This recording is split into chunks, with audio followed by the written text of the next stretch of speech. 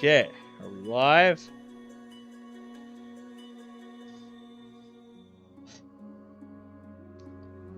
We are live. I didn't really change any of the settings before going live, but this is basically Monika's birthday stream part 2. Unofficially, because yesterday's stream got broken up into 2 parts. But yeah, I'm just gonna go into the video settings and edit that a little bit. Cat and Goose, how you guys doing? We're gonna finish this off tonight, and then what'd you miss last stream? Madness. You missed madness. That's the best word I can use to describe this mod. Madness.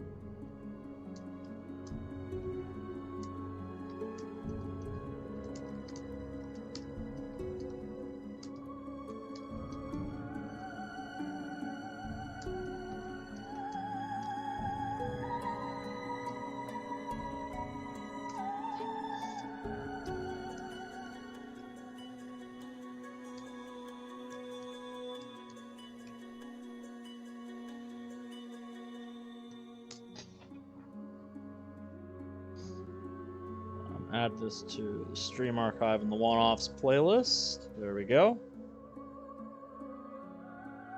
There we go. Settings are updated. Sadly, can't stay for too long. Have a test tomorrow.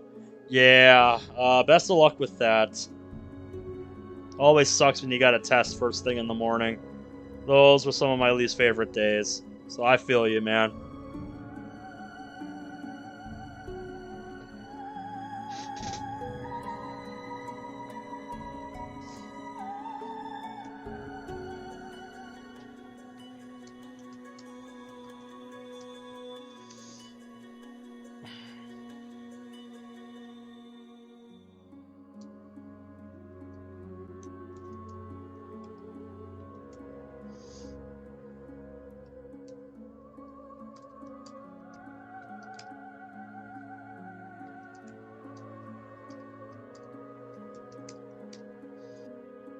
Yep,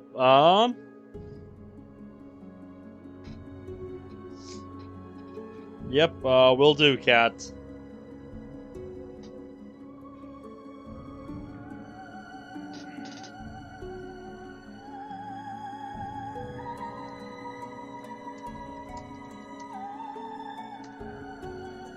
Yep, have a good night, Cat. It's nice seeing you for as brief as it was.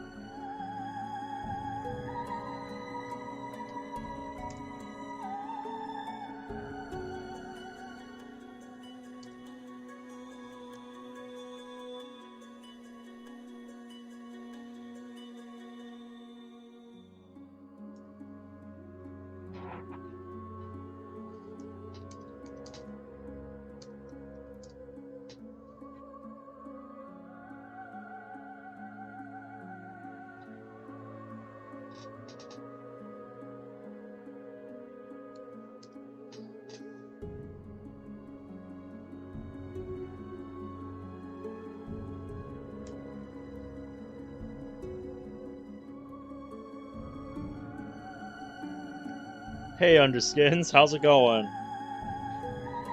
Grunt, something sussy going on here. Uh-huh.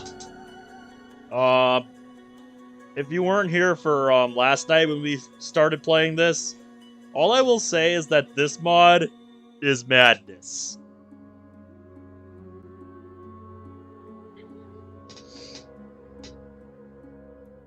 Well, I failed on getting a scratch card to work. What were you trying to get a scratch card to work on?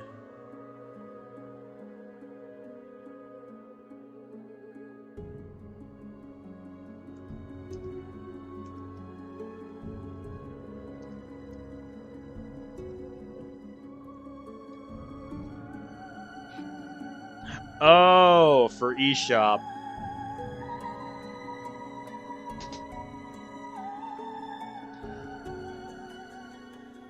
Well, hopefully you can get it to work.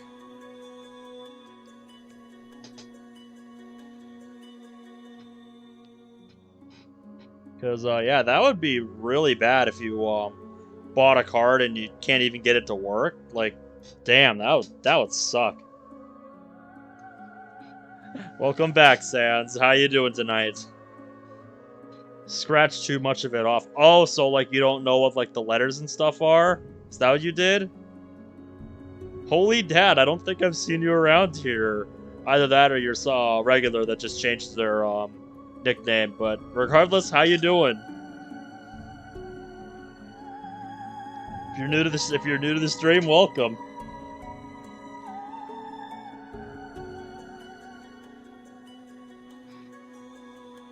Wrong profile. Oh, it's okay, dude. You're good. It's all good.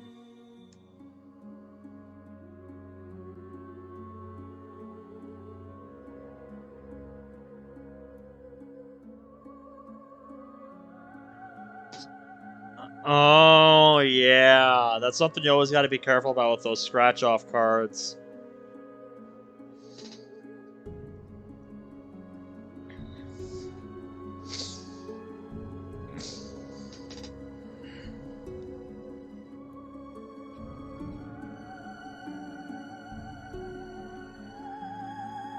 Hopefully you can figure it out or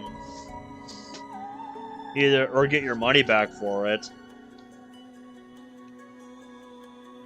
What's this one about again? Not even I know. And I sat here playing it for a couple hours last night.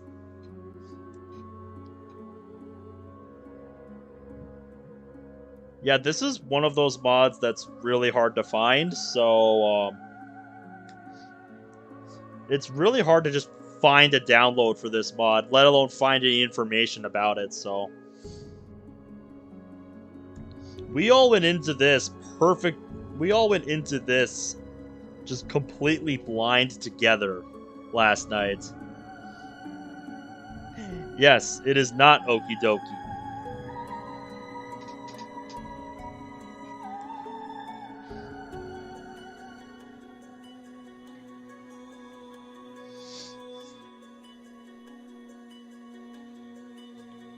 The second season of Miss Kobayashi's Dragon Maid ended today. I feel like I've heard that name before. Well, how was the ending?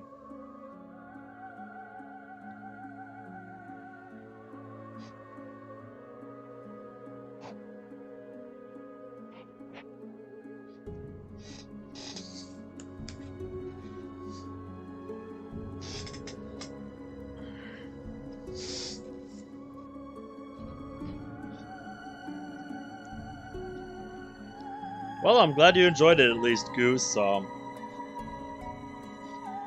be even worse if you didn't enjoy it.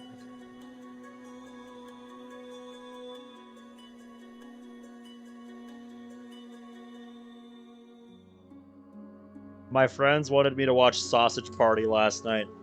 Oh, jeez. Don't watch it. I've heard mixed opinions on it.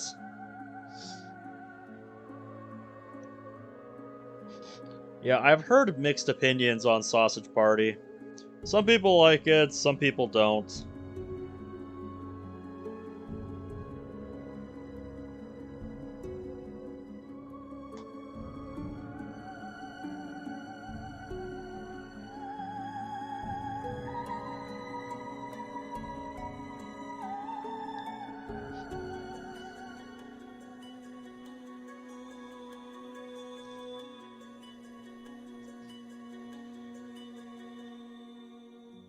The most inappropriate cartoon I've ever seen. Screw you, Peach. Yep. Thank you, Witty. Although it's 11/18, so it won't be the anniversary and Monika's birthday for much longer. But let's enjoy it while it lasts.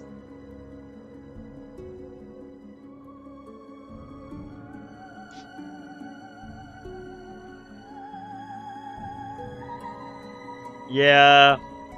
Yeah, time zones, so it just depends on where you are.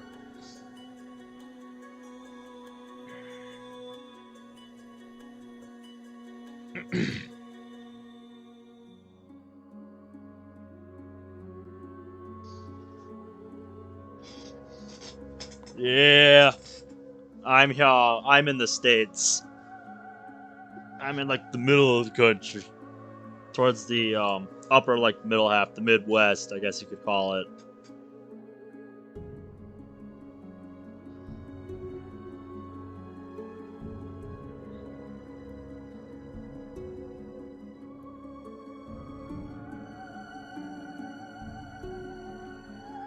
Yes. Glad you could make it, Bradley.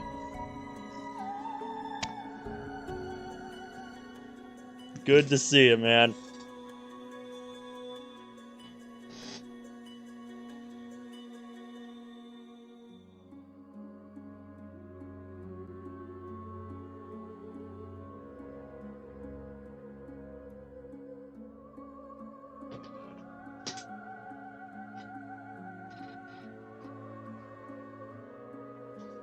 Try the Monika mod? Which mod? Because you're gonna have to be a little more specific with FNF versus Monika. I did that at the end of my Friday Night Funkin' stream that I did last week. So yeah, just go towards like the like last quarter of that video, I want to say, or like the last fifth or something. Just, look around the end of the video. I spent a while trying to get it watching. I spent a while trying to get it working, but once I got it working, yeah, I played it. Funnily enough, the first section of that mod was the hardest for me. That might seem kind of weird, but that's how it was. I struggled much more with the first section. Yes. Is there a week 2 for that? Because there was only the 1 week for that. Fuck, Brad, you woke me up with that notification. I was about to fall asleep and the sound was on max volume.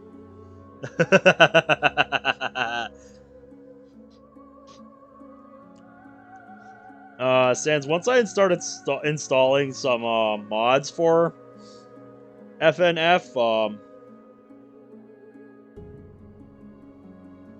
have I played Brightside or Red mod? No, the Monika mod's the only one I've played because that was my first time playing it last Friday, so I'm still very much inexperienced. And when I was browsing the a mod site that I came across for FNF mods, I did see that Underskins. I did see that. So I'm curious about that one.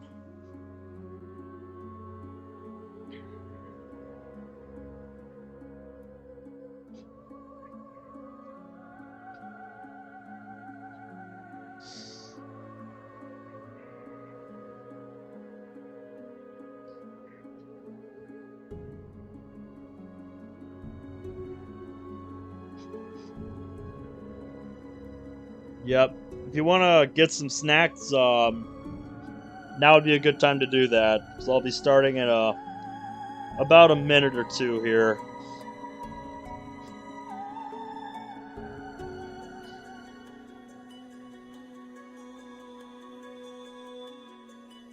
Yep, see you in a bit, Sans.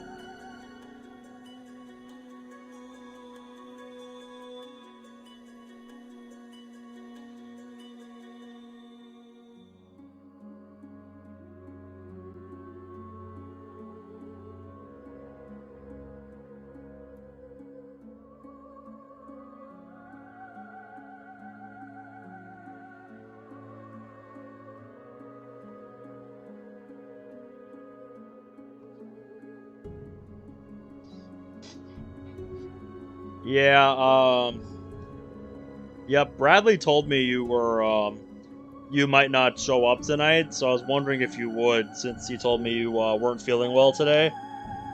Which, get well soon, man.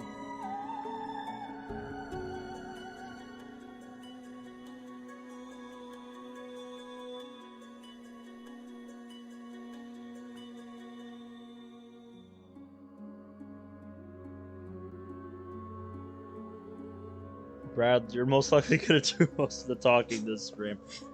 Well, that happened for a while last night too, so that's okay. If you would rather be resting, right now, Eric, that's perfectly fine. Take care of yourself first, man.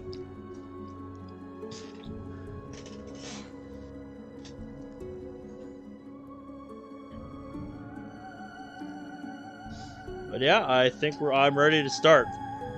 So I guess.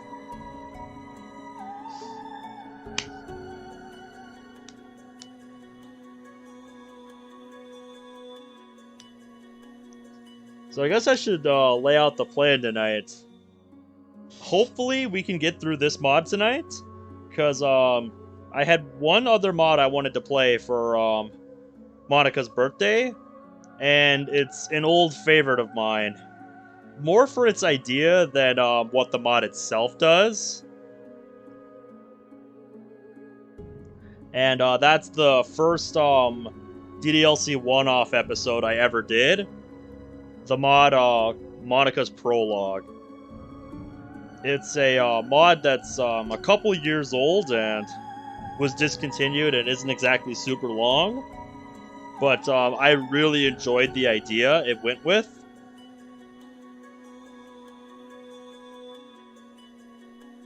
And believe it or not, the server for that mod still exists today.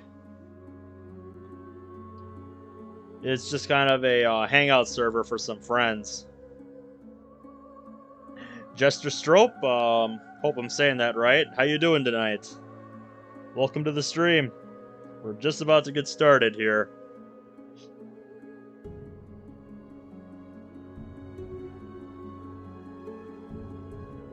And I'm the one who watches people do things. I like to watch people do things too, just usually not live. But yeah, let's get started. Alright. I don't really remember everything that happened leading up to this. But yeah, one thing I will say to preface this for those of you that didn't watch last night, but with this mod, Bradley's doing a drinking game because chat voted to name my character Nutshack in this mod. So Bradley created a glorious drinking game around it where every time I laugh because of the name Nutshack, he drinks. So feel free to play along at home, but just don't overdo it, okay?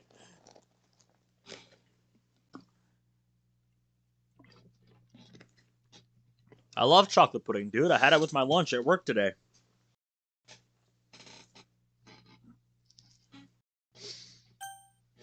Yep, you do what you want. Just be careful. That's all I'm gonna say.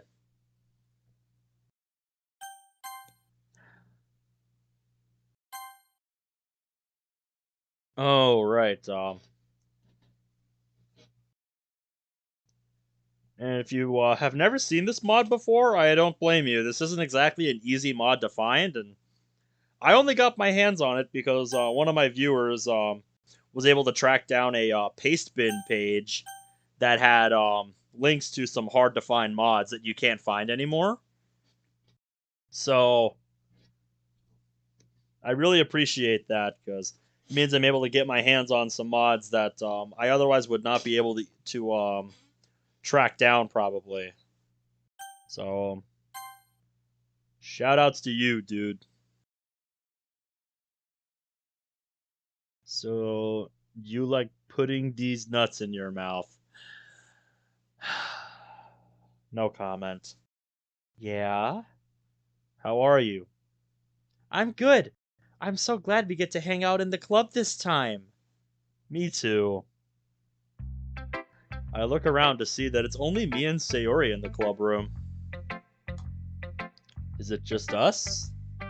I guess so. I'm over here. Where are you? Probably the closet. Aha! I fucking called it. Well then come out of the closet. This is a judgment-free zone. Ah! Taking Natsuki's reaction as a sign of unwillingness, I decide to go and check up on her. Natsuki? Okay, everyone. Hi, Monika. What are you doing here? Hi. Hey, Monika. This is very random. Monika, where did you come from? What are you doing here? What is going on? Comes out of the closet. Okay, what? I would not be surprised if that actually happens. With everything this mod threw at me last night, I've learned to just accept what this mod throws at me. Hi, Monika. How are you? Oh, I'm good. Just got back from talking with Todd. And? He's too busy for today. Aw, that's too bad. Oh well, at least we have Monika here with us today. Oh, you're too sweet, MC. I muttered to myself with a smirk on my face. It's good to have a little bit of Monika in all our lives. Just a little bit. Just a little bit.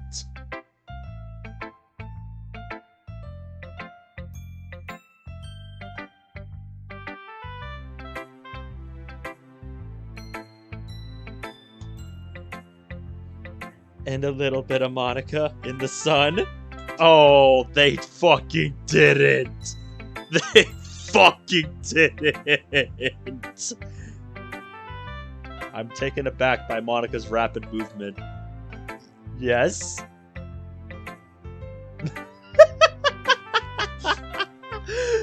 Oh, jeez.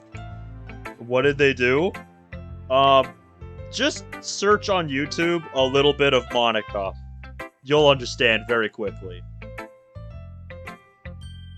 I can't see Natsuki, but I distinctly heard her voice coming from the closet.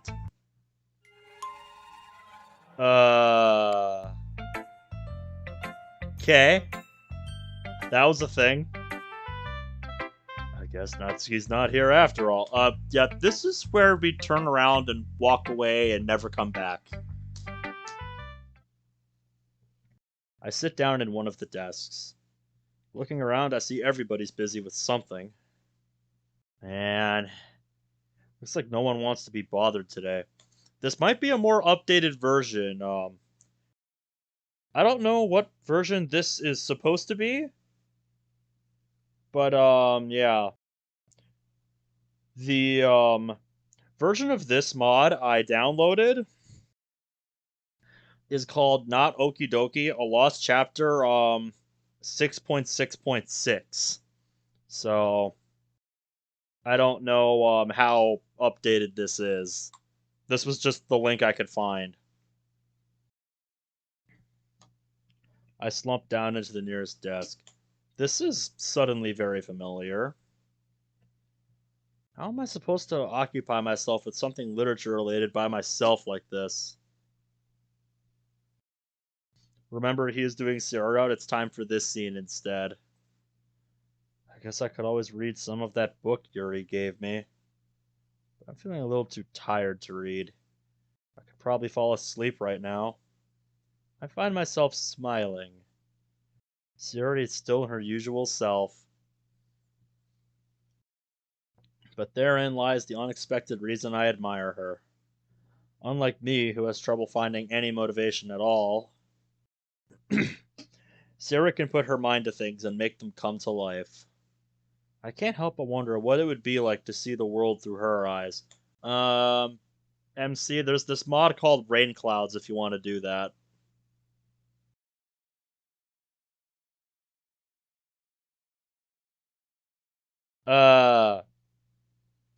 Okay. Oh, okay, game. What? I open my eyes to find Siri's face filling my vision. So I see they colored the hair a little different, and this is gold instead of red. But I am so confused. I'm so confused right now. I nearly fall out of my chair. I take a step back from Sayori. Just why? Does our school have a napping club? I kinda stayed up late again, you know. Don't say that so loud. I glance over my shoulder to see if Monika overheard.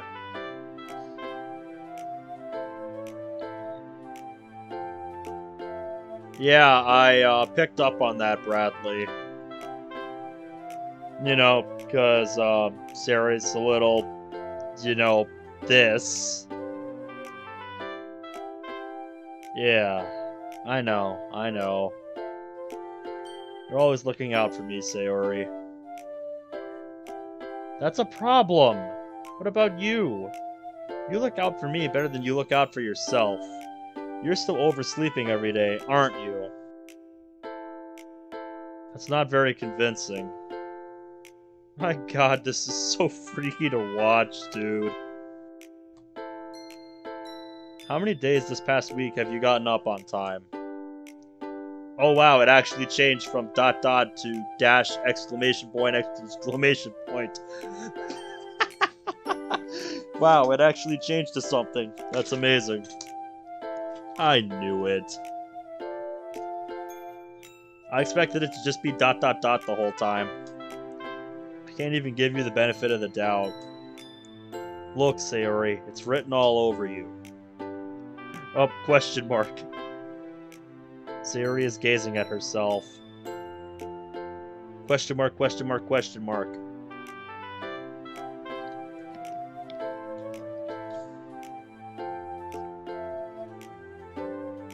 Yeah, that's totally what's happening, Eric. Look, you were clearly in a rush this morning. Look, your hair is sticking out all around here. I run my fingertips down the side of Sarah's hair, trying to straighten it out. Man, you really need a brush for this. I won't fall for that. We're getting closer and closer to when it's supposed to have the CG, and I'm both excited and nervous to see what it looks like. There's more than just your hair. Look, you're both not straight either. There's a toothpaste stain on your collar right here. I try to wipe off the stain with my finger.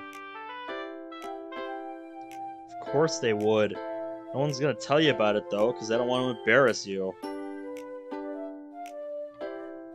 Yeah, like how Mermaid Man sleeps with his eyes open. I know exactly what you mean. Fortunately, I don't really care about that. Exclamation point. And you don't even keep your PJs buttoned up. Oh, so he acknowledged that she's not wearing her uniform like she's supposed to. Okay. Seriously, Sayori. Why do you think you don't have a boyfriend yet? Question mark, question mark, question mark. The triple exclamation marks. Sorry, but you'll thank me later. I start to button her PJs. Once you see how much better it looks, you'll change your mind. Oh, okay, it just zooms in closer. What is? Don't say that! Don't make me feel weird about it, stupid. When Ben can't commentate, he fucking says Framer. I'm just commentating what the mod gives me, dude. I guess. This is absolute insanity that I'm watching unfold right now. He's literally talking to his dead friend as if she's right there. Why is this one so hard to close?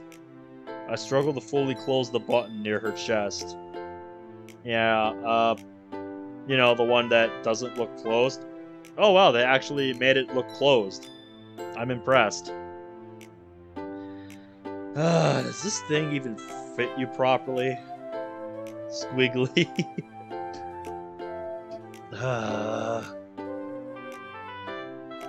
If you ever buttoned it, you would have noticed sooner it doesn't fit you anymore. What are you smiling about? Yep, effort has gone into this mod in the wrong areas. I don't know if I would call it a wasted effort, though. Because it's very entertaining. Don't say that out loud. Anyway, you look much better now, so... why does it feel strange to see Sayori's PJs buttoned up like that? Because they're not normally like that? Sayori's PJs get inexplicably unbuttoned once more. Because they didn't bother to change it for this sprite. Squiggly. Sayori lifelessly swirls around. That's just creepy to think about. She's just sitting there with that deadpan expression on her face this whole time. Comfortable over professional? I agree.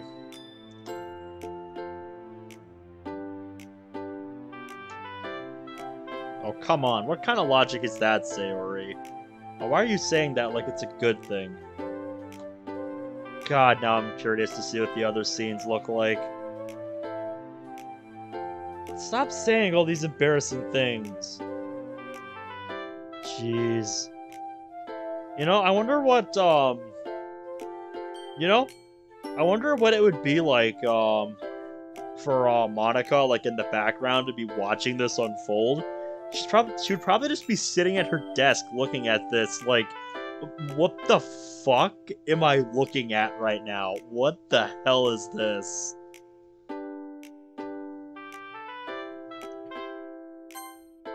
Oh, shit. I didn't want that. Jeez. Imagine this, but with the crayon scene on Sayori's route. Alright then. Good to know. Tomorrow is the day of insanity cranked up to 11. Okay then. I'm gonna hold you to that then, Bradley. And, Bald Lemon, welcome. I almost missed your message. How you doing? Well, anyway, just focus on trying to wake up a little earlier. Fine, fine. It's a deal. Yeah, I guess so, huh? She says so much with so little. It's really amazing. You're doing it again, Sayori. Man, it's impossible to tell with you sometimes. Okay, everyone. Monika suddenly calls out. Why don't we share the poems we wrote now? Squiggly exclamation mark. Yeah, same. I fail to sound enthusiastic, but Sarah still collapses in the direction of her poem. I've been meaning to check up on Natsuki. Oh, okay, so we're gonna go see Natsuki now. As usual, she's in the closet, apparently looking for something. Is this it? We'll find out. I'm both curious and nervous. Considering what we saw last time. Not wanting to surprise her, I gently knock on the closet door.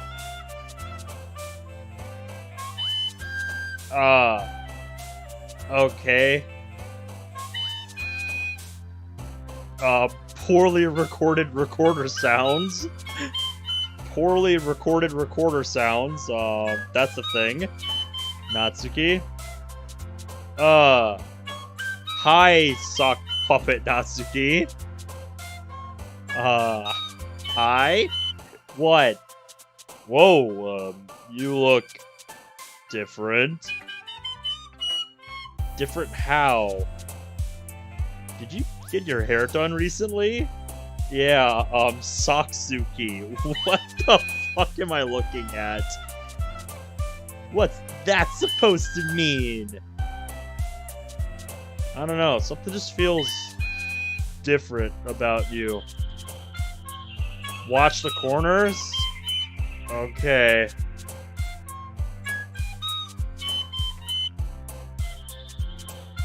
I can't put my finger on it, but it kinda suits you. Sayori had something in her mouth, but I didn't see what it was. Arts and Crafters from Baldi's Basics? I watched somebody do a speedrun of that game. Oh, she had a whistle. So that's what it was. I thought it was either that or a kazoo. Oh, whatever. I'm trying to find my left sock. It's gone missing again. How do you lose a sock? Do not question me. Okay, okay. What does it look like? It's white. It's white with a gray spot on its tip. If you see it, don't you dare take it home, you weirdo. I don't see why I would, but I'll keep an eye out for it. Thanks, I really appreciate.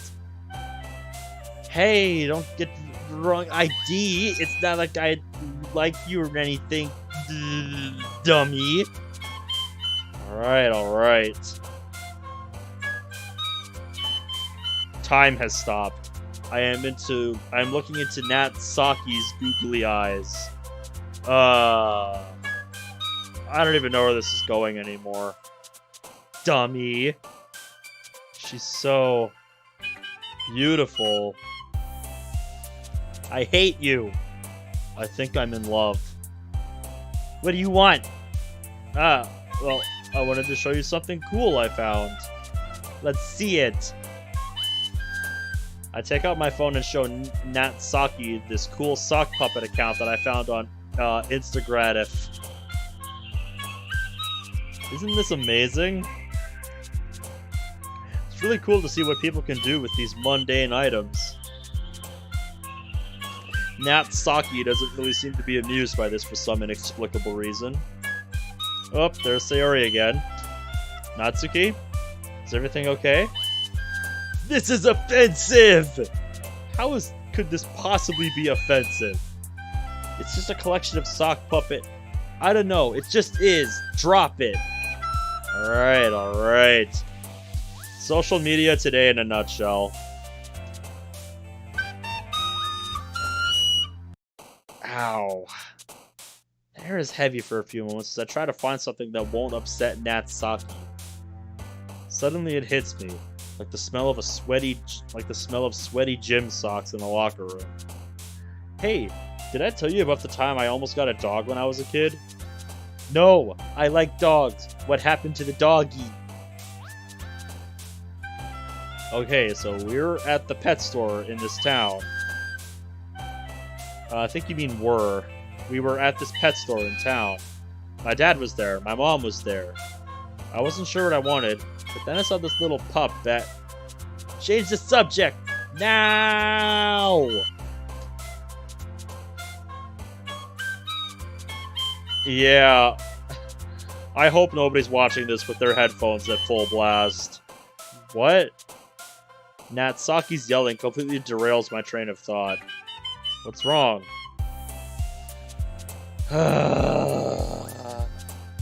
Sigh.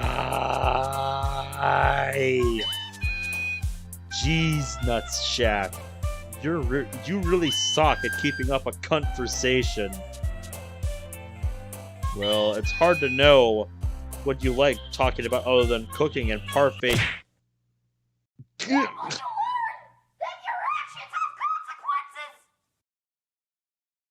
I did.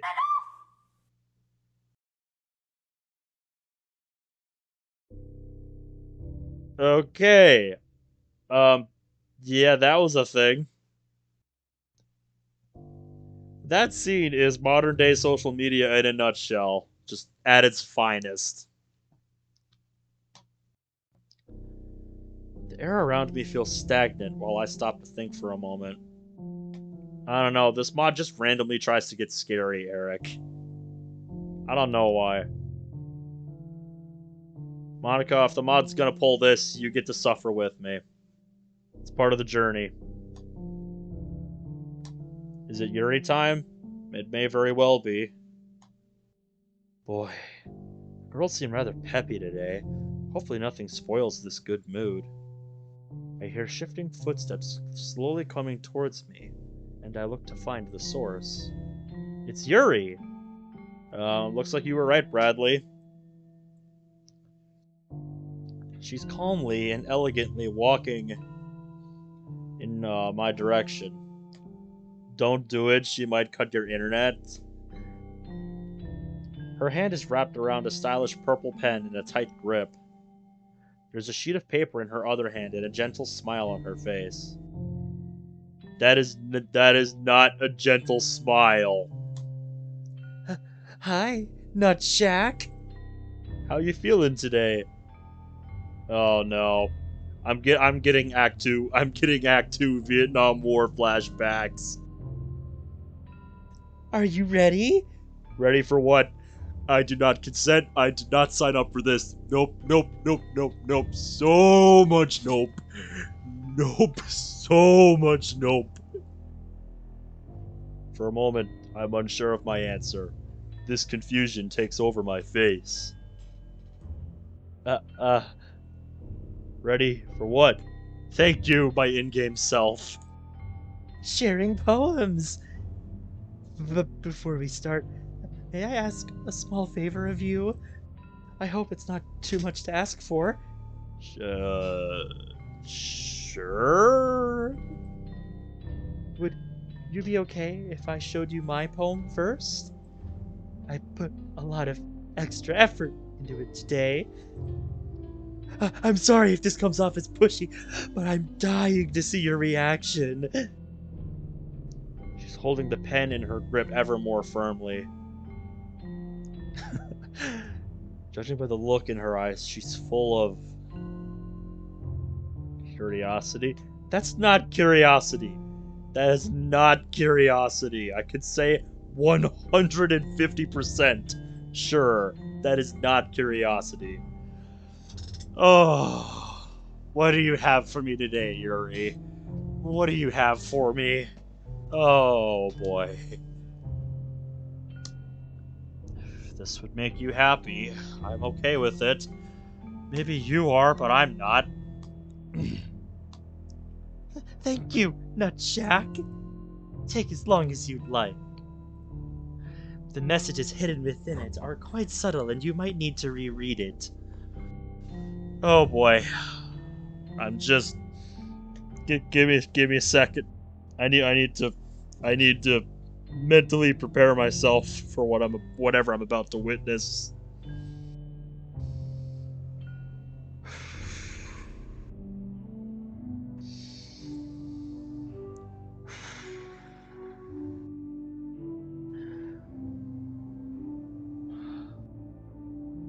Okay. I think I'm ready, but I'm probably not. But I can't sit here forever. Let's do it. She shows me her poem. Okay, this is much more mundane than I was expecting. This is just Yuri's interpretation of Natsuki's first poem. That's interesting. Yeah. Doom music comes in. I'll let this hang for 5 more seconds, then we'll move on. I was expecting much worse, honestly. I hear the deep shout of a man in the distance. Okay. Children are yelling and screaming while faint thuds resonate in the air. Dad! Say something, Dad! It sounds like the accident happened rather close. Maybe just across the street. I shudder at the thought of becoming involved. Yeah, whatever you do, don't become involved.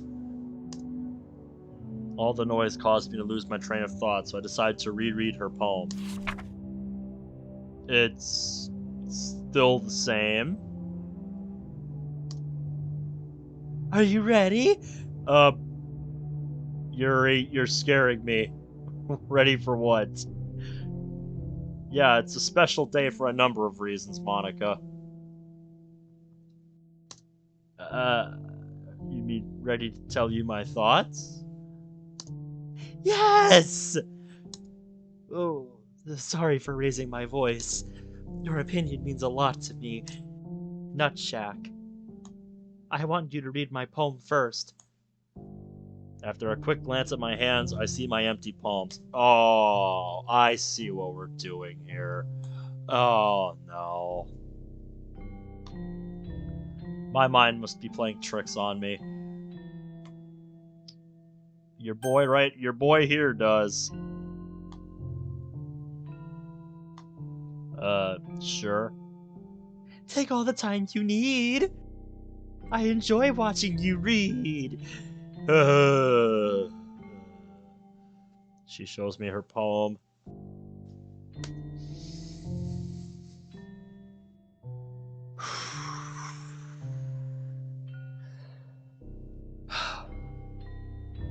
Okay, game. What do you got? Oh no. Oh no, it's this one. And I can already... Oh, what? What? Okay, I'm screenshotting that.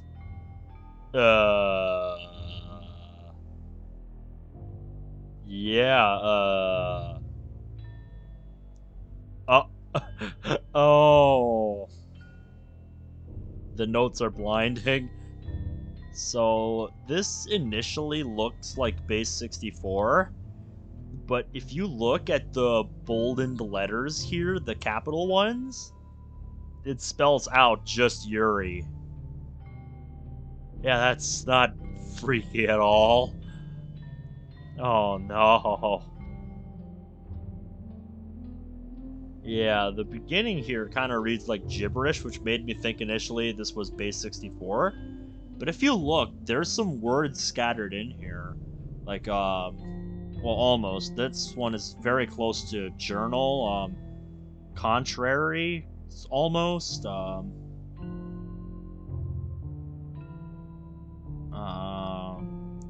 Yeah, like, and then, over and out. God. I wonder if anybody's, tried to, transcribe this. I hope it doesn't scatter into madness in the game. You're asking for the wrong thing in this spot, I can tell you that much. Alright, let's move on. Oh. What's with the pen, Yuri?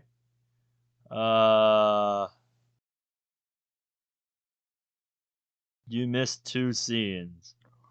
We might need you to start over to the poem mini game because you're missing a lot of good scenes.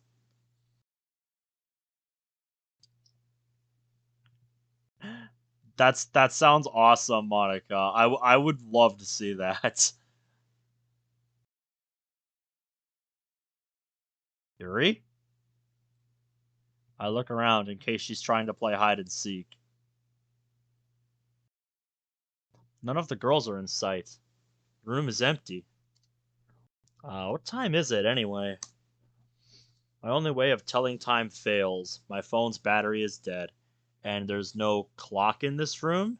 How do they fucking know when the day is over? In that case. Maybe we'll do that when we reach the end. How about that, Eric? A feeling of uneasiness creeps into my mind and I'm spurred to leave. Yeah, welcome to what I've been experiencing the last 10 minutes, MC. I put my hand on the door handle and push my way outside. Oh, this is different. It's like we've suddenly stepped into a completely different game. New text box, that's cool. And very thematic because it's fall. Why did it skip the Doom scene? That should happen no matter what? I don't know. I've never played this, so I don't know what I'm supposed to be seeing.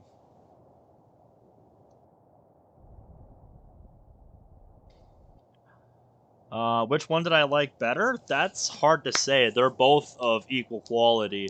Especially since I played them out of order. Since I played One Last Memory first, then Salvation. But I think I'd have to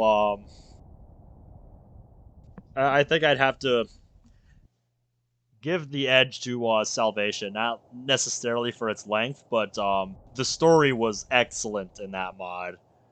Just top notch, you know, really well paced. Characters were fun the whole way through. Just it kept me guessing. I'll tell you what I did in this mod. Monika, along with her friends, stole a plane and were running away from the police for killing an old woman. Sounds like typical GTA stuff. But as long as you had fun, that's what matters, right?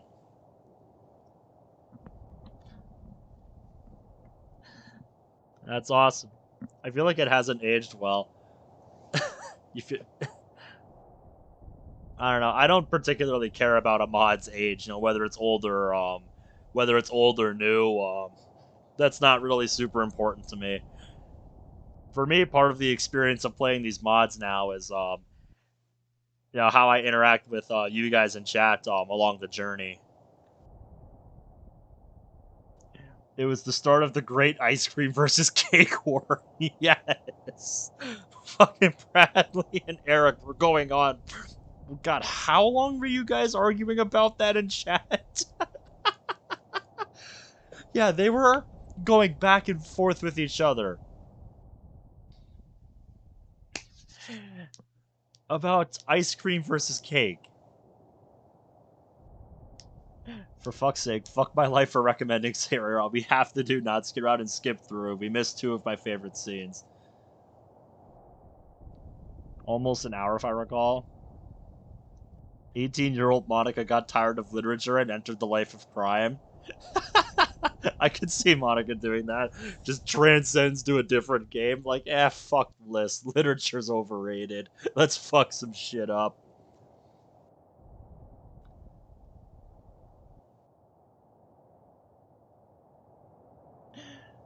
Yep, I like ice cream and cake together. Not like ice cream cake, but ice cream served with cake. Like, that's just custom to me. Anyway, we got a fall scene or something going on here. You're missing the best scene. Like I said, at the end, I'll skip through to the unique scenes of Natsuki Route. And that's awesome, dude. I did not even hear I did not know Salvation was getting a remake. Dude, that is awesome. You'll have to keep me up to date with that. I would be there to play a remake of that. That sounds awesome. Yeah, dude, keep me. Yeah, dude. Because I've kept it a secret. Understandable. How long has it been in the works, if you don't mind me asking? Or if you'd rather not share that on stream, that's okay too. But yeah, best of luck with the Salvation remake. Yeah, I haven't played the Exit Music remake or what they've released of it so far. I kind of want to wait for the full release of that and then play it like alongside the original to compare. So I think that would be an interesting comparison to make. But yeah, that's awesome, dude. Wow, really? Well, consider me excited. Consider me excited, dude. I had no idea Salvation was getting a remake. That's really cool, dude. I wish you all the best with that. You just keep doing you, man. I'll be here. I'll be here waiting. Did you know that in GTA San Andreas you can drink? Monika is 18 years old and drank an alcoholic beverage. In UK law, though, drinking at age 18 is legal. Yep, just depends on where you live. I can imagine it is, being a solo dev, doing everything yourself. Yeah, I've talked to solo devs like that. I understand. So yeah, if you want my Discord to keep me posted on it, just let me know, because I would love to follow that as it comes along. But yeah, I'm gonna get back to this before I get too sidetracked here. What is this place? Where am I? Dad, are you okay? Should we come down?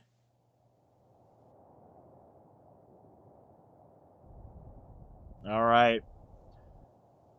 Sounds good, man. Sounds good. I look to find the source of the yelling and see several little girls and boys atop a set of wooden stairs. Hey, Dawn. How you doing tonight?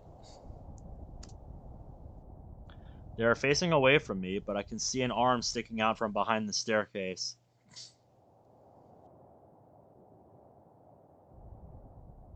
Push them off. It lays on the ground motionless. The children shuffle around in one place. Dad, we're scared. Say something. I take a step towards them.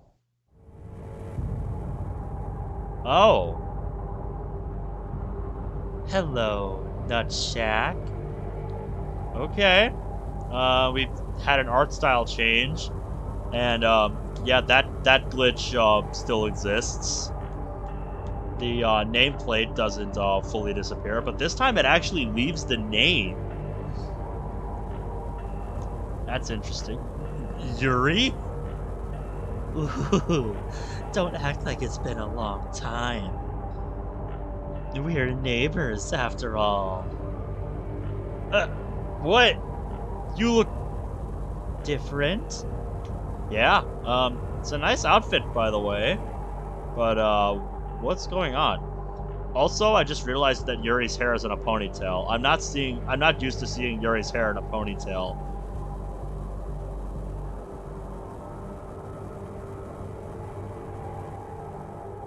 Am I excited for 2042? I was thinking about picking it up because when I heard about it, it sounded interesting. I'm gonna wait to see when it comes out, how it looks, and if I think I might enjoy playing it, I'll pick it up. I've never actually played a Battlefield game before, so it'll be interesting if I do pick it up. Is it better than the short hair Yuri? I think so. Because we did get to see short hair Yuri earlier in this mod. I'm glad you noticed. There's a good reason why I dressed so pretty today. Why's that? Yuri, what's happening here? Are you feeling something? Maybe butterflies in your stomach? No, don't say anything just yet. Battlefield 4 is amazing. Other than year 3 of Siege, what would the older girls be like? 30-year-old type.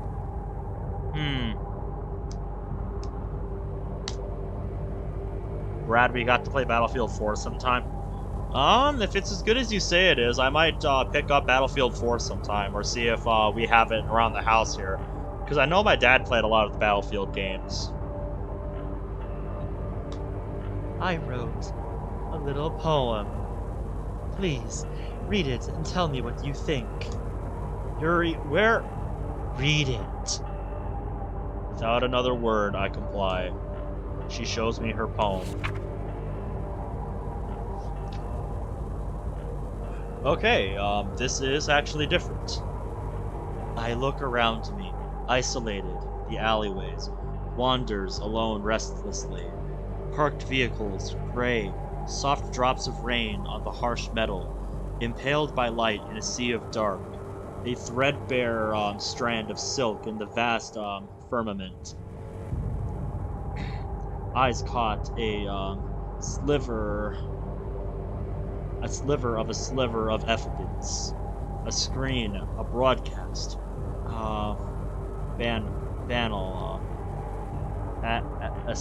acerbic? I want to say that is. Men walking, women walking, children walking, walking with no intent, no resolve.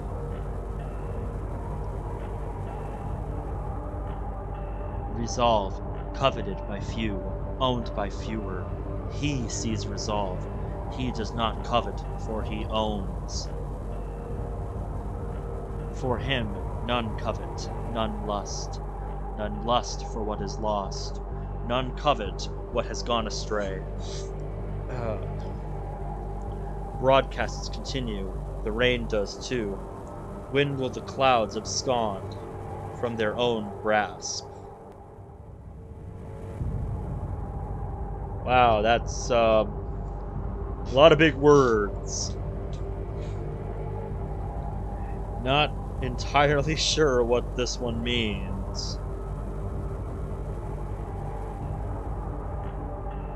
I don't know if this is meant to be talking about their current situation.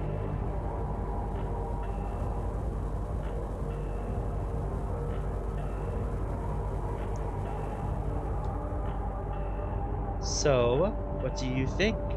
I personally don't have much to say. I think it's nice, but I can't really tell what it's about myself. It's, very metaphorical. I still need to know where we are, and... Did you understand the metaphor? Well, it's kind of convoluted and... Convoluted? You don't understand it? Before my response can be uttered, she rips the sheet from my hands. The rapid motion inflicts a paper cut on my finger. Oh, I hate paper cuts. Those are the fucking worst.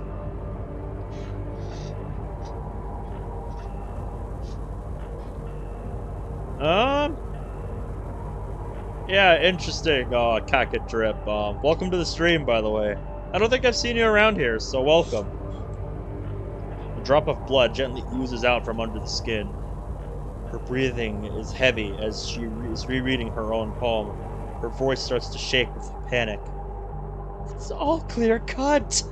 Please, Nutshack, I beg you. Read it until you understand. The children are breaking down crying, and their wailing becomes incomprehensible. Okay. She shows me her poem.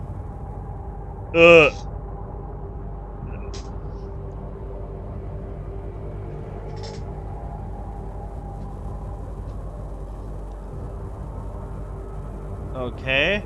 The first part is the same, but this part is a little different. I follow, not across the street, but down the road. That must be where his paper cut it was.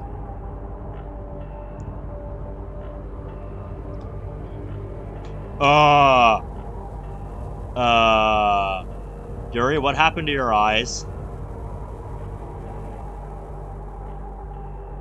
The children went silent.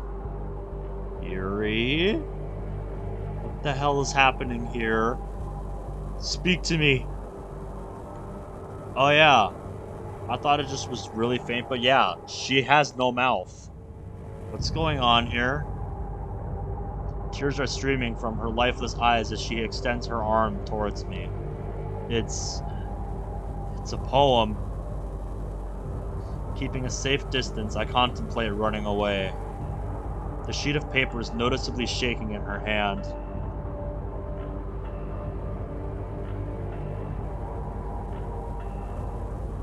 You are somehow enjoying this.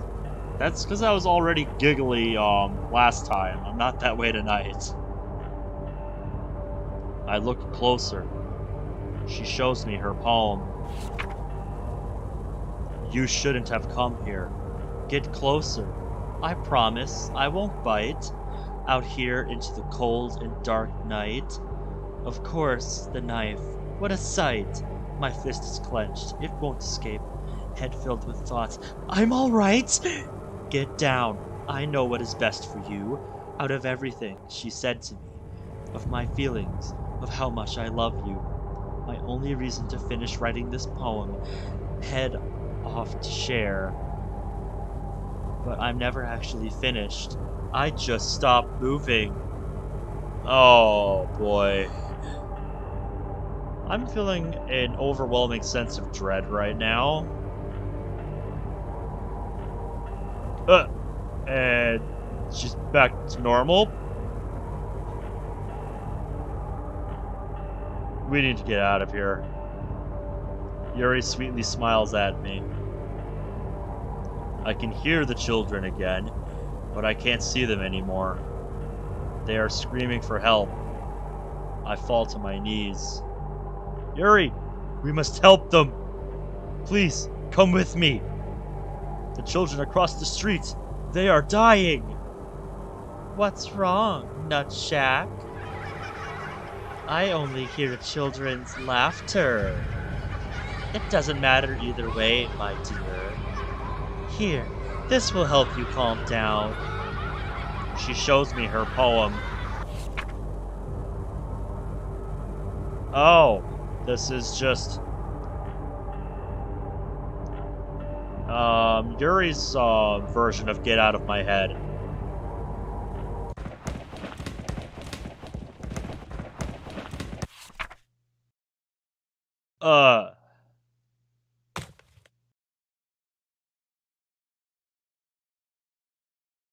I was about to say, I am your child. I was about to say, I was about to say, I hope that message that flashed by really fast saved the history, because I totally missed it.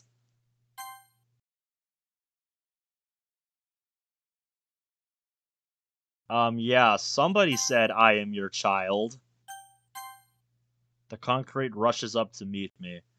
And then we got to see a battered and bloodied version of Natsuki's poem.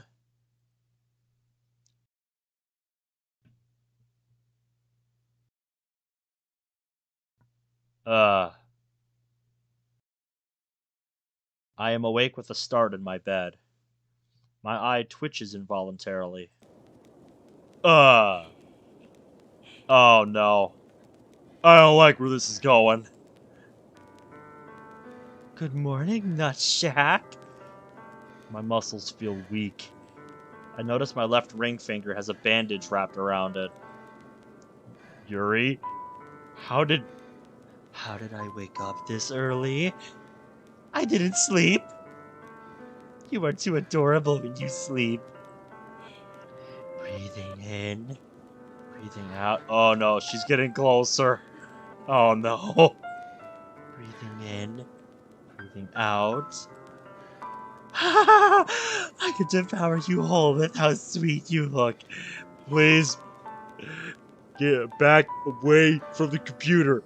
Bad touch, stranger danger.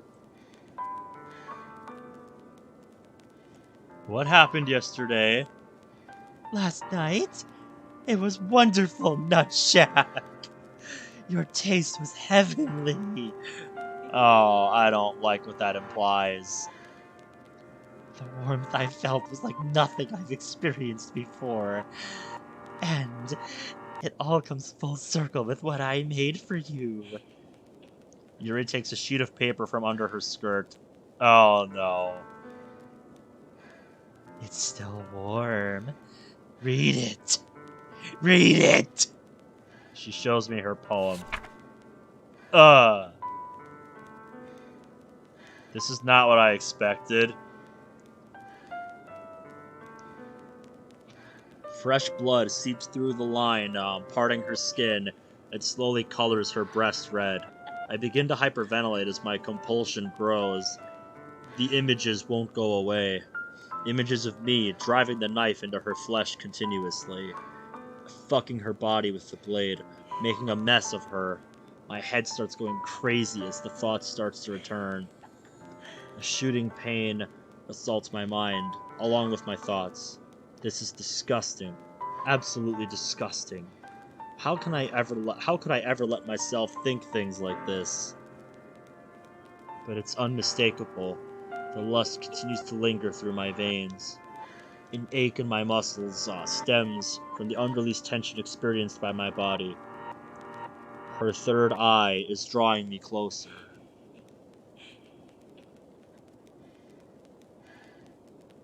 Pretty much cock-a-drip.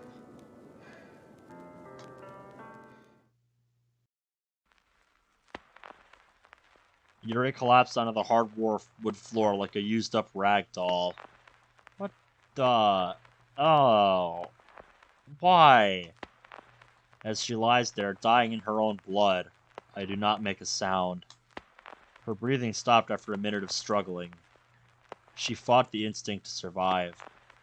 The stench of blood now emanates from her lifeless body. Yeah.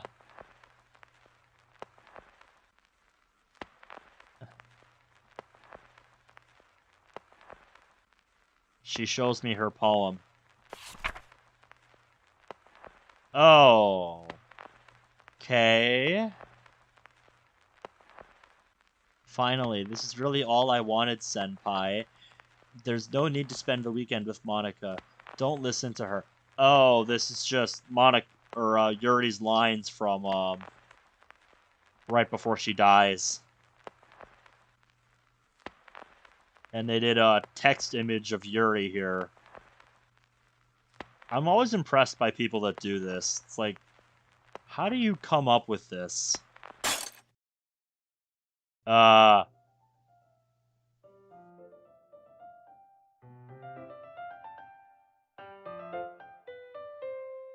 What?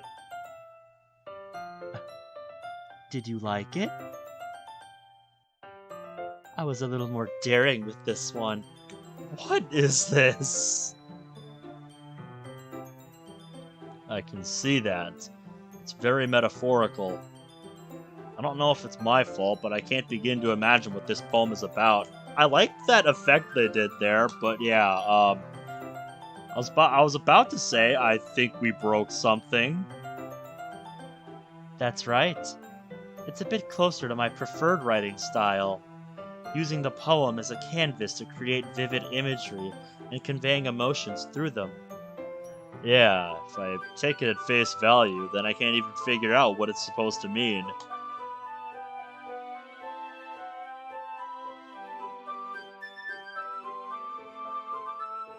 Well, I wanted to express the way I feel about a certain someone who I grew very fond of. It's a thing I'd usually force to keep to myself, so I felt like putting it into words would help get my message across. Could you explain that message? Yuri will remember that. Well, it's embarrassing.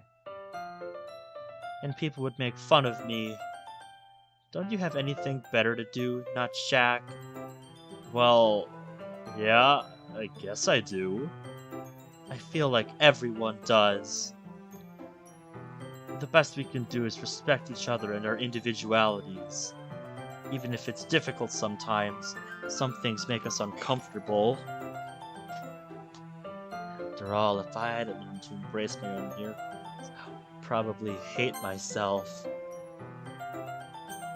Hurt myself, okay.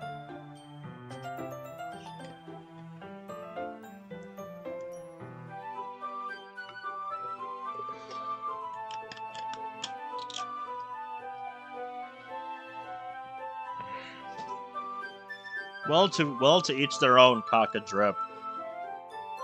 I'm not really sure how much. I'm not really sure if you were the type of people he was targeting with this game. Then,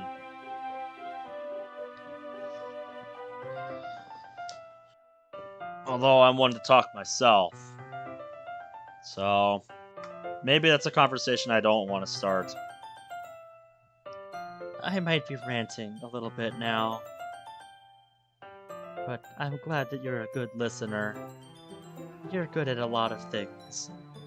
There really aren't many people like you, Not Shaq. I wonder how good you are at... Yuri's voice quivers and I couldn't make out the end of her sentence. That's exaggerating a little bit. It's just how I feel. I never thought I would feel so comfortably. I never thought I would feel so comfortable sharing my body. What the hell, Yuri? Of literary works. Yeah, I was about to say, there better be more to that thought. But now, I almost feel like I look forward to it. It's just a really nice feeling.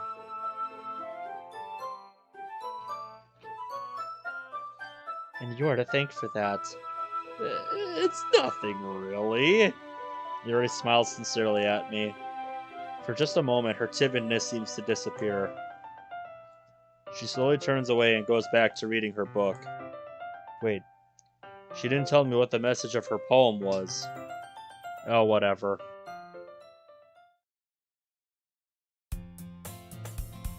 I turn around and see Sayori zigzagging between the desks like a jackass before making her way over to me. Oh! Hi, Sayori.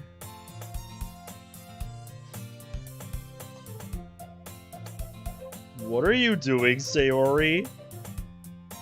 I'm a cowboy, haha! In Sayori's left hand, she gently grips a thick rope. I'm not sure I like where this is going. Where'd she even get it? Don't you mean cowgirl? I'm not a cow. Don't call me fat. I didn't. But you should still lay off the junk food. Don't be a meanie, or I'll take your beanie. That's the least scary threat I've heard since kindergarten. Hi, Bun Bun. How are you doing? Welcome to the stream. I have no idea what you just walked in on. I don't even like beanies. Boo! Boo! Get out of here with that. I'm good. I'm just enjoying whatever this is. Put the music on max. I'm fine with where it is.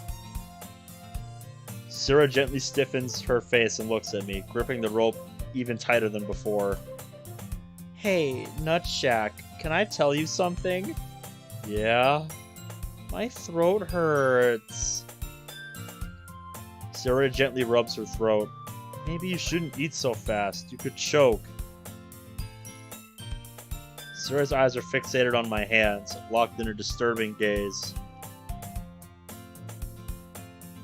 You could choke me? What? Ah, my head. Sarah closes her eyes and her expression becomes pained. She covers her head with her arms. Get out of my head! I don't want to hear your bad fanfics anymore. Monika, what have you done to Sayori? What have you done to Sayori, Monika? Alright, that's it. Sayori, what's happening? Hearing the concern in my voice seems to snap Sayori out of her trance. Listen, Nutshack. Okay. I gotta fucking... That's the best. That's the best use of this name in this entire fucking mod so far. This gets an award. That face. Sayori saying this. Oh my god. This is fucking great.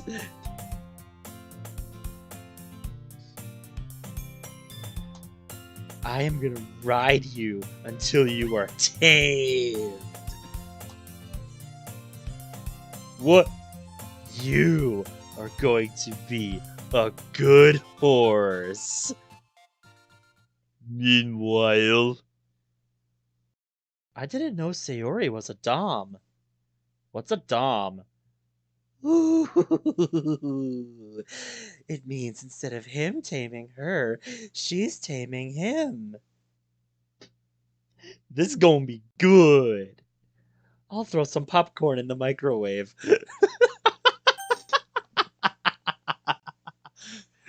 Yuri and Natsuki are just chat right now.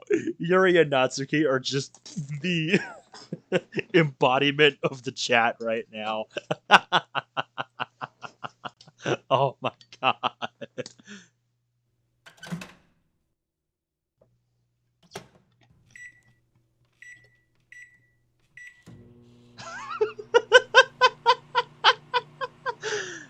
You like watching too? Sayori, you get the hell away from me with that thing. Yeah!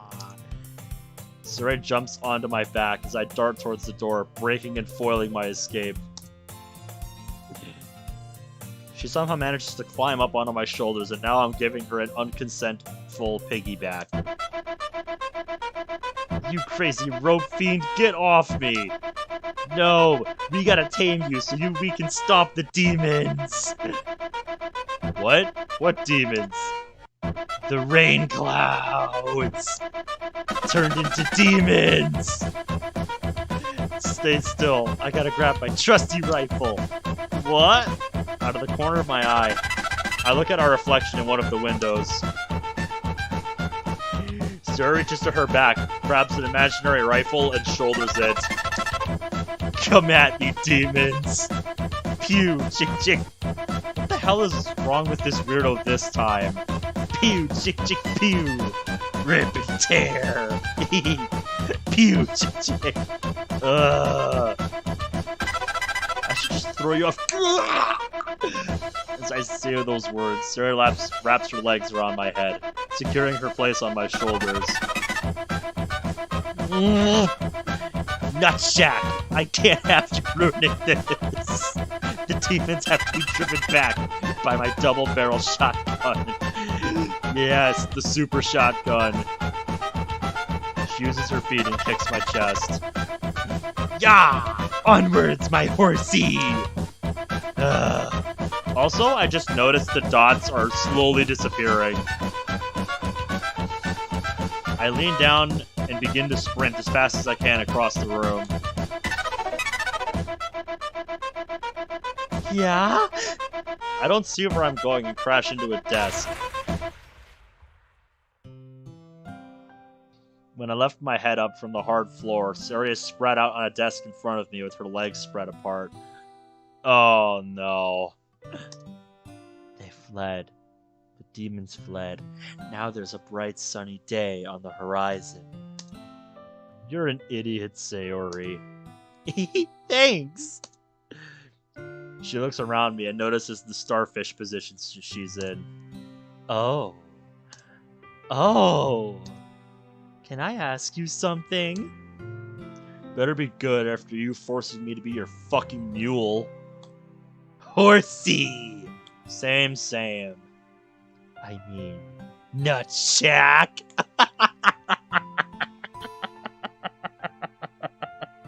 Oh my god. I want you to fuck me now.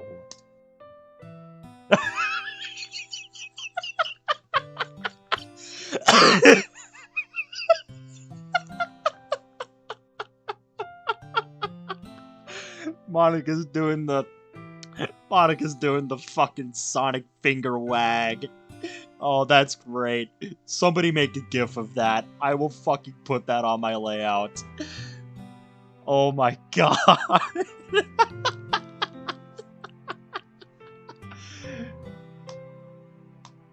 Siri, you do know what that... I want extra cream on my cinnamon bun. And then afterwards we can play checkers. I prefer chess. Checkers doesn't sound bad.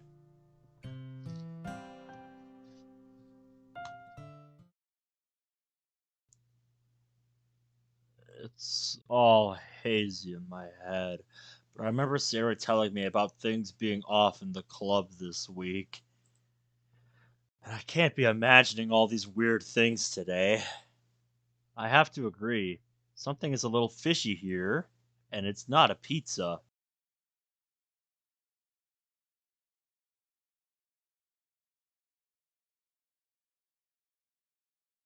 Well, I'm sorry things didn't work out for you and Monika, Kaka Drip.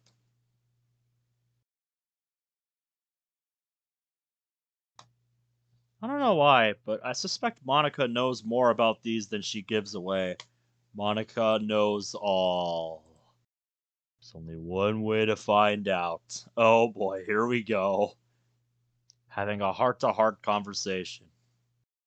That's sure to make her open up about anything. What could possibly go wrong? Monika. Yes? Can I talk to you for a second? Sure. Outside. No. Why? It's scary outside. Well, it's more scary in here than out there. Now, come on. No! That face! That face! I take Monika by the hand and try to take her out of the club room and into the hallway. But Monika stands firmly still. I try tugging on Monika's arm to force her along, but she firmly plants her feet on the floor, unable to be moved. I'm not sure what the deal with that is, Bradley. I don't know what route other players chose. Despite my best efforts, I can't seem to get Monika to move. I guess this is what happens when an unstoppable force meets an immovable object. Alright, fine. We can talk here. Yay! Just keep your voice down, alright? Okay! Alright. Monika, what is happening?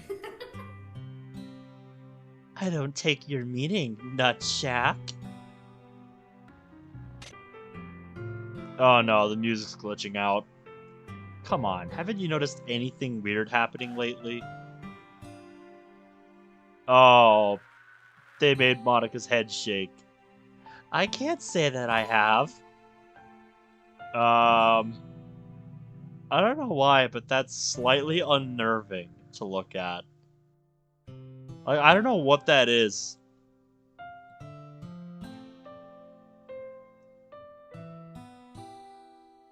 That is, I don't know why, but that is like cursed. Just everything seems off. Even Sayori's been acting weirder than usual. Yeah, hi Sayori. That face doesn't fill me with confidence. Monika looks at me with reassuring eyes. That wasn't a cane, but that may as well have been a cane to get her off screen. Monika looks at me with reassuring eyes. Nutshack, everything is going to be okay. I think it's just because everyone's a little stressed about our new member joining. I think it's more than just stress, Monika. Ever since the festival, things have been getting weirder and weirder. Come on, you've had to at least notice something off lately. I can't be the only one.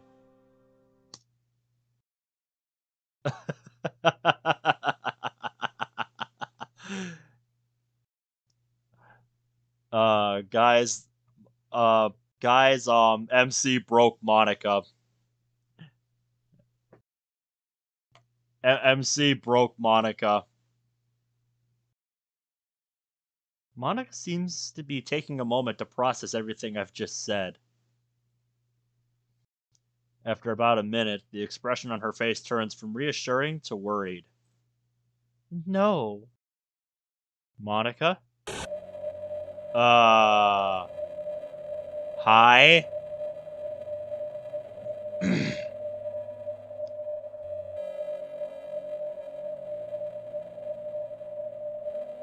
What am I looking at, game?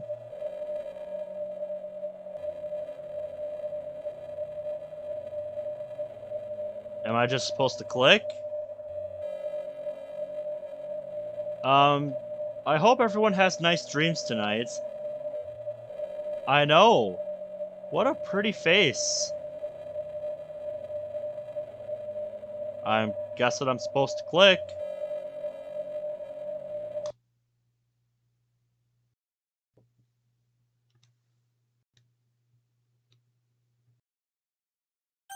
She is guilty. Man, that's about... Took me a second to read that last word. Man. Oh no. The game is destabilizing. I see now. This was all meant to happen. Oh no. It's bleeding away into the space room. It's bleeding away into the space room. It's happening, ladies and gentlemen. This was all meant to happen. There's no use stopping it. You cannot stop this. Nobody can. We will all meet our inevitable fate at the hands of our Creator and join him in the cosmos. Yeah, I was about to say, Monika is getting closer to the screen. Because in the deepest recesses of this machine, beneath our very files, we are already one. Not you two. Not you two. Now everyone's crazy.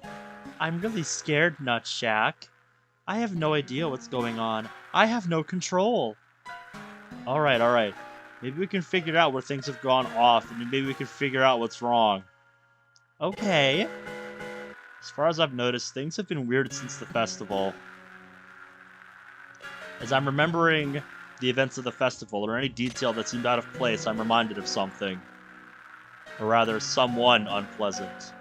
Todd. Man. My options are... Oh, this is as far as it zooms in. It's finally stopped. Man, if he joins now, we'll scare him off and probably ruin our club's reputation for good. Man, I hope Todd joins us soon. We'll be so welcoming to him, it'll boost our club's reputation. God damn it, I look away for 2 seconds. Yay! I missed what she said before. Well, thank you for your time, Monika. I really appreciate it. Anytime, Nutshack. My eyes drift towards the clock. Oh dang, it's already time to leave. Well, I gotta run, Monika. Aww. already. Actually, now that I think about it, I gotta get going as well. Well, you can come with me, Monika. I want to come with you, Nut Shack. Epic. Monika and I begin packing our things. Jesus, what am I watching right now? Ready, Nut Shack? Yeah, let us go. We start making our way out the door. Out of the corner of my eye, I catch a glimpse of Yuri. You back off. Bye, Yuri. Have a great day. Oh, okay.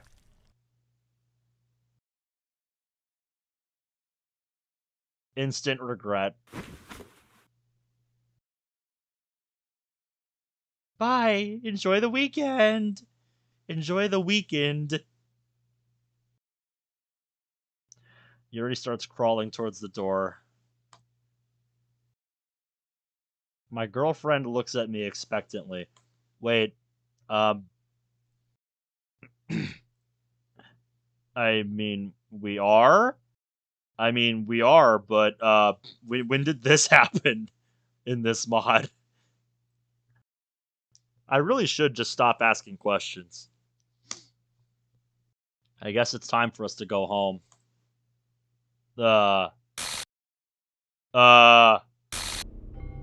Monika missing posters?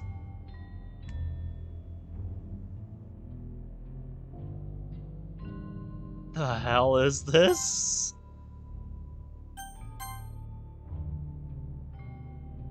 Oh no, Sayori's slowly getting closer. Why are you? Glitch text.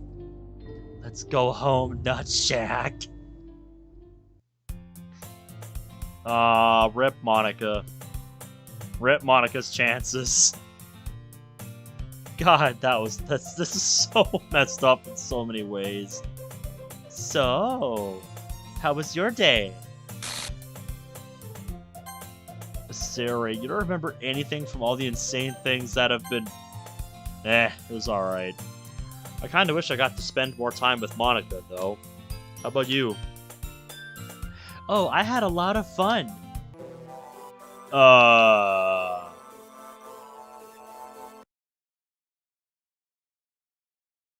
K.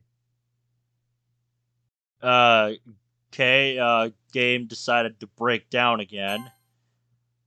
I didn't even get to see what that said. My alarm begins to rip me from my dream. I glance over my clock, 6:45 a.m. The curious lack of morning sunshine raises me from my bed. After pulling back the curtains, a harsh storm comes into my view. Great. Might as well get ready.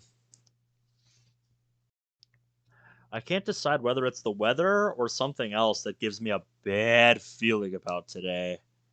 I don't know, dude. Gee, I wonder... Is it maybe all the shit I've been watching? This whole fucking mod? Gee, I fucking wonder why you have a bad feeling about today. Holding my umbrella tightly over me, I step outside into the rain. I walk down the street a little to where Sayori and I normally meet. Where is she? It's been about 5 minutes now. She's usually out by now. I'm a sitting duck in the middle of what feels like Judgment Day, for God's sake. What could be keeping her so long? Should I go and check on her? Alright, chat. Alright, chat. Do we go and check on her?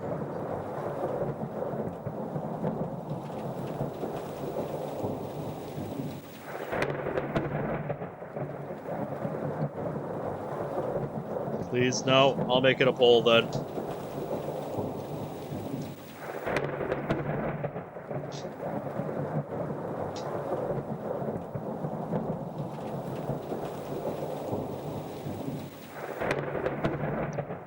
Alright, we're making it a poll. Do we check on Sayori?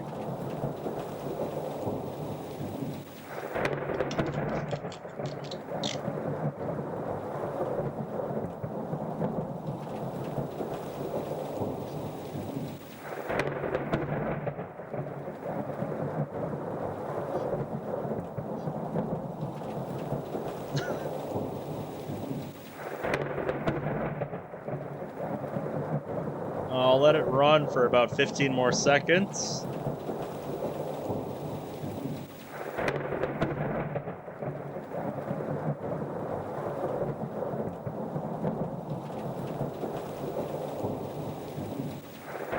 Alright, for everyone that voted, it was a unanimous vote yes.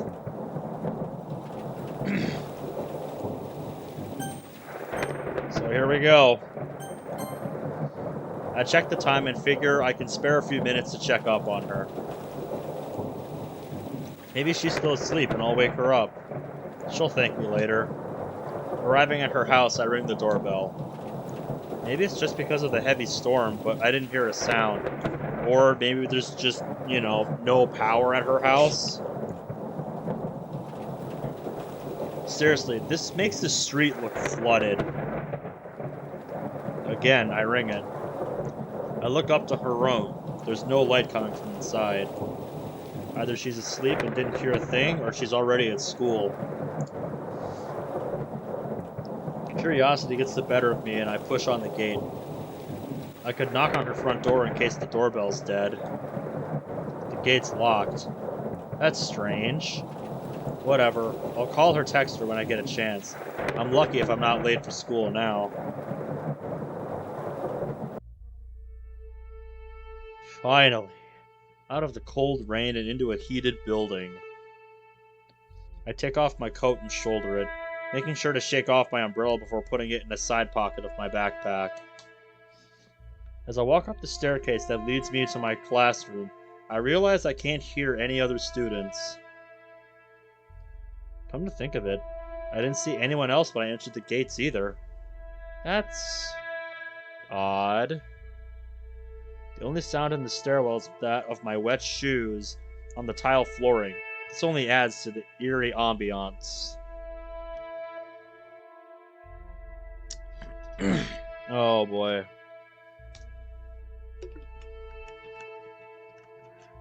I did not think to look at the windows. I pass by the room where we usually meet for the literature club. The door is slightly ajar. Maybe one of the girls from the club are in there. It's a stupid conjecture, but it won't hurt to look, right? I stop in front of the door and take a peek. You need an A. Or not an A, but an E. You're not at the peak of a mountain.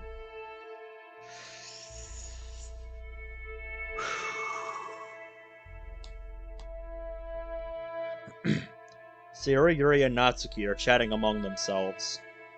I hesitantly grab onto the door handle and step into the room. Oh. Sayori's eyes are the only ones that look, a little bit normal. Natsuki looks unusually happy, and Yuri is giving me Act 2 Vietnam War flashbacks. Welcome to the stream, Nikain. Hope I'm saying that right. Let me know otherwise, but welcome to the stream. I have no idea what you just walked in on. The three girls immediately notice me, and they greet me in an unsettling chorus. Hi, Nutshack! What are you girls doing here so early? We're usually here. Why are you talking about? Yes, there is no better place. My mouth goes dry. The air around us feels stagnant. But school hasn't even started yet.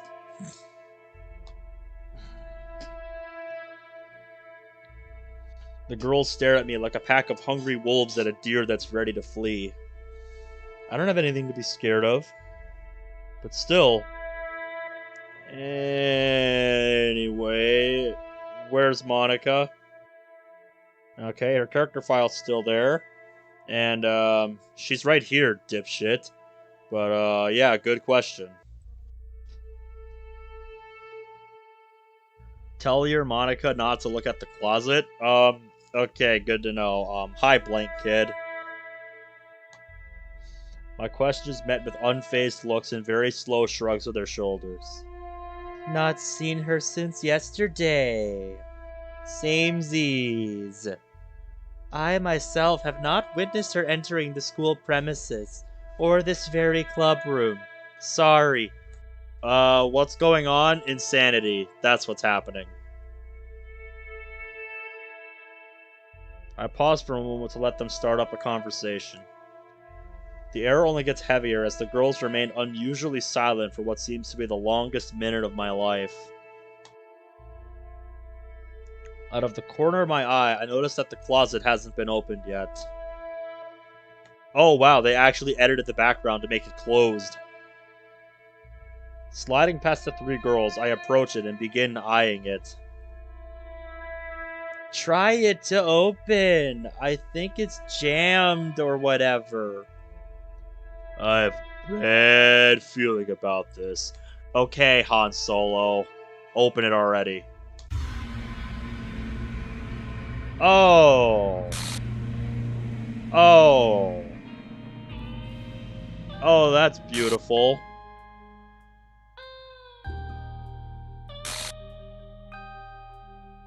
Oh, that's nice.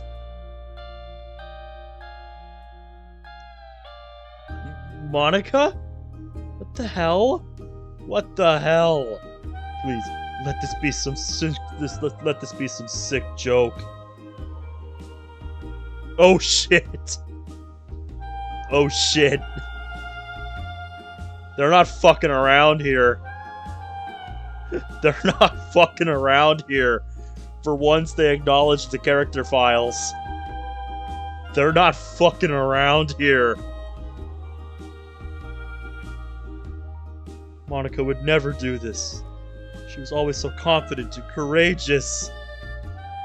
As I look at her body, I feel all strength begin to leave my own. My knees buckle and I hunch over. My whole body's trembling. I can't stop it. Was this my fault? The stress must have been too much for her. I shouldn't have accused her of being responsible for those things. What are you talking about, MC? Not if this was the price. Tears blur my vision and I drop to the floor below me. She was my friend, and now she's gone. I'm so sorry, Monika. I'm so goddamn sorry. Please let this be just another nightmare. Please. I pinch my arm as hard as I can, nearly drawing blood. It's no use. This is real. Struggling to get off the ground, I stumble out of the closet. And now she's just chilling there in the background. What's the beach ball for? I'm curious now. The other girls are acting perfectly fine. Do they even know? Yeah, are you even looking at this shit? Oh no, Sayori's changed expression. Girls? Do you see Jeez, we already said we haven't seen her, Baka. Move your ass. I need manga now. My incredulous expression doesn't faze any of them. Natsuki shoves me to the side as she approaches the closet. She's just pushing Monika's body to the side. Fucking Monika. I can't reach my manga. What the fuck's going on here? I look over at the other girls and draw a deep breath before speaking up. The look they give me makes me go silent. It's as if they don't even see Monika's body hanging right in front of them. Sayori's voice is soft and whispery. It makes me feel uncomfortable. Like what you see? Sayori slowly takes off her blazer. Wanna see more? Her eyes are fixated on me as she pulls on the bottom of her sweater. Nutsack, would you like some tea? Tea? Yuri's expression doesn't react to my raised voice. I'm getting worried about my safety, as you rightfully should be. Sure, whatever, Yuri. Your wish is my command. Siri throws her sweater onto the floor. Ugh! Yuri, help me out. This bitch won't move and I can't get manga. Oh? Would you like some tea too? Natsuki rejoins the group. Sari starts unbuttoning her shirt. Yeah, whatever. Just use plenty of sugar in it. Sugar? In my tea? Yee. I can't drink without it. Halfway done unbuttoning, I can see that Siri isn't wearing a bra underneath. Oh, that's wonderful. She's already getting closer. That's just what I want to see right now. Excuse me, but what the fuck did you just say? I want sugar in my tea. At least 3. I am making oolong tea. Yeah, so put sugar in it. Jeez. You don't put sugar in oolong tea. Sari throws the shirt off her back and her bare chest is exposed. Yeah. She begins to fondle her own breasts while taking steps towards me at the pace of a crawl. That's it. I've had it with your useless cutesy cunt. Yuri picks up a large kitchen knife from one of the desks. Any last words? Why are we having this conversation? Who are leaving messages on my voicemail? Where are we right now? And do you like hurting people?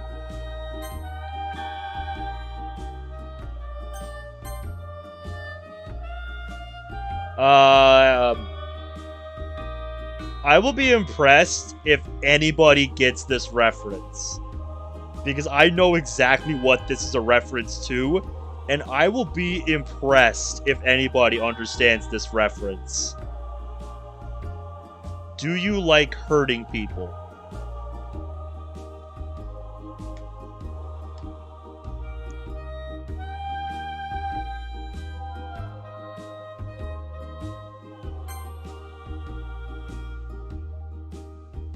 Yes, nod and agree. It may just be me looking into it too much. But, the way Natsuki's expression changed just now to kind of like a more neutral face. I don't know what you've walked into. I might just be looking into this too much, but,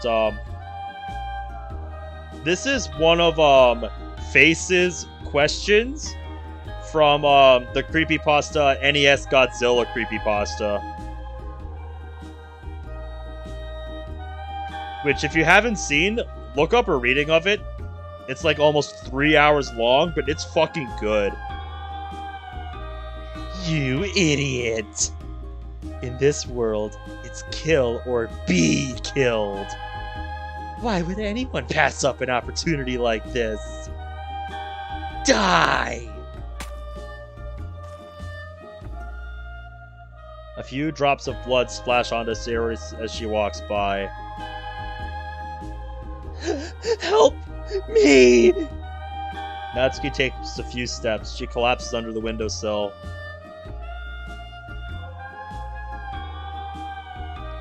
I'll get the tea. Siri extends one arm towards my... I can't take this anymore. I run for the exit. The door bursts open. I'm frozen still by the echoes of footsteps in the corridor. A young man with a rigid stance walks towards the club. Oh wait, dude, is this finally when we get to see Todd? His hands are clenched as he walks with his chin upright and takes long, calculated strides. I think I can make out him muttering himself as he's rubbing his hands together. Yes, yes, it's all coming together nicely. They will be all mine, mine. I can't wait to nibble on the cinnamon. He stops a few steps from me. Hi, I can only assume you're Todd. You there! Is this the literature club? Yeah. Why? He lets out a cackling laugh and enters the club room. That was the last straw for me. I can't take any more of this. I ran home. Chapter 6. Answers?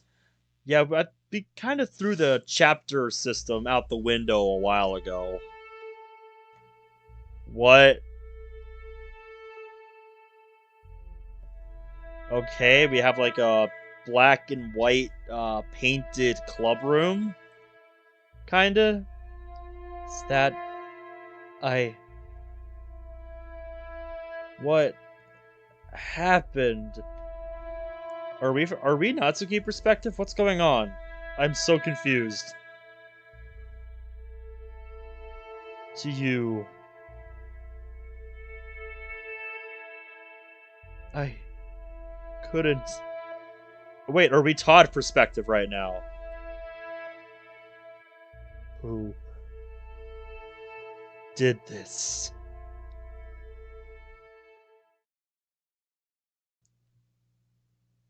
I jolt awake in a panic. My bed sheets are drenched with sweat. What happened last night? I try to remember what I did. No, wait, now I have to check this.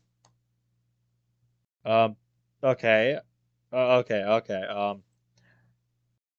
The other three are still there, fortunately. I can't seem to remember anything. My mind is full of static. I probably had a really bad dream with all this sweat on my bed. Okay, I saw what you said there, so what happened in that dream? I close my eyes and try to remember. Shards of the nightmare start to come together. I see my friends. I can barely make out their faces. Natsuki? And Monika? I can see them, their bodies motionless and a stone gray in their eyes. They seem dead. I just can't shake the thought. Who did this? I saw something else out of the corner of my eye. A little silhouette of a man trudged towards Monika. I tried to focus on him, but I could only see a blurry outline. Who was that? Did they... I snap out of it. Can't seem to remember anything else about the dream. Still, though, I don't remember much of it. It's enough to make me sick to my stomach. Yeah, you do what you gotta do, Bradley. Who was... What was that? I know being alone with my thoughts won't give me an answer. Why can't I remember anything? I'm gonna think of it. I can't remember anything before last night. Did I go to the literature club this week?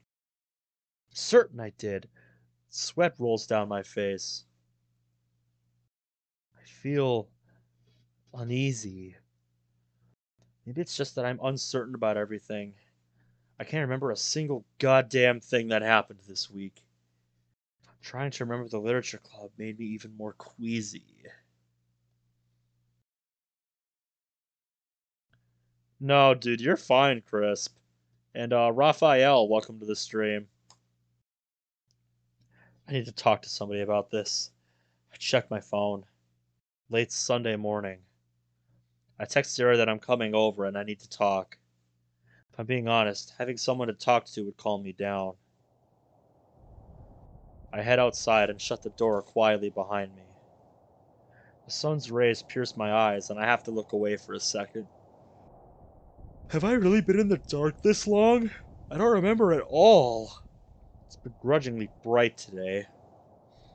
Before I know it, I'm at Sayori's front porch. I give a light knock before swinging the door open and going inside. Sayori, you here? Not Shack? Yeah, I'm here. Give me a sec.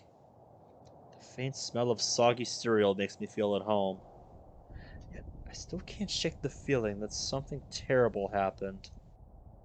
Well, the game files tell all, MC. I know it was just a dream, but still. You wanted to talk? I'm so lost in thought that I jump backwards in a panic. Ah! Jeez, sorry. I guess that answers my question. I'm fine, I was just spacing out. Anyway, what's up? Oh yeah, I've got something that's really been bugging me this morning. Okay, yep. That's getting turned down. Damn. That was a huge step up in volume. Holy shit. Also, this room looks familiar. It reminds me of Secret Pain. Still waiting for more developments on that, but I really enjoyed that mod. I sit down on her couch. Sayori eagerly leans in. Do you remember anything that happened this week? Sayori collects her thoughts for a moment. You know, now that you say that, I don't remember that much happening. You too, huh? Oh, wait, there was this one thing that happened yesterday. She crosses her arms. Well, actually, there were a lot of things. Everyone was being really weird yesterday. I knew something was up. I just couldn't remember. Weird? What do you mean? Well, Natsuki and Yuri got into another fight. Fight? No, not like that. It wasn't that bad. I don't think it was that bad. The way her eyes dart away from mine tells me the fight was pretty bad. Well, after they argued, Natsuki just sat under the windowsill where she usually reads her manga. When I tried to talk to her, she'd just turn away from me and put her face in her sleeve. Yeah, that argument was definitely a lot worse than Sayori says. I guess it really hurt her. Yuri was mad too. She stormed out of the club room and didn't come back. We had a new club member come in too. Oh, really? Could this be the shadow in my dreams? That was really weird too. Natsuki didn't say anything when he came in, and Monika just stayed in the closet. I said, "Hi, welcome to the literature club," like Monika would to a new member. Got any ideas about what he looks like? I don't remember being there for that. No, it's all kind of a blur. I think you left before he got there, though. I was getting this bad vibe from him, though, like he came in to mess stuff up. Really? Yeah, but I can't remember anything else about it. This is really strange. I think he was the silhouette in my dreams. And now Sayori is saying she thought he was weird too. Why am I saying too? I didn't even meet the guy. Do you remember the rest of the week? Sayori strains herself to remember. I'm trying really hard, but I just can't. Come on, you have to remember something. Anything. Oh yeah, we had pizza one day. Wait, why don't I remember that? Other than that, I think we just shared poems every day like usual. I still can't shake this queasy feeling whenever I try to remember what happened. It's bad vibes coming from the new member. And everything that happened in that dream last night. Maybe if I talk to the other girls, it'll all make sense. Wait, what time is it? Sora jerks her head to face the clock. Not Shaq, we're gonna be late. Why does the clock have a knife? You guys see that? I can't believe you're not losing your mind from within this mod. When you've played 100 different when you've played 100 mods, um, you see some shit. I am very well versed in this game by this point. And I've worked in retail for over 3 years. It is hard to surprise me. She grabs me by the arm and we race out the door. I'm winded and we're not even halfway to school yet. Okay, I can turn the music back up. God, that music was so loud for some reason. I yelled to Sayori, out of breath. Why didn't we just wait for the bus? When do you ever take the bus? We'd have to wait another 10 minutes. We'd get to school even later. At this point, Sayori's practically dragging me back to the along the pavement. It gets loud in a bit if I recall. Well, I'll turn it down if needed. Come on, Nutshack, just a little bit further. I use what little energy I have left to fling my legs forward and accidentally kick Sayori's butt. Ow, you meanie! I don't have the breath to apologize. Hey, get ready to turn this corner. It's a straightaway from there. I raised my head. I recognized the street name on the sign. We're almost at school now. Man, if only I joined the track team.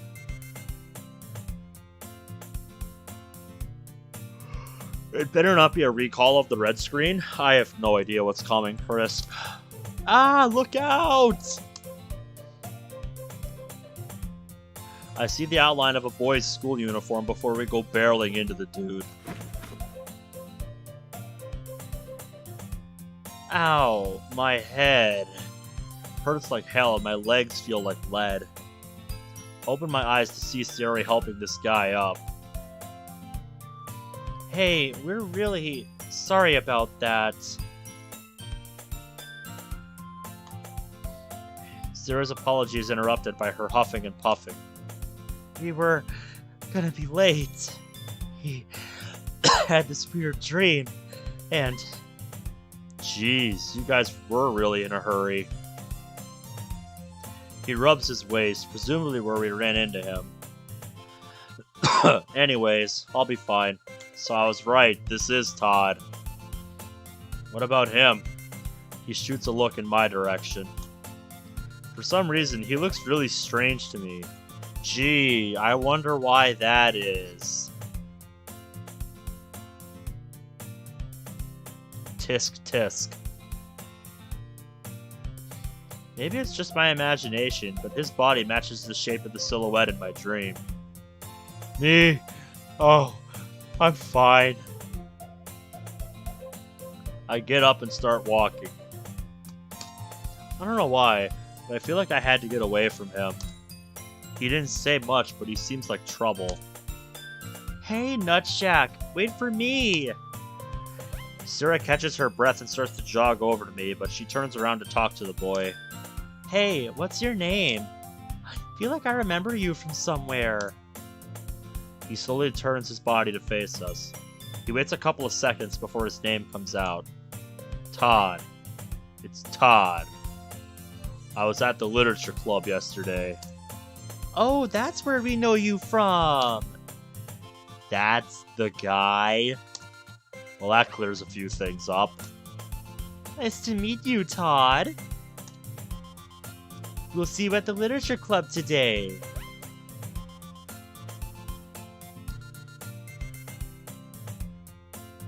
I just want to point out, Monika's character file is still non-existent. Not that she needs it to, exist in Moss, but she's not at that level yet.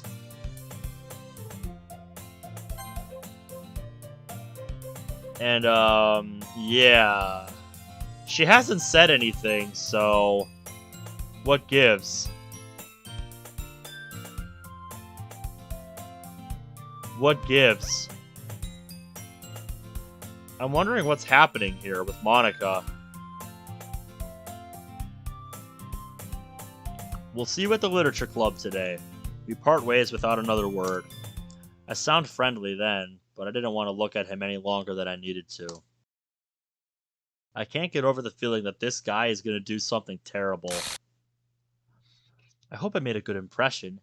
He wasn't particularly intimidating or anything. He just came off as a curious fellow, like the way he took a few seconds to say his own name. I don't know. At least I know a little bit more about what happened yesterday. I'll talk to him in the club today. Maybe he knows something that I don't. Sarah and I make it through the front door of the school just as the bell rings.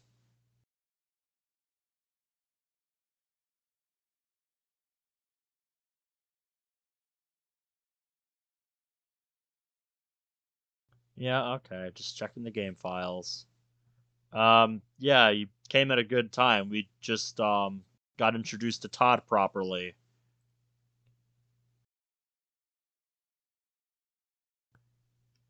And?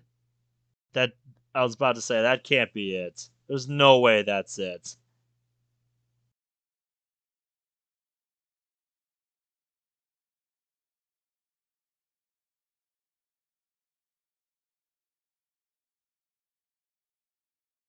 There's no, yep, I knew it. There's no way that's it. I can't believe my favorite time of year is here.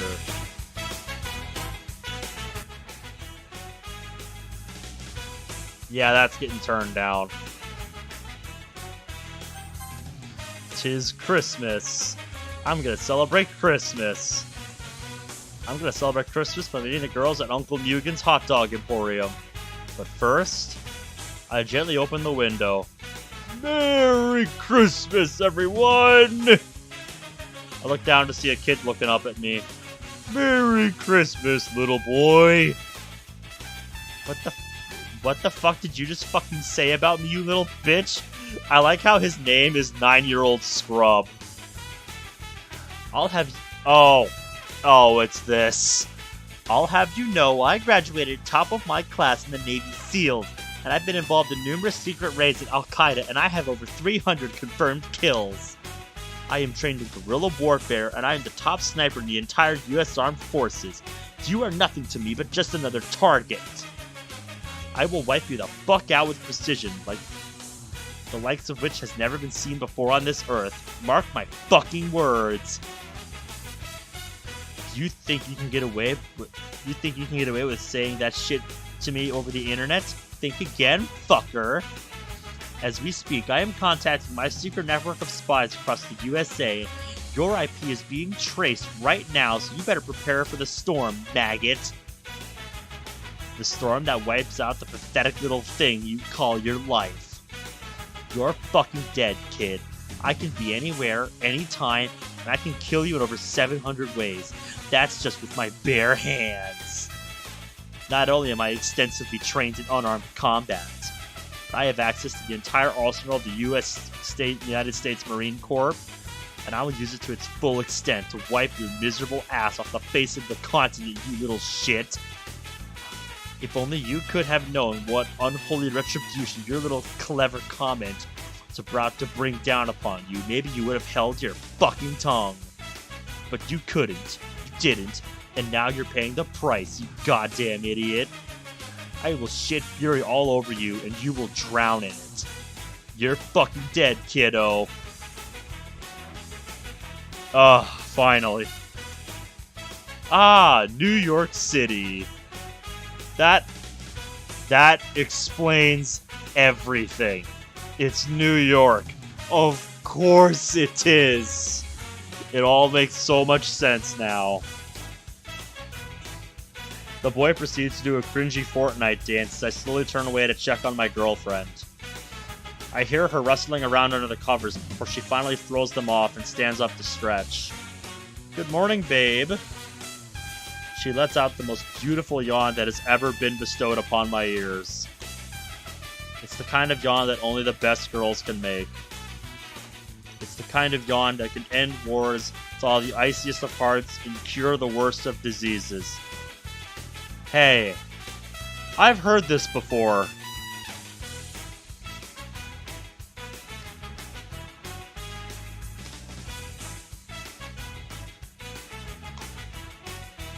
Hey, Monika. Hey, Nutshack. Oh, man. What's with the outfits? Not that I'm complaining, but what's the deal? Monika pulls me into a tight embrace. How'd the best boyfriend in the world sleep? Oh, I slept good. What about you? Pretty good, actually. They do say that you sleep better when you're with someone you love.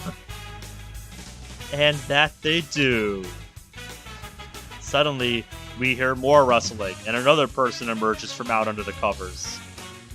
Good morning, Nutshack! Seriously, what?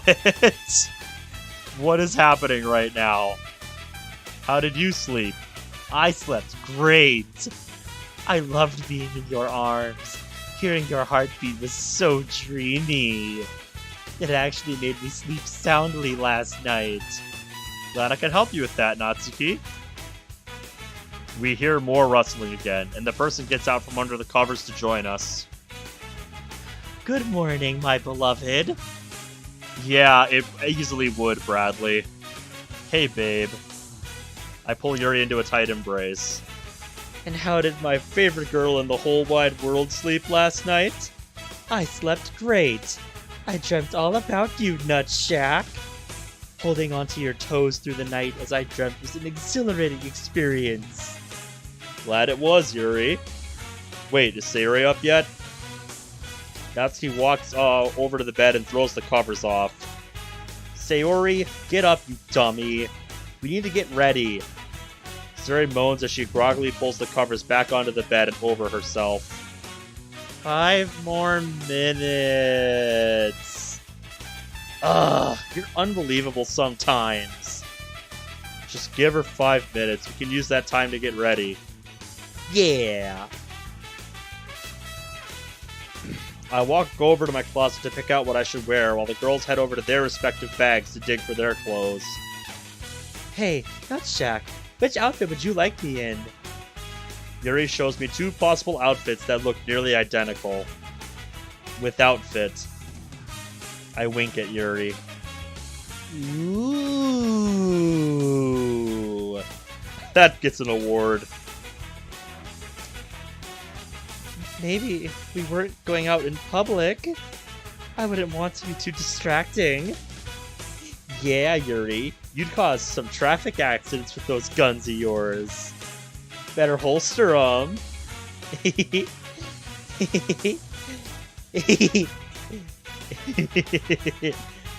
Everyone but Yuri laughs.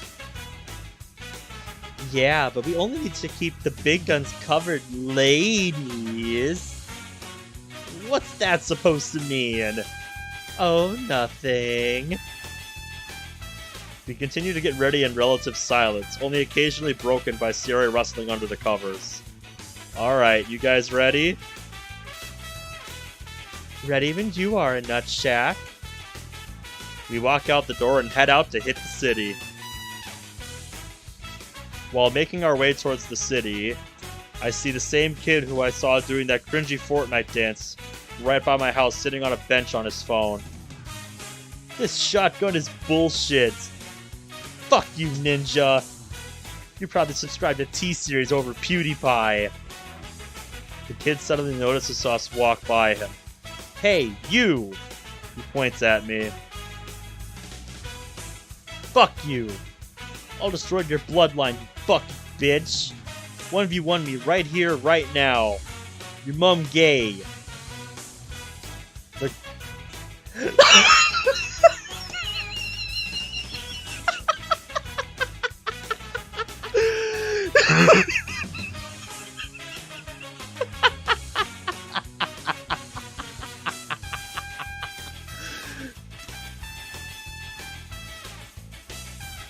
Natsuki, give me that sweater.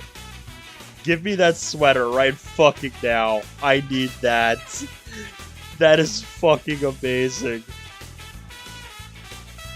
Also, the only other time I've seen this particular Monika outfit is in the mod Window to Your Heart, I believe.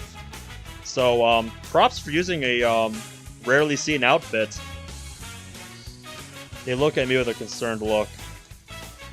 How do I possibly come back from a roast like that? Suddenly, it hits me. A smirk across my face. No, you!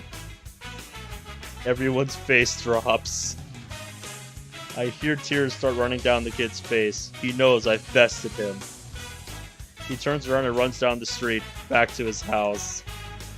Wow, Nutshack. How'd you do that? I'm just that good. Do you want to be extra good and order us a taxi? It'll take us a long time to get into the city. I agree. A taxi would be much faster. I like how Yuri's the only one with a normal outfit. Alright, I'll get a taxi for us. How many of us are there? I count off the girls, but for some reason I keep counting 3 of them. There should be 4. You can't have a proper harem with just 3. Wow. Harem law demands there must be at least 4 girls. Guys, I think we're missing someone. Where's Sayori? Everyone does a quick check for Sayori, but she's nowhere to be found. What happened? This is the post-credits scene. We must have left Sayori behind. Yeah, she probably overslept on us. Well, she looked rather tired this morning. She didn't get a lot of sleep the night before. She looked tired even the day before. And the day before that. I guess we really left her hanging, huh? Everyone lets out a hearty laugh. Well, I'll call us a taxi. I speed dilate a taxi on my phone, and the operator assures me that the taxi will be there in a few minutes. In the meantime, we sit on a bench and talk about how excited we are for the day that lies ahead of us. Eventually, the taxi comes to pick us up. He rolls down his window, and a wall of smoke flows out the window and into the air. Hop in, girls.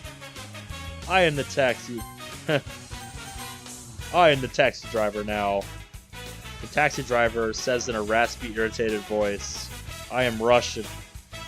I gently open the door for my beloved girls. After you guys.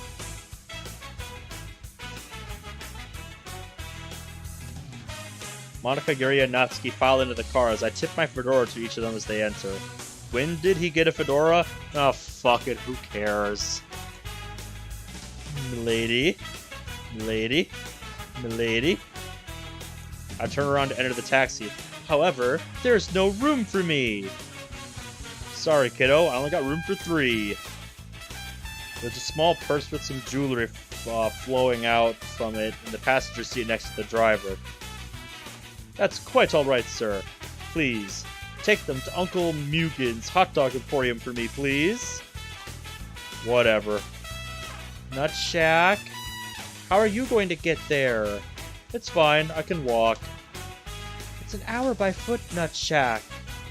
Yeah, maybe we can squeeze you in. Like last night. Like every night. Ladies, it's fine, I got this. Can we go? I got to deliver these mango pods to some high schoolers by 12. I'll see you guys soon. The taxi driver speeds off, running through 3 red lights, 2 stop signs, and over a pedestrian as it takes off over the horizon. What the hell am I reading?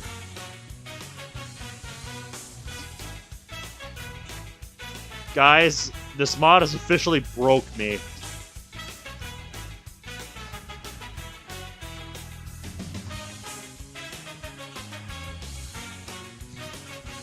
Chat, let it be known. On this line here, this mod has officially broke me. It's good to see these taxi drivers are at the top of their game. I have proudly smiled to myself as I begin taking all the steps necessary for walking to the Emporium. Nice transition.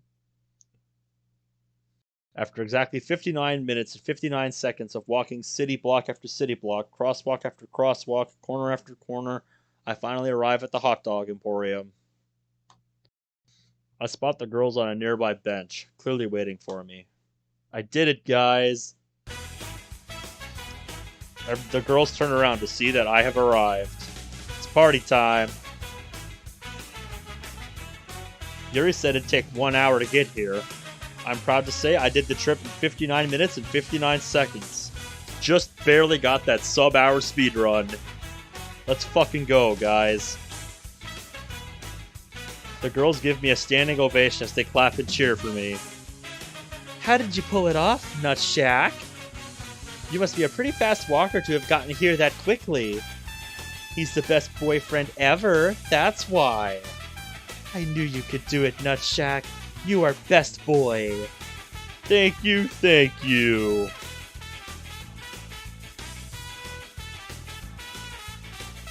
I'm mentally numb from this mod. It was all because I didn't skip leg day. I take the girls into my arms as I walk up to the counter and make our order. Hi! Welcome to Uncle Mugen's Hot Dog Emporium. What is that unsavory shirt there? Hold on. I must sit closer. Enhancing. Uncle Mugen's is what it says. Alright, see you in a bit, Bradley. Hi, Sayori. Yeah, hi. What kind of ice cream would you like today? Yeah, don't ask any questions, Bradley. This mod has officially broke me. I don't know. I've never had ice cream before. Is it good? I can give you a recommendation. My personal favorite is sour grapes flavor. Okay. Okay.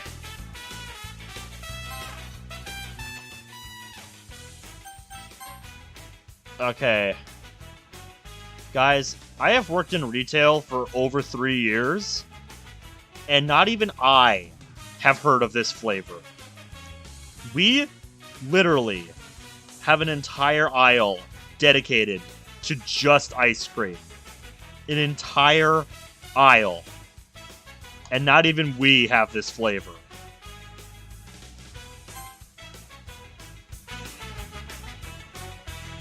Just wanted to throw that out there. It would not surprise me one bit if this actually exists, but I have never seen it. Can I get a hot dog? We don't serve hot dogs, Nut Shack. I don't know where I got the idea from. We each pick ice cream flavors we'd like, and my dearest friend points to the Emporium's best table. While our order is being prepared, we walk to the table. Our table is a rickety, old wooden antique table covered by a picnic cloth. The chairs are cheap, plastic, and unbalanced. This is so romantic, Nut Shack. It must have cost a fortune to afford this. Oh, it was nothing. Is this a date, Nut Shack? Natsuki sternly looks at me. You wouldn't have set all this up if it wasn't. I was afraid she'd ask this question. Well, you see, it's just that I wanted to spend some time with you. No, seriously. Nut Shack, is this a date? Oh yes, absolutely 100% a date. Of course. Oh, yay! The girls beam with joy as they begin to look over the menus. See any toppings you like? I'm thinking of getting mine seasoned with the dried fish flakes. Again, I would not be surprised if that's an actual ice cream topping somewhere in the world, but never seen it here. Fish flakes? Why is that, Natsuki? Natsuki takes a deep breath as she sets her menu down to look at us.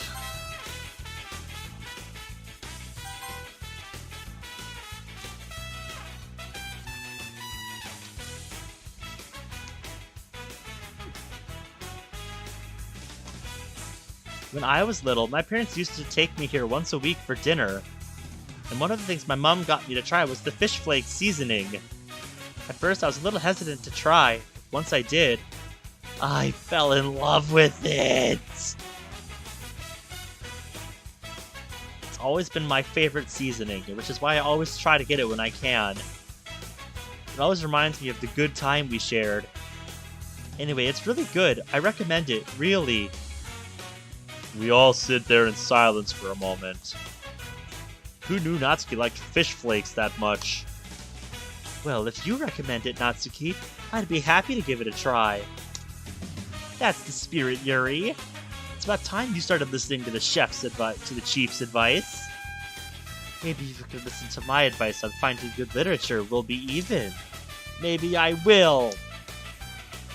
They wouldn't happen to have anything for vegetarians, would they, Natsuki? I mean, if you're okay with milk, you can order almost anything. That reminds me, Monika. What got you into being a vegetarian? Yeah, I remember last year you had no problem with eating meat. I always did wonder about that. Not that we're judging you or anything. It's alright, guys. It's a fair question. I actually decided to go through with it last year. What pushed me over the edge was that field trip we took to that farm back in the countryside last year. No, that was meant for Eric, but you beat me to it. Oh yeah, I remember that. Sarah made me buy her one of those gigantic cow plush toys because she just fell in love with the cows. Oh, so this mod offers an alternate backstory to Sarah's Mr. Cow plush. That was certainly an interesting trip. I got lost 3 times. Anyways, I saw how us humans were affecting Earth's climate. Just cultivating livestock contributes a large portion of our carbon footprint. And just seeing how polluted the area around the farm was, it just stuck with me. So from that day forward, I decided to become vegetarian. I'm proud to say I've stuck with it since. Don't you ever get tempted every now and then to eat some meat? I mean, once in a while, sure.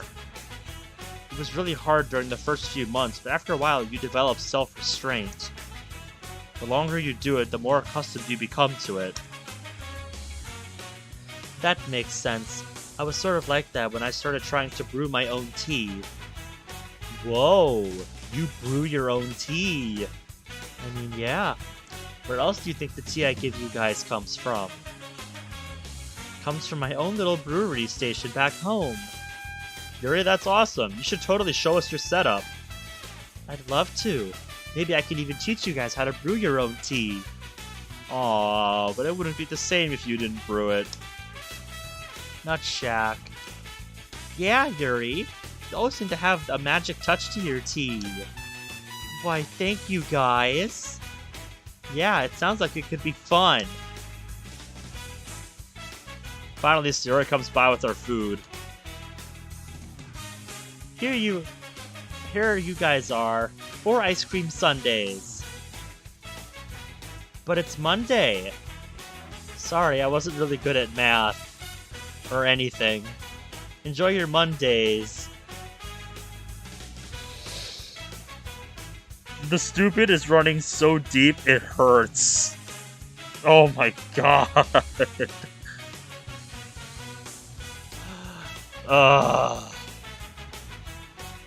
These look so good. Agreed. Let's eat! I take my plastic spoon and immediately start to dig in, diving into the creamy substance. I take my spoon out of my ice cream and put it in my mouth. It's cold, but I like it. I lick the spoon, taking in the flavor one lick at a time. I feel my eyes roll back into my head as the flavor slowly overwhelms my taste buds. This has got to be the best ice cream I've ever had. This has to be the best hot dog emporium in town. Uncle Mugen sure knows how to make it creamy. Now, don't take that out of context, folks. Suddenly, I realized that all the girls have been looking at me as I've been eating my ice cream. What's with the faces? They each have a flustered look on their faces. What? What, have you never seen a guy enjoy ice cream before? It's not that, Nutshack. What, you want to try it? They each look away, trying to avoid eye contact as they attempt to contain their grins.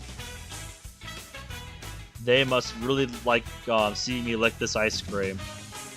After a while, the girls start eating their ice cream too. So, how does your guys' ice cream taste? This is cold, like my soul.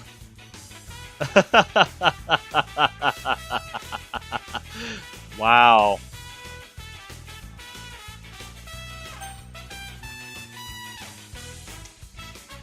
Fucking shots fired. I'll let you know when we're done. How about that?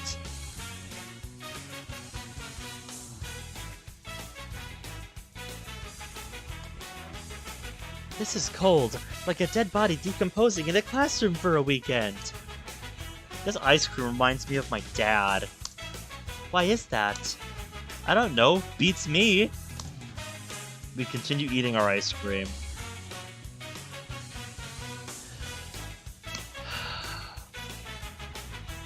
After a while, they finish our ice cream.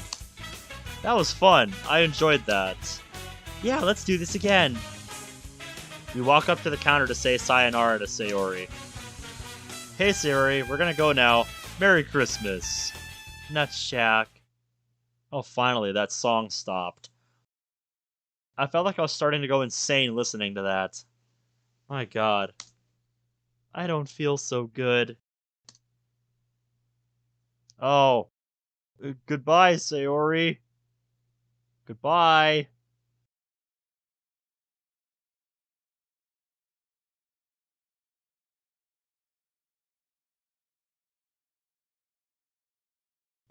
LOL. She still exists. Yuri, Natsuki, and Monika and I all begin our walk home. While walking through an intersection, I hear a familiar tune. Yup, exactly. Relapse MC got her. What is that music? Country roads, take I was about to say.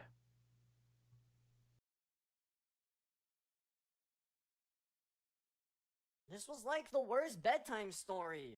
Fucking Todd and his stupid ideas. And game closed. So, is that it? Hold on, I gotta load this up again. I have to see what happens if I load it up again.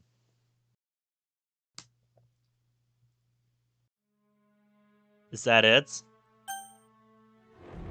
Okay, switching the window back. Alright, we're back at the title screen.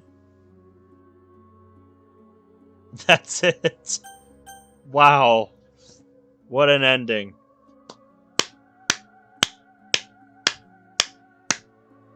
What a fucking ending. Oh, right. I have to do Natsuki now.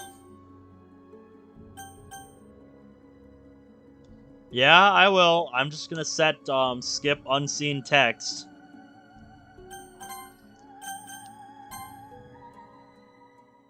New game.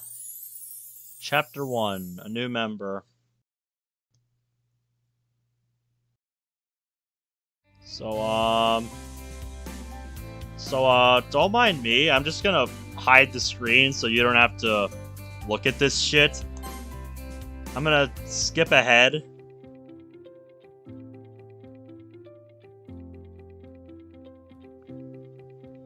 I'm gonna skip through all this so we can get to the Poe minigame and do Natsuki. Okay. Pulling this up. We'll go Natsuki this time. that off for now. I head to the back of the room to see what Natsuki was doing. Natsuki is in the closet, apparently organizing her manga again. Hey, Natsuki. Natsuki jumps at the sound of my voice, knocking a few random items over in the process. Ah, Nutshack! Look what you made me do! And don't sneak up on me like that. You nearly gave me a heart attack. She hits me on the shoulder. Judging by the weakness of the hit, she clearly didn't intend to hurt me. Sorry, Natsuki, I'll help you clean up. Good, because I was gonna make you.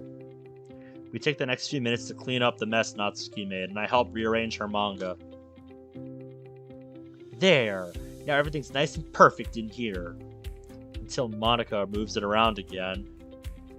If she does, she's going to hear from me. Oh, I'm sure she will. As usual, my teasing seems to have gotten under Natsuki's skin. Ugh! You and your stupid teasing. Hey, you know I'm not trying to be rude. At least Todd's not so rude. He's nice, awesome, takes me seriously. And he's not gross either. Todd even likes manga, too. He's a true gentleman. No wonder you're already so jealous of him. Natsuki, that's a little... I glanced around the room to make sure nobody can hear us. I never said I was jealous of him joining. And why don't you like him? I never said I didn't like him. It's just what? What, can we just read manga or something? Alright, then put your butt down and shut up. Knew that'd work. Whew! Natsuki grabs a copy of the manga that we've been reading for the last week. You remember where we left off, right? Duh! Of course I do! Natsuki and I take our usual spot underneath the windowsill. Natsuki opens the manga and flips to the page where we left off. Here we are. Oh yeah, I remember that we were just getting to this part. Yep, this is the best part. I know, this is so much better than the last part we read a few days ago. Dude, you're good, Crisp. It's all good. Don't worry about it. Hey, it was good too. Alright, well let's get to it. We begin reading once again, picking up to where we left off. I'll admit, at first, this manga might not be much. Once you get into it, you really can't stop reading. The characters are relatable, artwork's pretty great, humor's great. Plot might be a little slow, but everything really comes together nicely in this.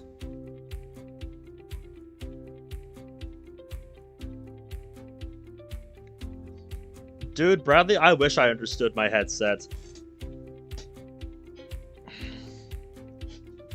So, story time.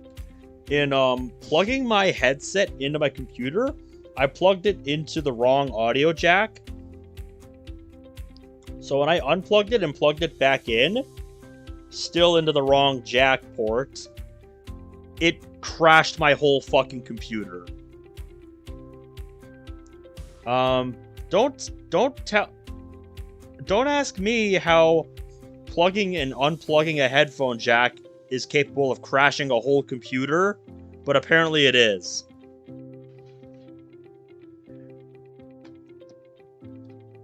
Yeah, my computer did not like that. Also, it crashes Moss sometimes when I unplug it, but it also sometimes doesn't.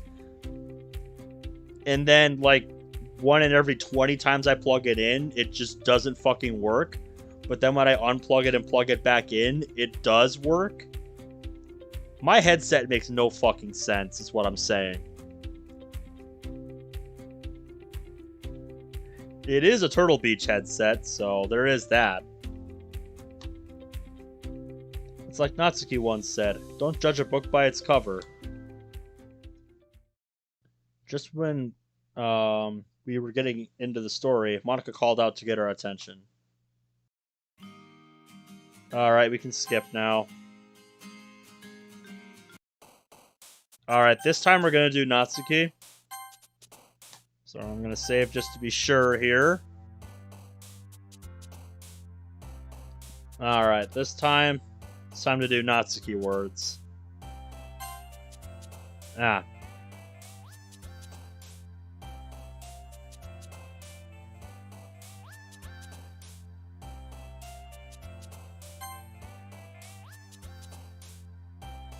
If you don't know Natsuki words, I'll be disappointed. I'm trying.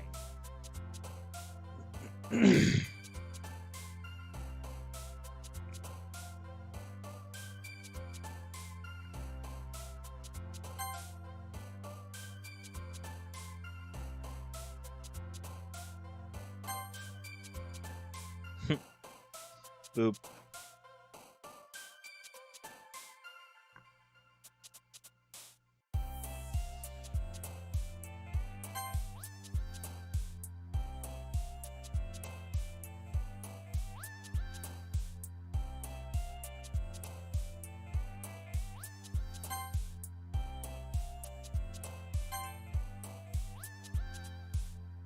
Oh, damn.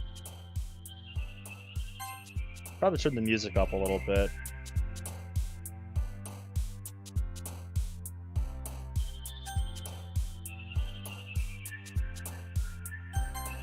Yeah, mine's plastic.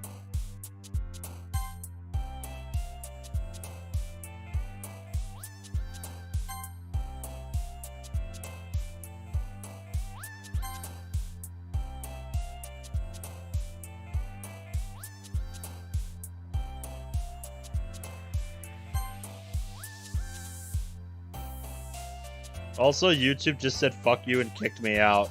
Damn, rip.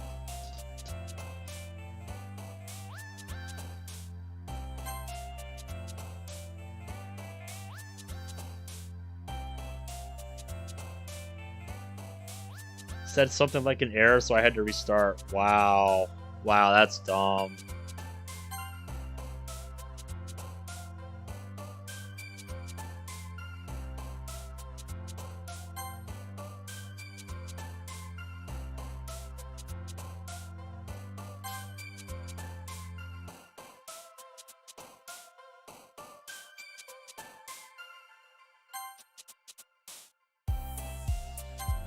That one was easy. This might sound dumb, but in Hangman on Moss, Doki Doki is one of the words she can pull on Hangman, and that's one of very few words that trips me up with the strategy I use in Hangman, which is to always lead, but with RSTLNE, and that's because none of those 6 letters are in that word, so that's just an instant game over. Yeah, laugh it up, Monika. Laugh it up.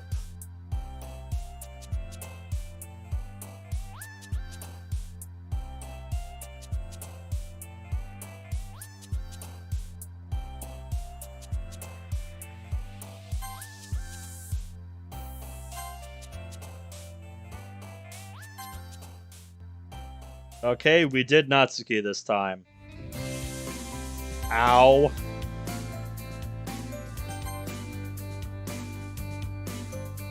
Forgot how loud some of these tracks were. Alright. I'll spare you from all the skipping we're gonna have to do now.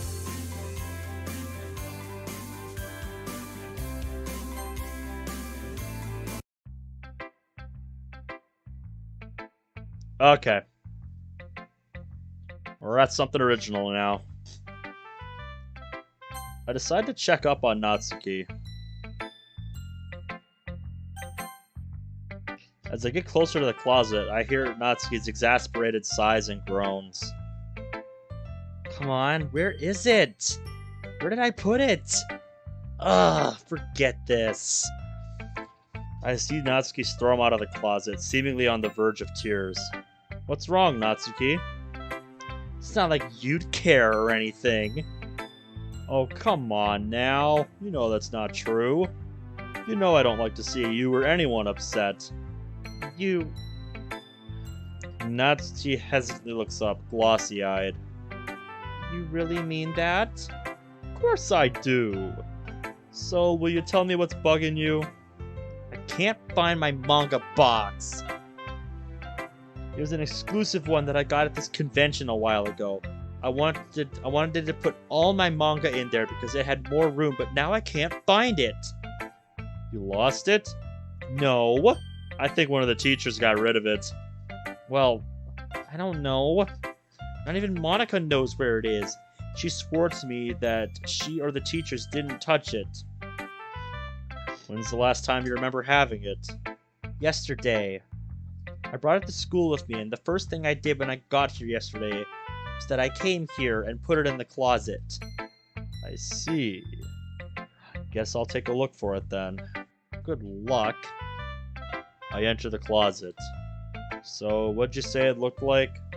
It's pink and has 4 anime girls on it. You'll know it when you see it. Very helpful. What'd you say? Nothing.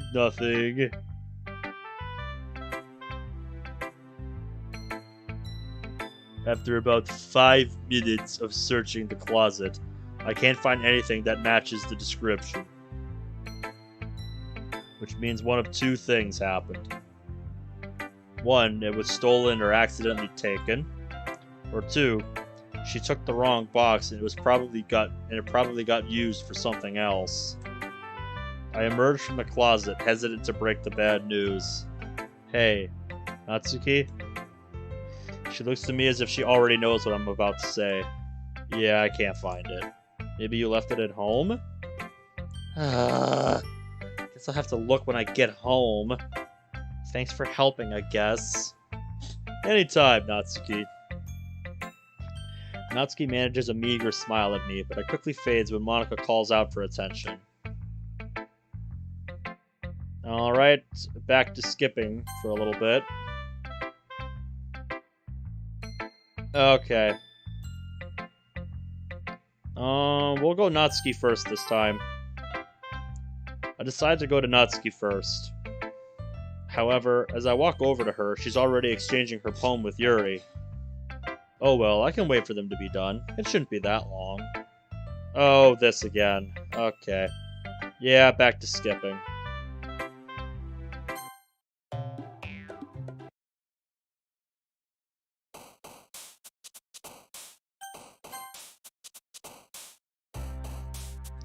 Oh, right. It's time for this again.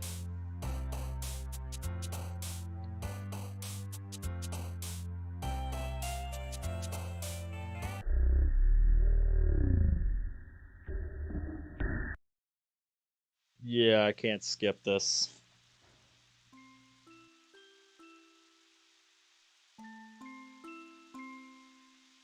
Oh, you must have missed this last night, Crisp. Brace yourself.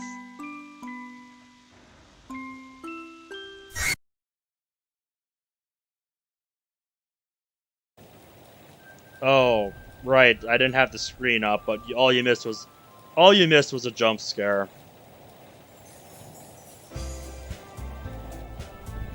You didn't miss much, don't worry.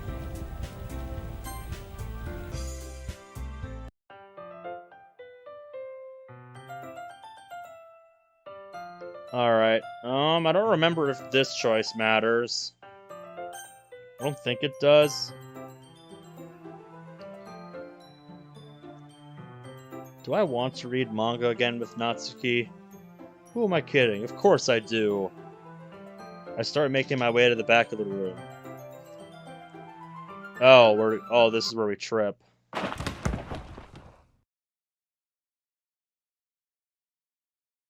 Alright, I'll just keep skipping until something new pops up.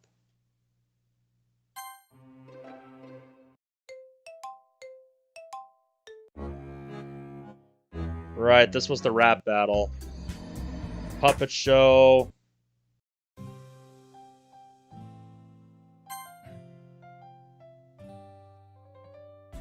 Yeah, chat's gone rather quiet.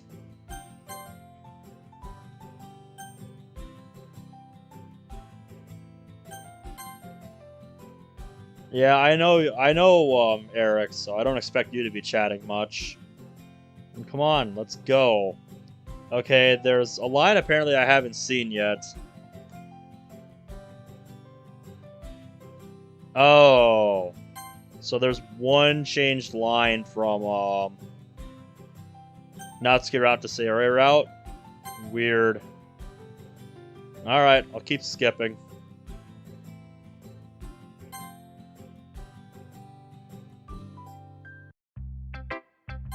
Oh.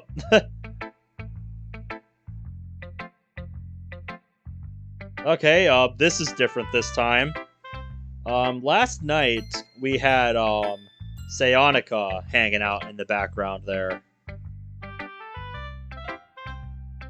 Now it's just Yuri hanging out there. And how funny is that? Chibi Yuri is hanging out with Yuri. How about that?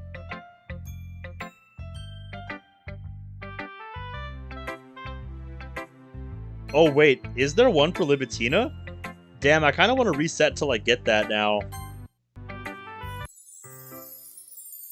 We'll just keep skipping here.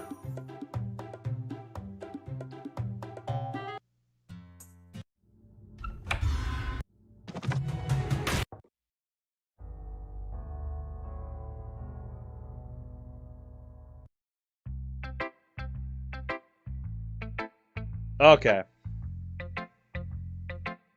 I think that's in the Yuri route. Alright. Game says Brett something new.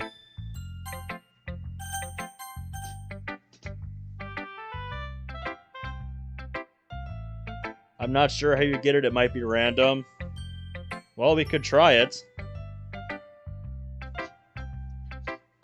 Okay, so we were gonna go see Yuri. We were gonna go see Natsuki in the closet. Now Monika's in front of us. Oh, what's with the face, Monika? Are you still there, Nutshack? I can't see Natsuki, but I distinctly heard her voice coming from the closet. Natsuki speaks up with a soft voice. Nutshack, please, can you come in? I step into the closet. Eric, I think this is it. I think this is the one you were telling me about.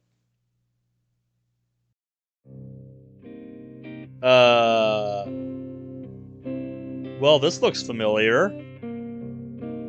I don't think I've seen this since Exit Music. And, nice custom Natsuki sprite. Nutshack? Thank God you're here. I was worried I would never see you again. Her rosy cheeks shine in the dimly lit room like a distant red light during a stormy night. With each step she takes towards me, her hips swing to the side. Stopping slightly closer than arm's reach, she brushes her iconic hot pink hair to the side while maintaining her seductive gaze. The tension between us feels so real, as if I'd have to cut through it to let our bodies begin our familiar bonding ritual before another passionate night begins. Memories of those nights swarm back into my mind, and I licked my lips before responding to her. Did you miss me? A lot. A fucking lot, dummy. Taking a step closer to me, she lifts her arm and I prepare to take her into a firm embrace. Her eyes speak of undying love and flaming lust towards me. With parted lips, she draws near my face. You. Huh? What's wrong, Nutshack? Your face. I don't know what came to me to make such a cross joke. We stand there for a moment, waiting for the other to brush it off to continue the teasing. Come on, don't ruin the mood with your silly jokes. You wouldn't want to miss out on this, right? She undoes her bra and pulls it out from under her shirt. The gust of air is filled with her smell. It's mesmerizing. Come and get it. Gross. What? I seriously need to reevaluate the words I use to tease her. Hoping she's not upset at me, I begin to explain. I don't want your bra. I must be drunk off of love because that was the worst explanation of my life. Tisk, tisk, Nutjack. I don't want you to take my bra either. Take me, you dummy. You still have the Natsuki to my heart. Did somebody spike my drink? This isn't what I wanted to say. Okay, what's wrong, sweetie? Thank God. I didn't mess up bad enough just yet. Without any further hesitation, I try to save the situation. There's still a good chance of this becoming a passionate night between two consenting adults. There you go, that's all the info you need, chat. Not interested in pretend lollies. You are canonically 18. What? Why the fuck did I say that? Your flat chest won't help you either. You're too old, Natsuki. Something definitely happened to me. I would never say these lines to my love. I can only hope I can explain myself to her after this passes. Come on, don't be like that. I just want you to fuck me. Please? If your age isn't on the clock, you're too old for my cock. Oh, wow, what the fuck did I just read? Yeah, hi, Bradley.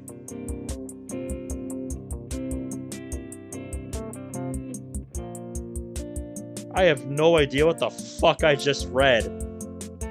So, we got to the part you guys were telling me about, Bradley, and, what the fuck did I just read? No, Nutjack, age is just a number.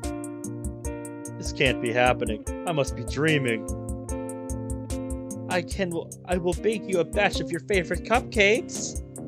You gotta step up your game if you want to get a real otaku like... You gotta step up your game if you want to get a real otaku like me, Nutsuki.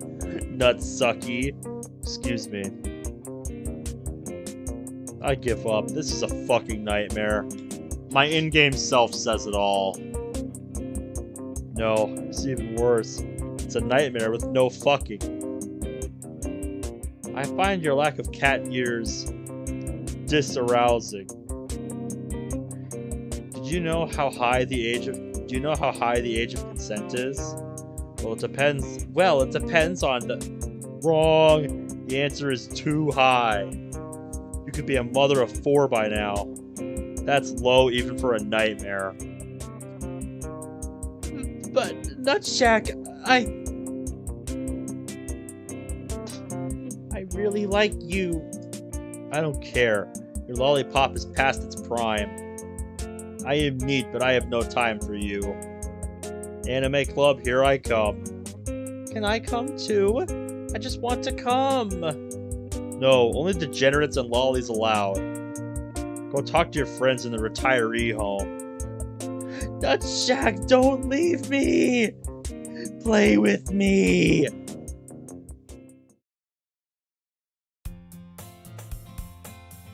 Alright. Are there any other Natsuki exclusive scenes I should know about, chat? Is there anything else I should know about? Or is this it? Is this what you wanted me to see? Doom?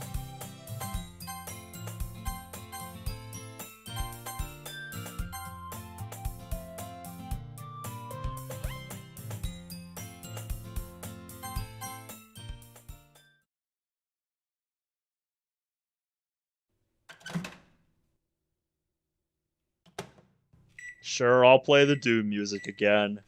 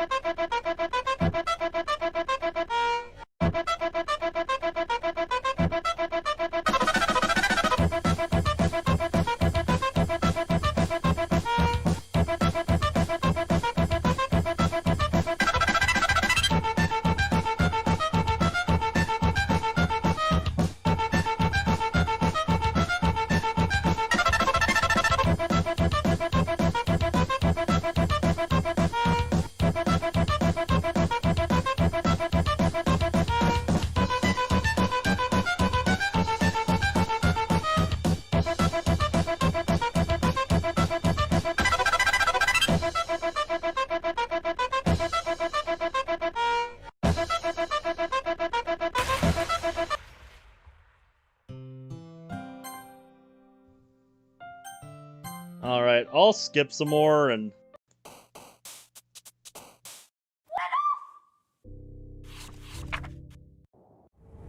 Yeah, I'll skip some more and see if there's any more Natsuki exclusive scenes.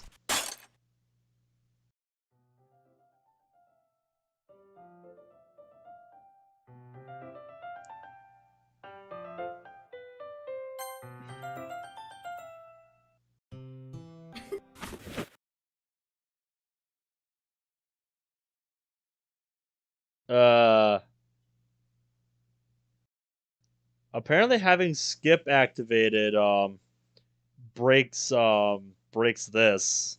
Funny.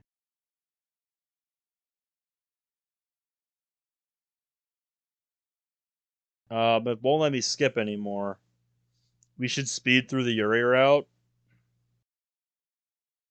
Would you guys want to see that?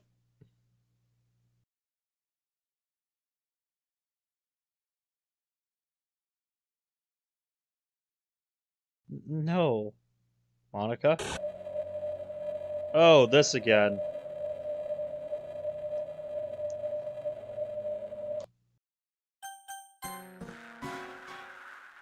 I see now.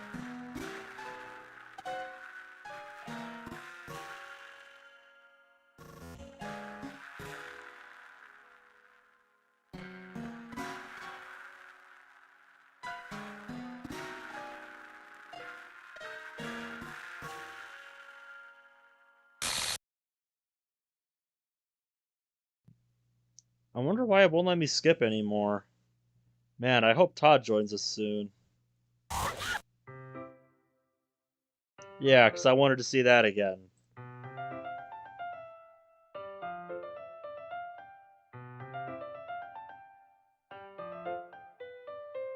Nothing more to see?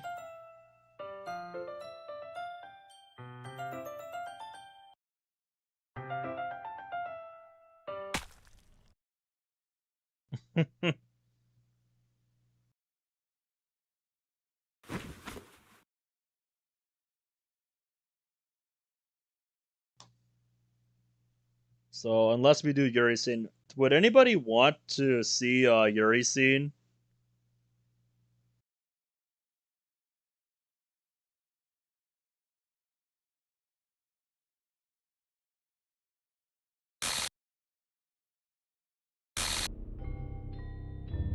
Oh, this again.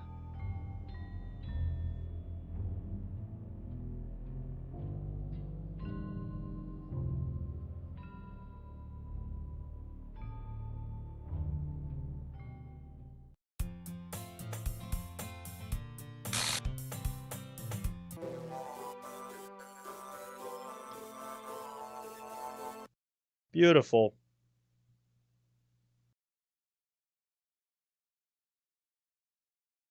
I still wonder why my skip function is broken, because I've seen all this before.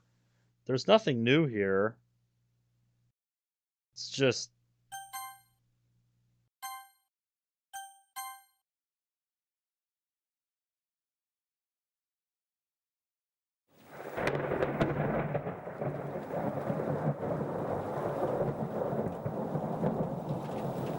let's see what happens if we choose not to check on her.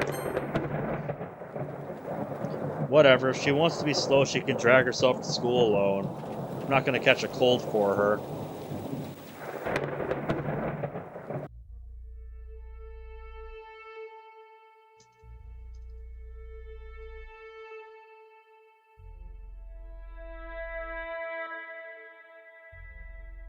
Not this shit again. Yeah, this was fucking creepy. You're right, I'll skip a little bit through this. What? What?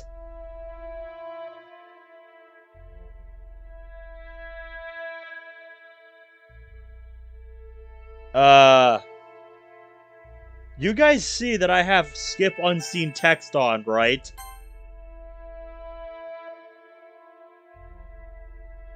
Skip option no work. Even with skip unseen text on.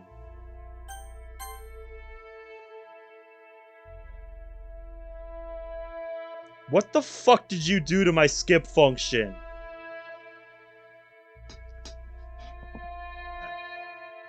I understand you're the birthday girl, but what the fuck did you do to my skip function?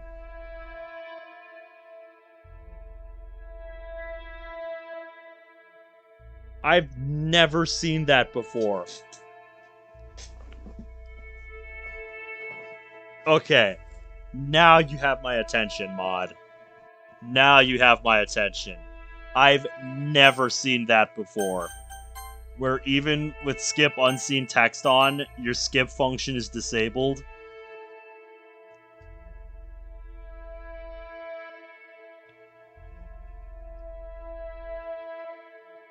Oh my god.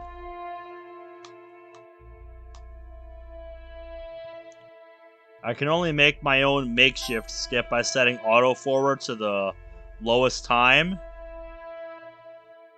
and clicking auto.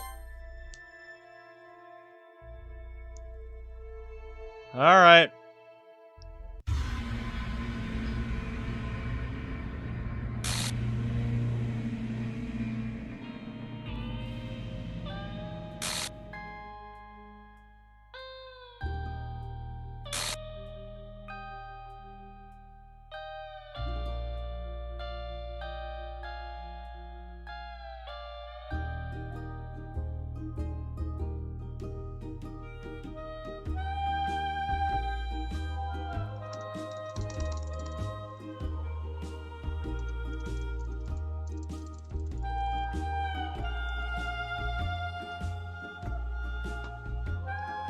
Alright, I'm calling it. There's nothing new.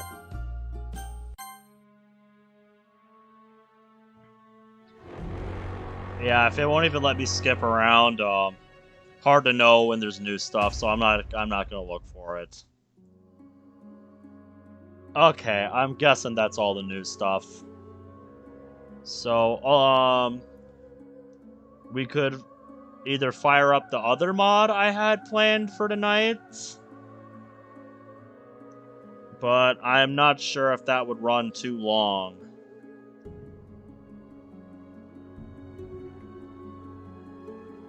Oh, well, we've only been going for 3 hours and 13 minutes, so I could load it up.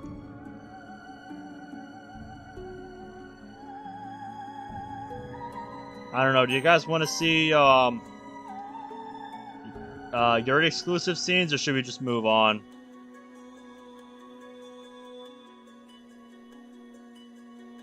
Yeah, the Natsuki one I can see being really memorable. Should we do the Yuri one then? If you don't remember it?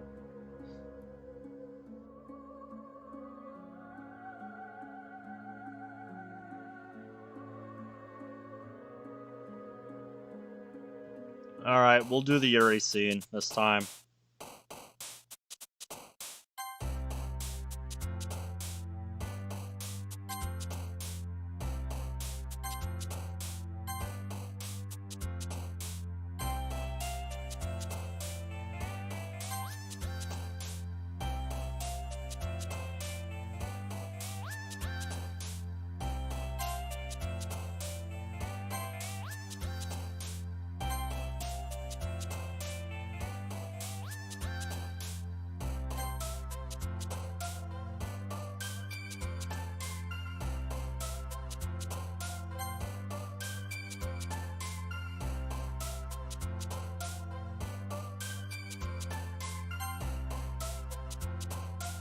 It's the very first mod that I ever did a one-off episode on. It's what kickstarted my DDLC one-offs playlist. And it's the face of that playlist. So...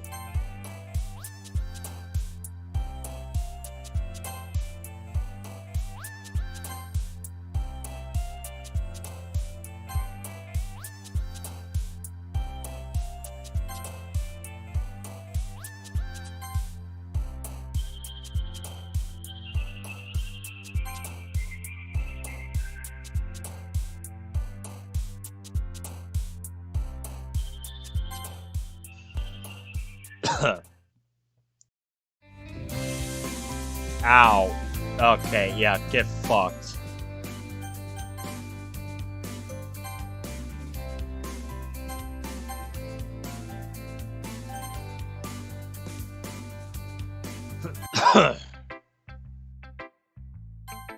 Okay.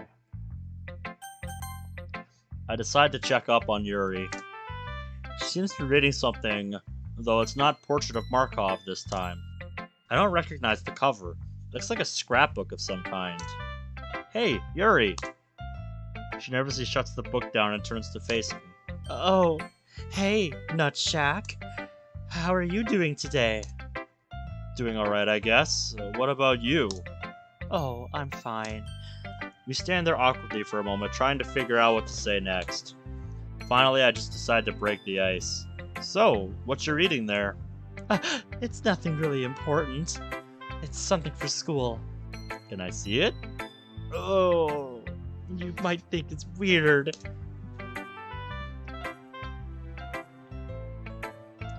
Yeah. The music is all over the place in this mod. Why would I? If it's something for school, I can't really judge, can I? You're just doing what some cranky teacher told you to do. She relaxes a bit, but I can tell she's still a bit hesitant to share. Is it one of those personal projects you gotta do? Yuri merely nods her head. I see. I almost forgot that Yuri's not exactly one to open up to people out of the blue. Still, at least I've helped her a bit. Well, hey, I'd love to see it. If you're comfortable with me seeing it, that is. She glances at me, then the book. Yeah, pretty much. She lets out a deep sigh and hands me the book. Just don't judge me too much, okay? I promise I'm not going to judge you. Thank you. It's a personal biography project where you have to bring in pictures of your past and things you like to do. Alright.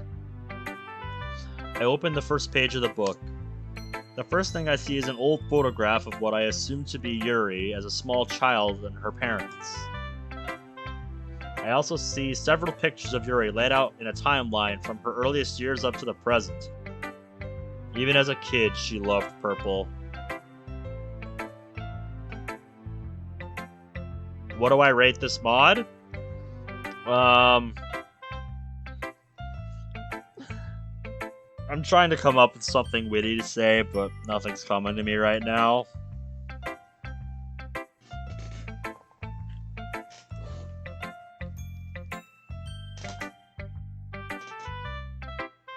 I'll let you know when it comes to me.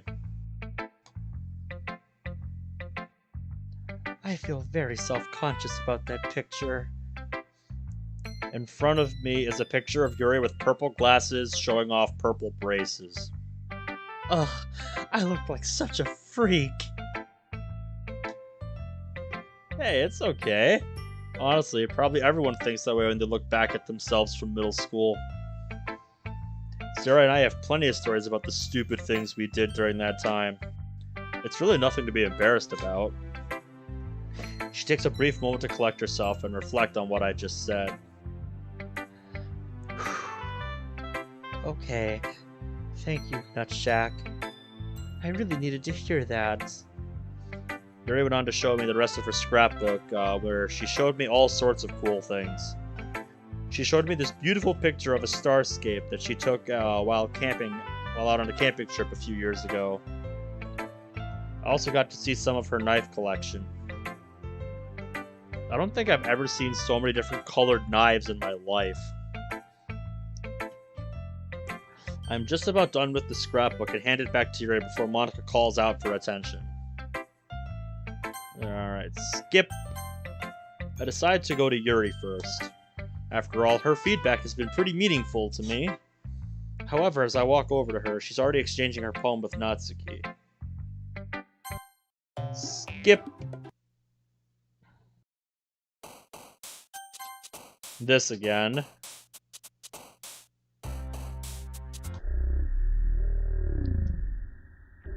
And no, you can't skip past this.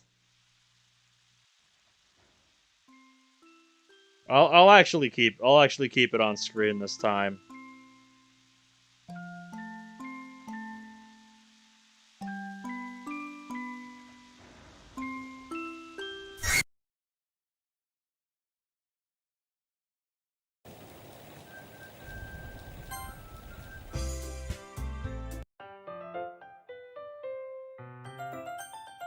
Who should I hang out with? I couldn't help but think how sweet she was towards Natsuki, even after yesterday's scuffle. That reminds me, I should go and check on Natsuki.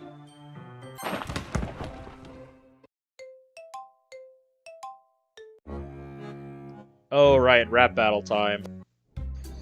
Puppet show time. Sarah shoots up DDLC time. Pizza time. Oh!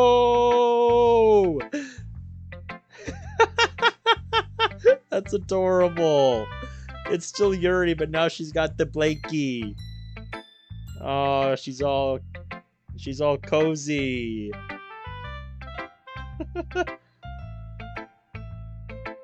It's from that YouTube channel. I bet it is.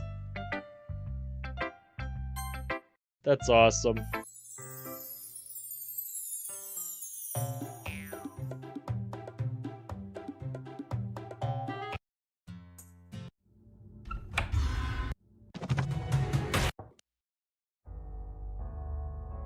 God, you don't realize how much shit happens in this mod until you start skipping. As I move to open the clubroom door, I see Yuri from the corner of my eye. I let Sarah in while I make eye contact with Yuri. Her breathing is labored and her cheeks are completely flushed. Her voice is hushed, but in a very different tone than usual. Hi, Nutshack. Hey, Yuri. She glances around the hallway. No one else is around. I have something She licks her lips. incredibly important to talk to you about. Sure, Yuri. What's up? My breathing slowly starts to get heavier. She takes a half step towards me. You know, for a while now, I've been having these dreams. What kind of dreams? Well, She then takes a full step. let's say that I wanted to give you a gift. What kind of gift? Without realizing it, my feet are slowly turning away from Yuri. Yuri comes closer. I have something I knitted last night since I was unable to sleep. She pulls out a red and white handkerchief. Oh, that's cool. I've never had one of those. Yuri leans in close, her face only a few inches from mine. She holds the handkerchief close to her chest. Here, I want you to have it. She puts the handkerchief up to my face. The scent is something that's a mix of sweat, but with something else. I want to say it's a weird metal smell, but there's also lavender and one other thing I can't quite pinpoint. It's a clean rag with a lavender scent. Upon closer inspection, there's actually nothing wrong with it. Reminds me of how her home smelled the last time I stayed over. Oh shit, MCU stayed over at Yuri's house? Holy shit. I'm flattered, Yuri. Would you like to go inside the club, though? I think the others are waiting. She grabs my right hand, leans forward, and looks up into my eyes. Please, I need you to accept this. Yuri, what happened to your nameplate? What happened to the names?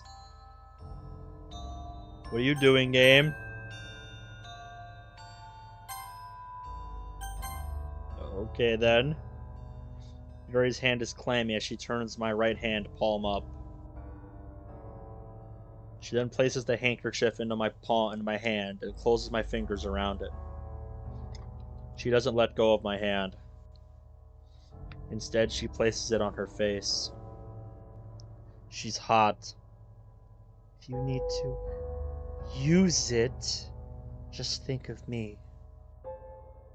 Oh, if I get a runny nose, then I'll be sure to use it. I steadily move my hand away from Yuri and place the handkerchief in the pocket of my jacket. Thanks, Yuri.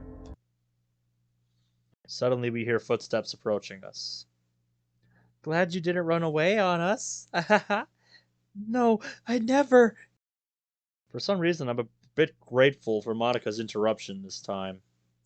I was talking to Nutshack. I think it pertains to him a bit more. Oh, After entering the room, I feel a sense of relief.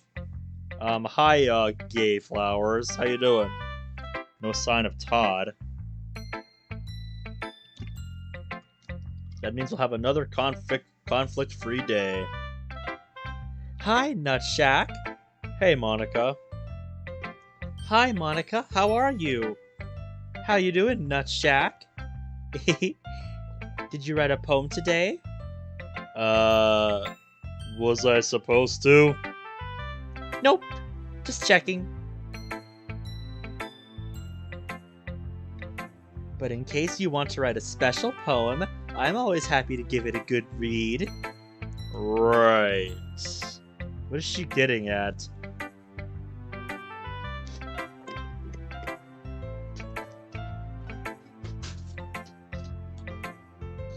I'll be sure to show it to you if inspiration hits me out of the blue. Good.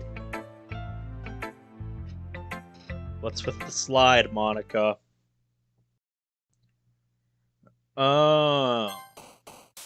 Now we're back to this. I don't think there's anything else at this point.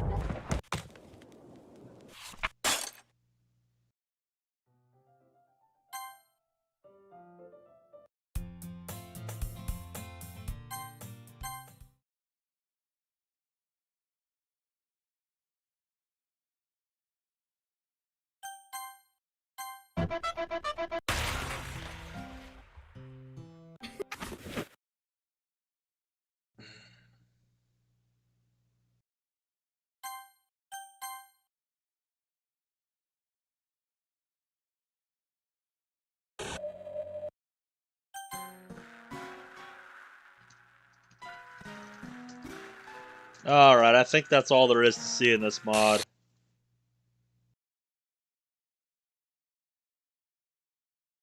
Yep. I think Skip just stops working after that point. Because, yeah, even with unseen text Skip on, it doesn't work.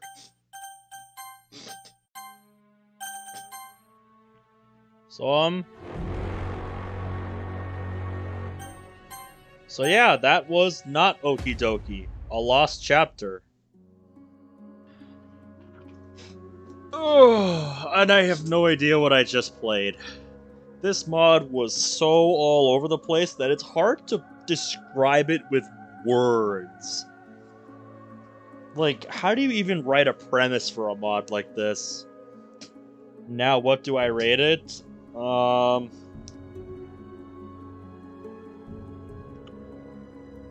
It's had a lot of effort put into it, just... I wonder what they could have done with more focus, I wonder, just... I have no idea what this was supposed to be, except from a joke. But, it's very well done. I'd at least say it's A tier.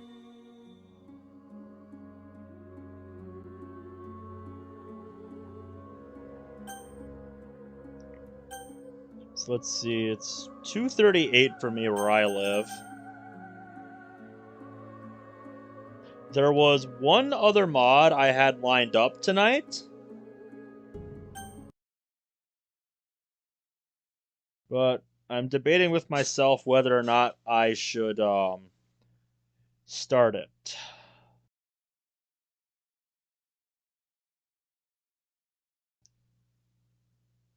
But I'm definitely going to keep Not Oki Doki on my computer.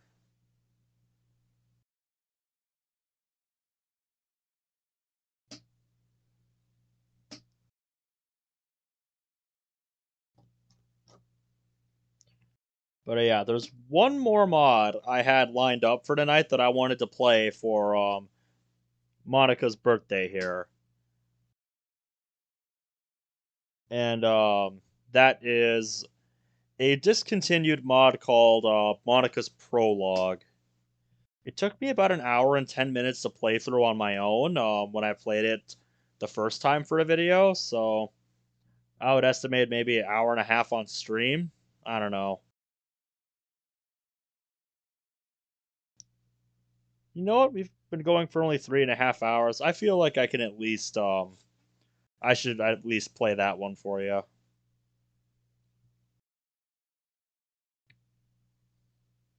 So yeah.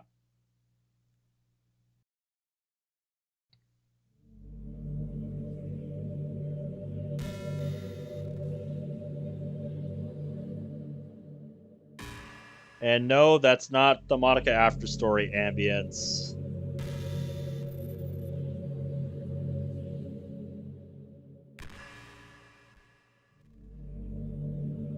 I'm guessing we're doing Relapse again next stream. I'd rather that be its own series anyway. Yeah, I wouldn't do that. But, yeah. For those of you that don't know what this is, it's a mod called Monika's Prologue. One of the earliest mods I ever played for a video, and is actually the mod that kickstarted my series DDLC one-offs. The playlist where I put all the mods that I finished in one session. And, there were a couple things that drew me to this mod when I found it. Yes, it is set before the events of DDLC. We are playing from Monika's perspective, so there's no MC in this at all. And, the idea is this was, supposed to tell the story of how, Monika came to be the way that she is in, the DDLC that we know and love today. And I thought the idea of a mod like that sounded really cool. So I decided to check it out and see how far they got. They only got to the end of the first chapter or whatever you want to call it, and then they never continued it. It fell to the infamous Monika curse of Monika mods being discontinued. It's quite sad, because I think this mod had a ton of potential, because I've never seen a mod attempt this premise ever since. And I think this mod was really well done for what it was. It's not the most technically impressive demo or anything, because I mean, after all, the let me see. Yeah, the mod files. These mod files are from April 2018 is when this came out, so not even a year after the game came out. So this is a pretty old mod. Yeah, Bradley, I would love that too. I would pay good money to see that shit canon. To see a canon story. And that's what this mod was supposed to be. And seriously, I want somebody to make a full, continuation or spiritual successor to this mod. Because this is a mod I want to see get made someday.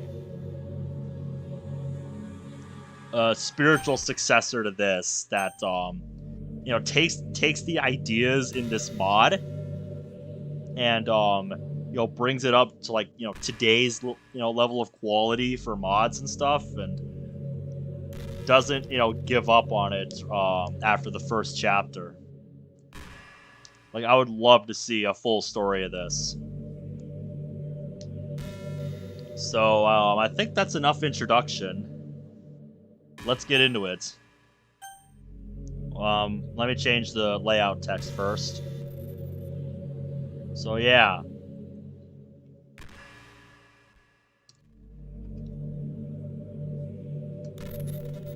Hi, Sapdab, how you doing?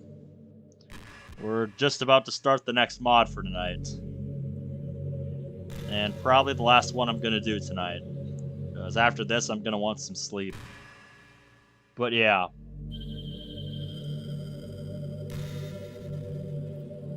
Also, Bradley, this is a mod that has remained a favorite of mine.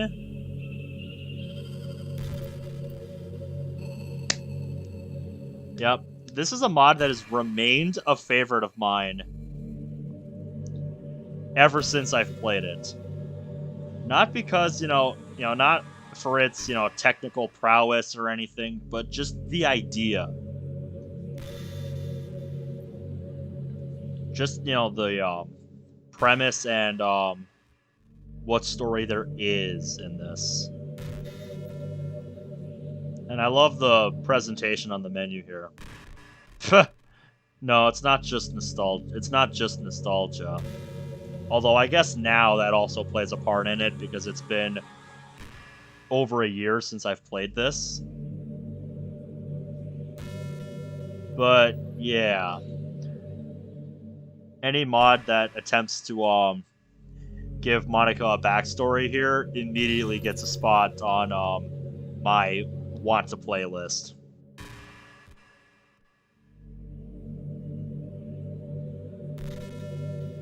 So yeah, that played a big part in why I was attracted to it early on.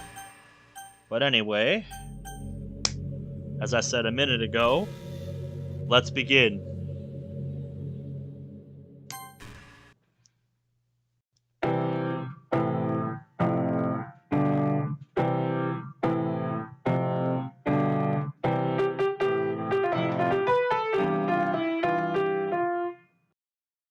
No, that's not good.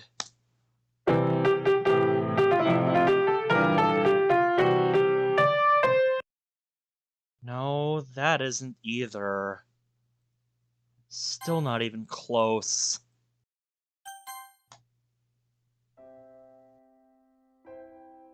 I gaze at the piano keys, my fingers lying limply on top of them. Yeah. We just finished Not Oki Doki Cerberus, and now we're starting a rather obscure mod, but one that has remained a long-standing favorite of mine for the ideas it explores, called Monika's Prologue. It's a mod that came out April 2018. It's long since been discontinued, but I love the idea of this mod. So to clarify, Cerberus, we are seeing from Monika's perspective right now, and this is set before the events of the base game. There's no MC in this. This is before he even shows up. And right now, Monika doesn't even have her epiphany right now. So, this is a discontinued demo, and this is all there is of this mod, so... it never continued beyond this point, but surprisingly, the server for this mod still exists, even to this day, because I'm in it. So yeah. And that's why I love this mod, because, I love the, I love what it goes for. I love, just the idea it goes for, and I love the approach they took when presenting it.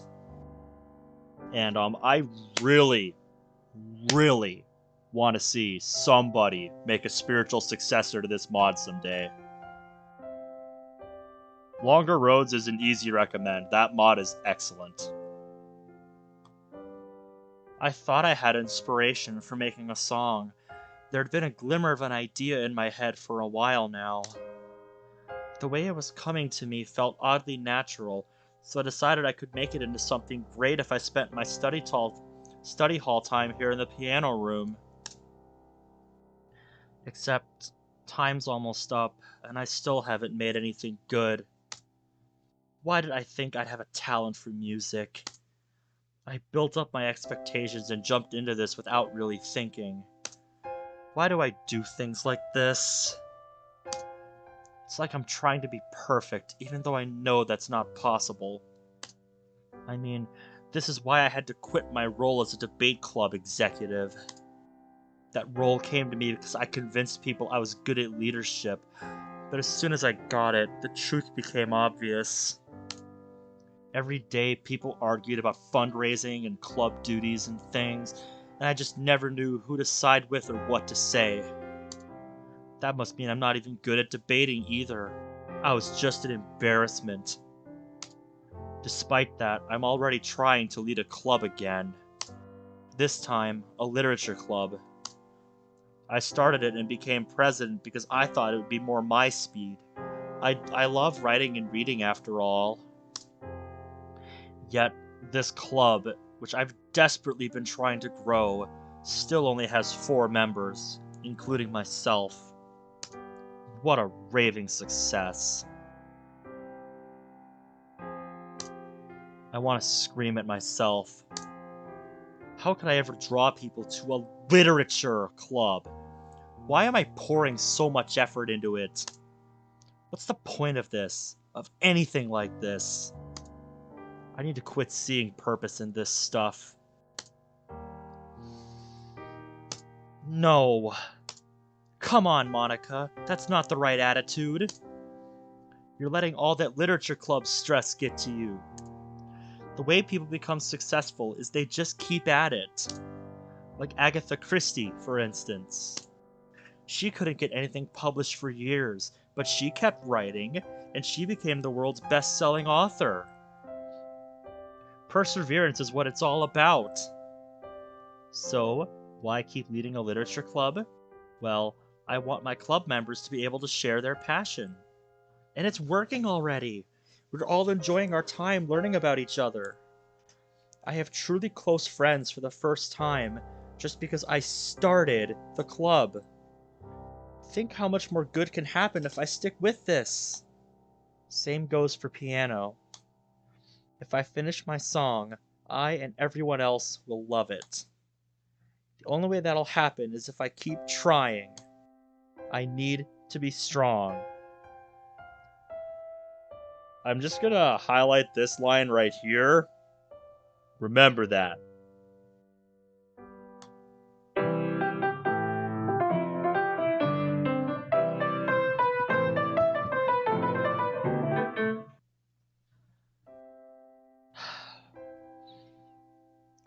You can hear the frustration in those key presses the longer that goes on. Just...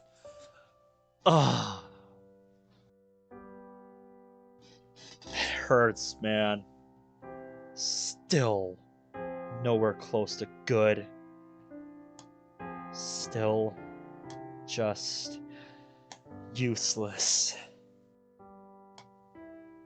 Why won't I stop being like this? For the first time in my life, I'm breaking. My frustration's finally bursting. It's so powerful, I'm starting to feel dizzy. Really, really dizzy. Seriously, what has the point been in trying so hard? Has it been to impress other people? To feel like I'm worth it? No matter how happy I make myself, it doesn't last. Nothing changes. I go back to being my usual self. No matter how happy I make other people, their happiness doesn't last. So what's the point? Why do I feel like I haven't accomplished enough? I'm even dizzier at this point. The world is spinning, and my knees are starting to shake. I try standing up and tumble sideways onto my hip. Breathing is suddenly hard. I have to rasp to get air. But as I'm on the ground, I can't stop thinking. What's the point in trying? What's the end goal? Is there a purpose to anything? Clubs, school, friends, life? I can't see a reason anymore. I can't see a reason to want anything anymore. In fact, I literally have trouble seeing anything anymore. God. I think you know what's coming, ladies and gentlemen. The world's spinning faster. I try to focus on what's directly ahead of me. I can't focus on anything, though. Whatever I look at just seems to swerve away. I can't even tell you what's right in front of me. It keeps getting harder to breathe. I'm gasping for air, but no matter how much I get, I feel like I'm suffocating. What's happening? My body aches. It's like every inch of skin and bone is being burned and electrocuted at the same time. I'm hurting in a way I never thought possible. I mean, it's not just my body that hurts, but also the things around me. Yep. Soon, headphone advisory. I can feel the pain in the piano, in the floor, in the windowsill. It feels like it's not just me suffocating, but the whole room, the whole world. What the hell is this? Am I about to have a stroke? Is this what a stroke feels like? Oh God, no. Oh no. Oh no!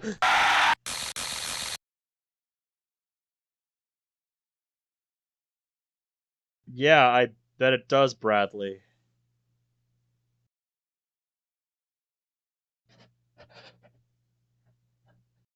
I think it's over. I'm clasping my hands over my eyes. I don't know what that was. The pain is gone, and I can breathe again. But I still feel weird. I almost feel like I'm floating out of my body. I still feel like I'm everywhere. I would open my eyes and stand up, but I'm too stunned after what just happened. What am I gonna see? What if I open my eyes and find out I've gone blind? Except, I know I can't remain curled on the floor here. I take my hands off my face and open my eyes. What? What am I looking at? Is this real? I can't. What is? I start to make out the piano room again. I'm still actually seeing that weird sight, but it's like when you look at a painting with a hidden image. A reference to the way Monika describes her vision in Monika After Story.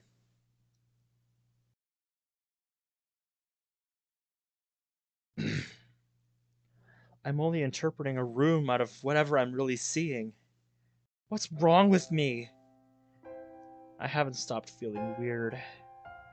I somehow didn't notice that I've already stood up. I didn't feel my legs move, yet I suppose I did feel something.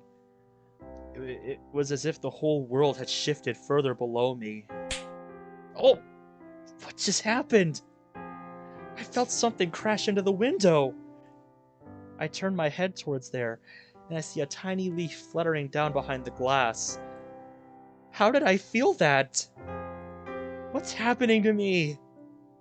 What's happening? No, I need to calm down.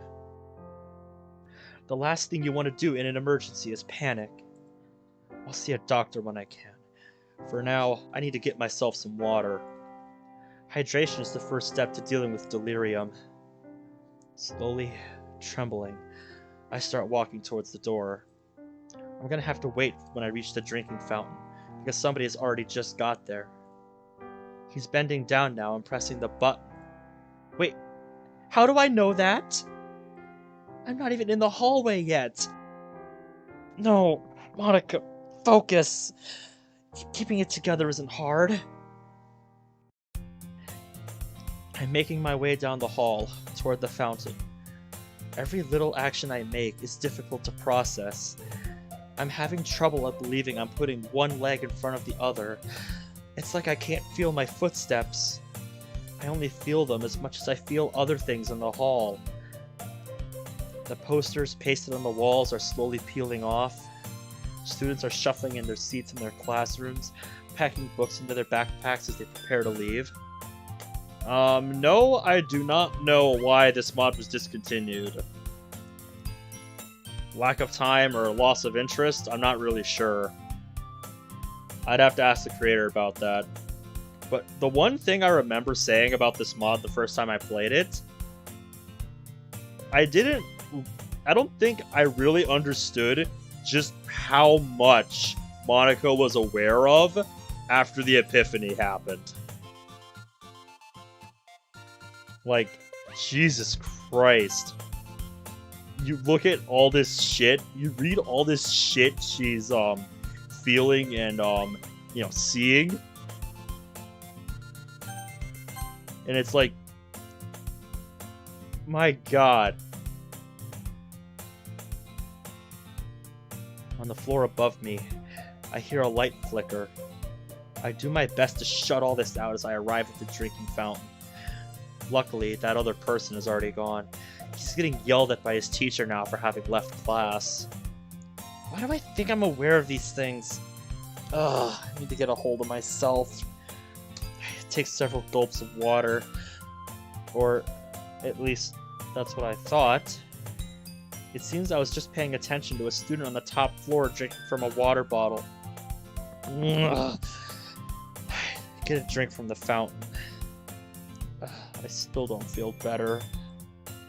But before I can think of another good way to ease my mind, I hear the school bell ring. School's over, and it's time for afternoon clubs. That means it's time to head toward the literature club and lead today's activities.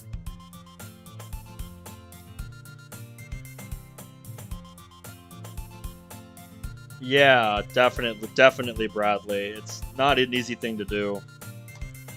Oh, no. Should I just skip and go to the doctor? I'm not in a good condition for this. I can hardly think. Monika, get some... I'm gonna say what I did last time. Get some help. You have the right idea. Just see somebody about this. Ugh. Good God. No! I'm the president of the club. It's my responsibility to be there for everyone. I'm gonna do everything I can to make sure this club stays fun. I start on my way toward the literature club room, still blocking out all the strangeness in my mind. I force out a cheerful greeting when I enter. Hey everyone! Monika! Ah, there you are. Looks like our fourth member isn't here yet. I hope she's coming. She hardly ever seems to enjoy her time here. How was your day today? Spectacular? Yeah, definitely. Things have been going great. I actually wasn't lying for the most part. I really did have an enjoyable day until I played the piano. While I'm expecting Sarah to say something else, she goes unusually quiet. Earth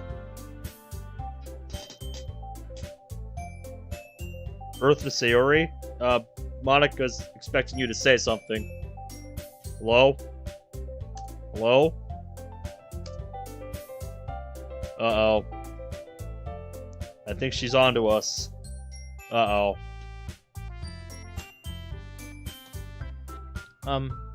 Yeah? You're not asking back about my day. That's what you're supposed to do now. Oh, sorry. I think she's onto us, Chad. I'm so distracted that I'm not even capable of common courtesies. You know, Sayori, I don't think I've ever heard you ask someone about their day before. Why is it you care so suddenly?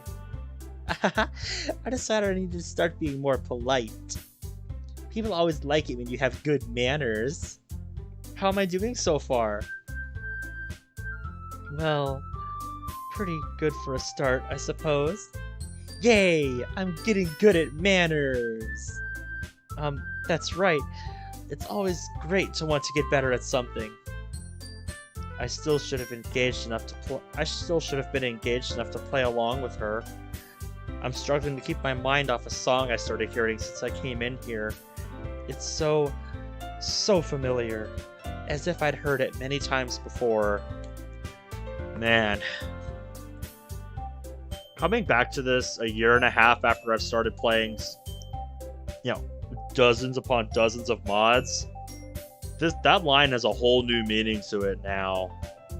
Like, damn, dude.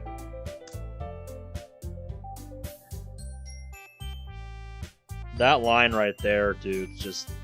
Ugh. It has a whole new meaning for me now. Anyway, how was your day, Sayori? Well, you know, pretty good, I guess. But you haven't finished telling me about yours.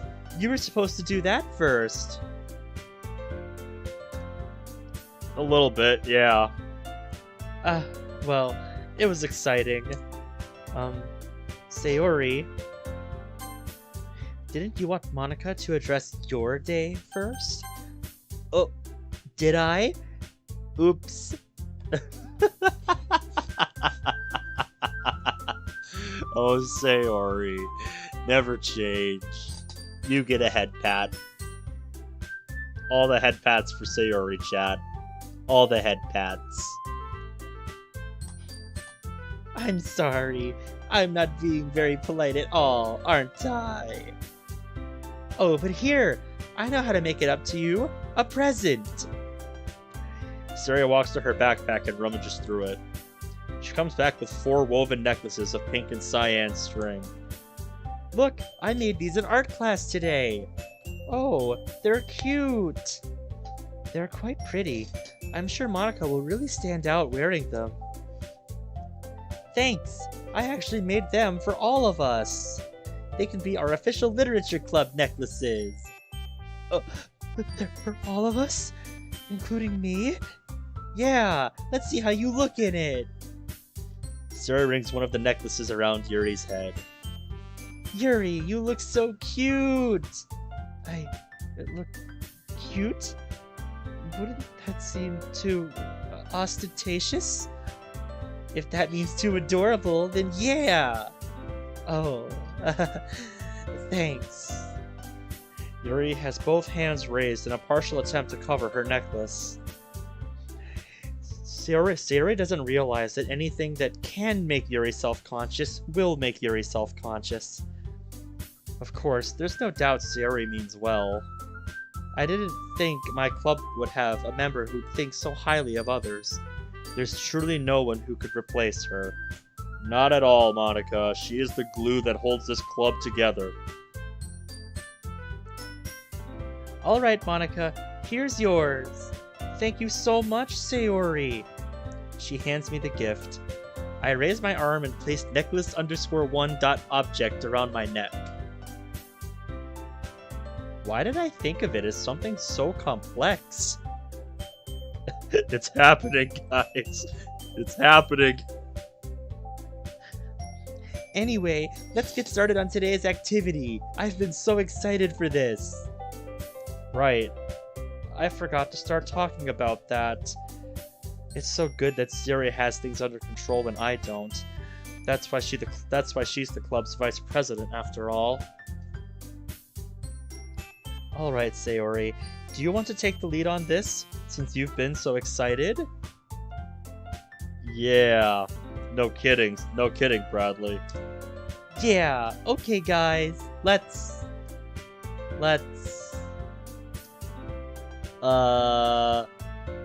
You forgot, didn't you? Do you not remember what we were doing today? No, I just...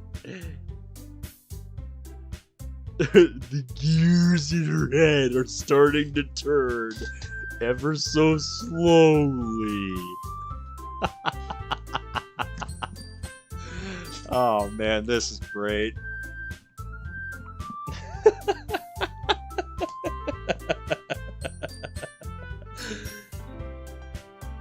We're sharing our favorite books with each other, right? Oh, yeah, of course! Let me go get mine! Sarah returns to her backpack and sifts through it again. Yep, pretty much.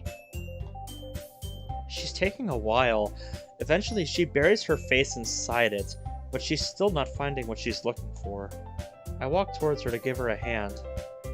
Meanwhile, as both Siri and I have our backs turned, Yuri takes off her necklace. She slips it into her pocket and suddenly looks relaxed again. But I wasn't looking. I turn my head back and see the necklace isn't on Yuri anymore. Is it actually true I'm noticing these things? Is this not my imagination? Looks like I didn't bring a book. She had come back before I could reach her. Wow, Sayori. All you do is forget everything. Monika. Oh.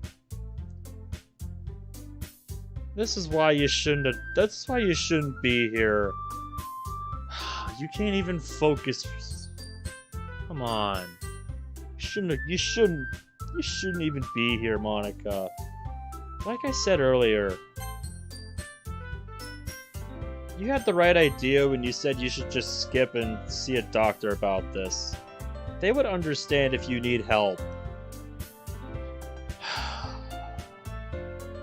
I understand you want to keep your commitment to your club, but just, this isn't good for you. Yeah. Oh, that was so rude of me. I was trying to make a playful jab. I was so absent-minded, I didn't make it come out right at all. Hey, sorry I'm late. Our fourth member arrives as I open my mouth to apologize. You guys better not have gotten started without me. Good, she came after all. It sounds like she actually cares about today's activity. Natsuki! How was your day? Sayori says this as she puts her last necklace around Natsuki's neck. It was okay, but kind of dumb. I fell asleep at the end of my last class.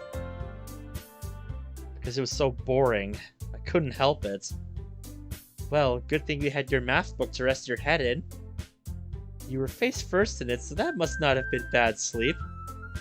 Monika, you knew about that? Lucky guess, lucky guess, lucky guess. Wait, I did? Like I said, lucky fucking guess. Did people already tell you about it?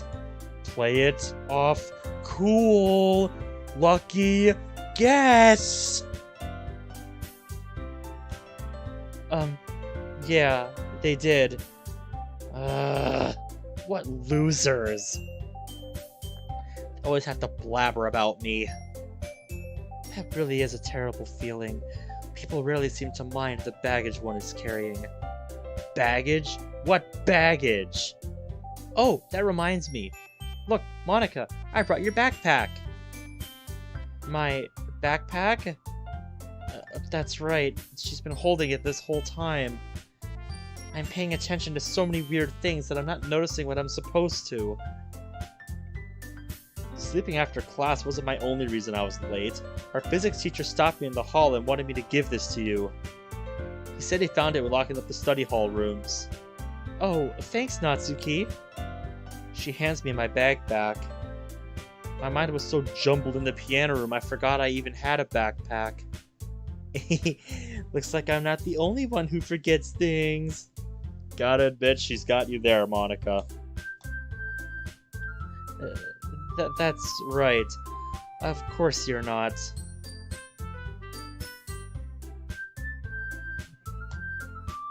You know, Monika, you seem a little off today. Is something wrong? What? No! I suppose I'm just a little sleepy, too. I can't let them know how incompetent a president I am right now. Just making sure. Well, okay. Let's get ready to share books. The three of them head towards the middle of the room.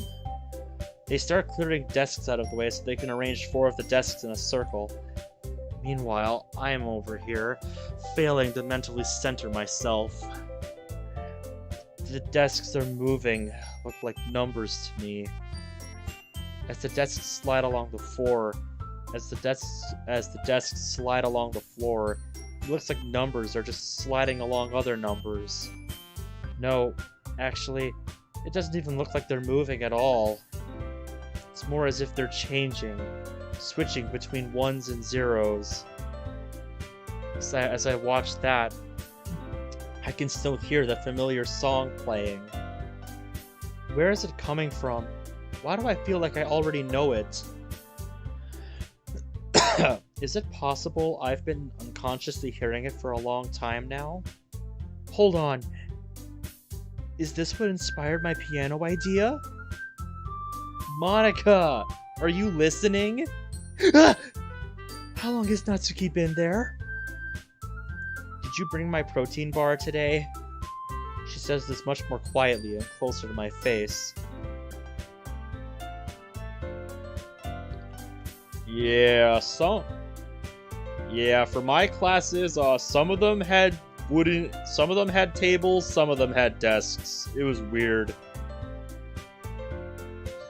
I always preferred the tables more. It felt like you had more space. Oh, yeah, of course. I reach into my backpack and pull one out. Thank you, Monika. She takes it and tries to eat it quickly with her back turned from the others. Did your dad not make dinner again last night? From my delirious mind, I seem to think I already know the answer. I can't let on to Natsuki that I have any idea, though. She stuffs the last bite into her mouth and speaks with chewing. Yeah, he almost never makes dinner. He always comes home late to bed, stuffing his face with some rice ball he bought. Then he goes straight to bed. That's why you really fell asleep in class, isn't it? You don't have any energy.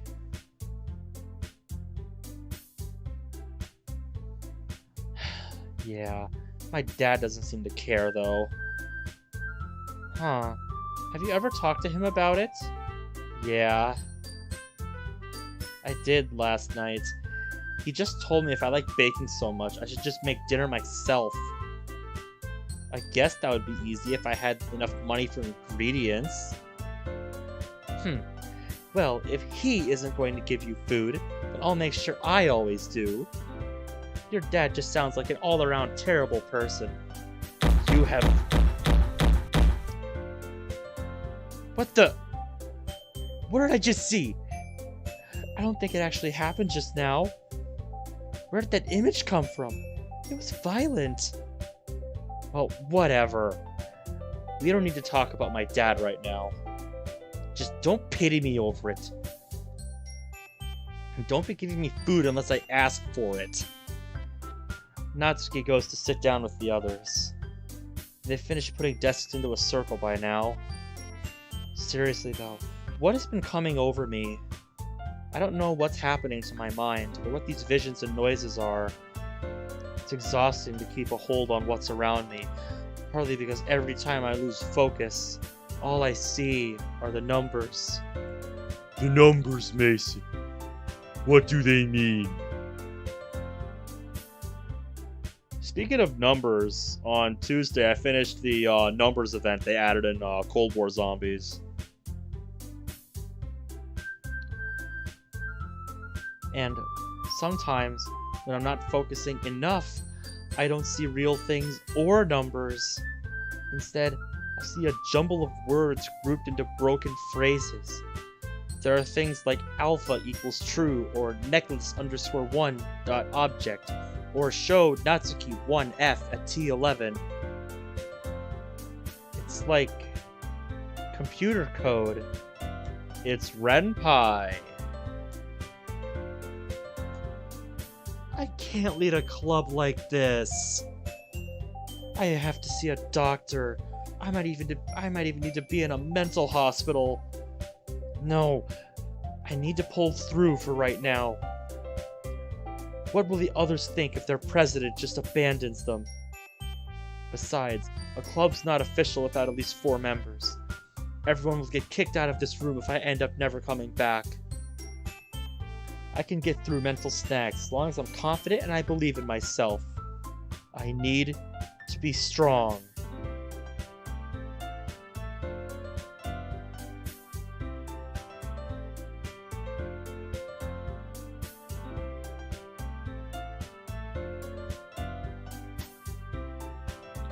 I head over to sit in the circle. Oh, I'm so excited! I'll go first.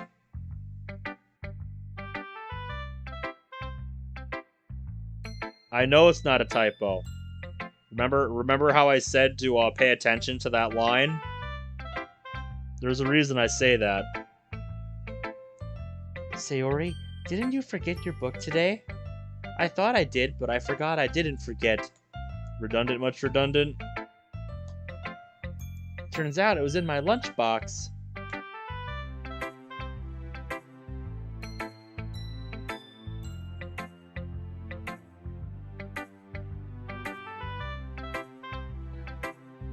Now, what was it doing in there, Sayori?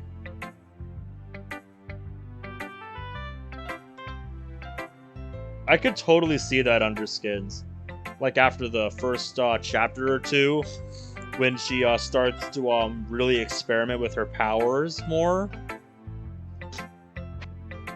And just, seeing what all she can do. Trying to understand it. Your lunchbox? That's weird. It's not weird. I packed things in a hurry this morning. I got up late. Besides, it kept my sandwich from touching my ice pack. That's pretty clever, Sayori. So what book do you have? Oh, right. It's called Of Mice and Men. She holds it up for everyone to see. It's about two friends who stick by each other no matter what. One of them, George, is a pretty normal guy, but the other one, Lenny, isn't very smart. He can't take care of himself, he can't get a job, he can't socialize well, and he gets in trouble because he doesn't understand personal space. But he loves puppies and little mice, so he's really cute. Oh yes, Mice and Men. It's a short but gripping read. George and Lenny's friendship is incredibly sweet. Despite Lenny's odd demeanor and imposing physique, he sees nothing but goodness in those around him. George recognizes this, and he knows innocence like that should never go to waste. He takes it upon himself to care for Lenny, because he knows no one else will. Though he's often dissuaded by how hard it is to protect Lenny, George finds he never has the heart to abandon his friend. Yep, I read that book in high school. I don't really remember much about it though, other than the title.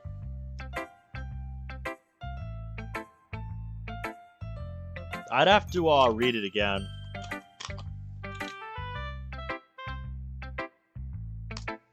He wants Lenny to be happy, and above all else, even to the end of the story when... Yuri! Spoilers! I'm sorry, I let myself be carried away. That was terrible of me. I shouldn't even let myself interrupt others. Well, that's why I'm trying to be more polite. Don't worry, Yuri. There'll always be people like me to help you not spoil things.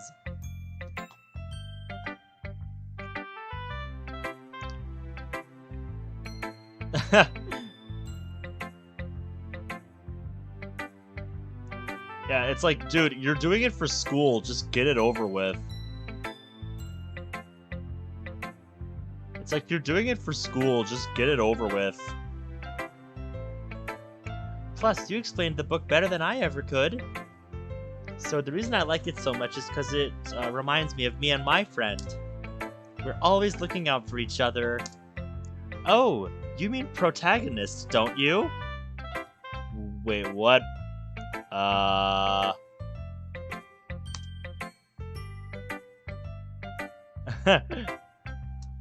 would just fucking say it and get it over with. It's part of the book. You're reading for class. What's the big deal?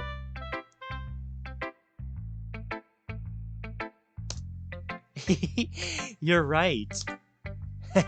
Yep. I can read you like a book, Sayori.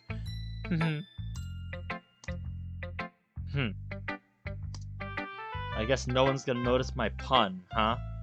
It's more of a saying than a pun, Natsuki. Sayori tends to talk about protagonist a lot.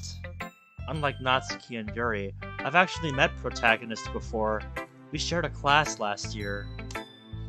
He always seemed like a bit of an airhead, kind of slouchy about classwork and keeping to his own headspace most of the time. Siri seems like she really enjoys him though, so I'm sure he can't be that bad. He's just hard to relate to is all. I kind of see me as George and Protagonist as Lenny. Even if George isn't happy himself, he always goes out of his way to make sure Lenny is. I always make sure Protagonist is making new friends, studying for tests, and getting good sleep. Well, I guess I don't get to do that quite as often, since I haven't seen him as much in high school. But still, his happiness is important to me. And you said that the Protagonist takes care of you too. Would you say you're also kind of his Lenny? Well, not really. He already thinks I'm plenty happy. The reason he takes care of me is more so I don't make some sort of disaster happen. For example, he made all my lunches in middle school. He thought I was gonna starve. I know he'd be less happy if I ever let him think I have my own problems.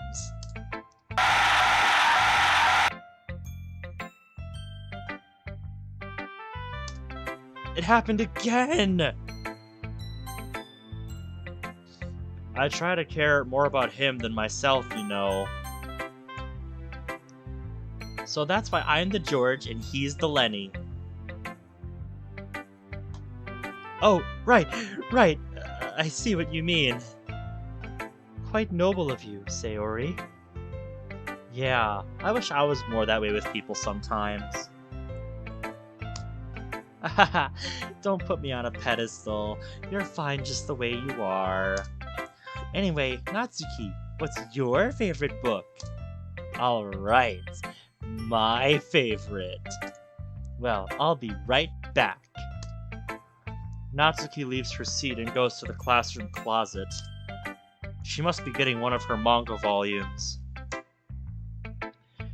She doesn't want her dad to find her manga collection at home, so she keeps all of it in the closet here. I know manga's a little childish, but that's a really shallow thing for her dad to get mad over. Besides, manga is pretty much literature, right? Natsuki would scold you if you say otherwise. Smacks chalkboard. Manga is literature!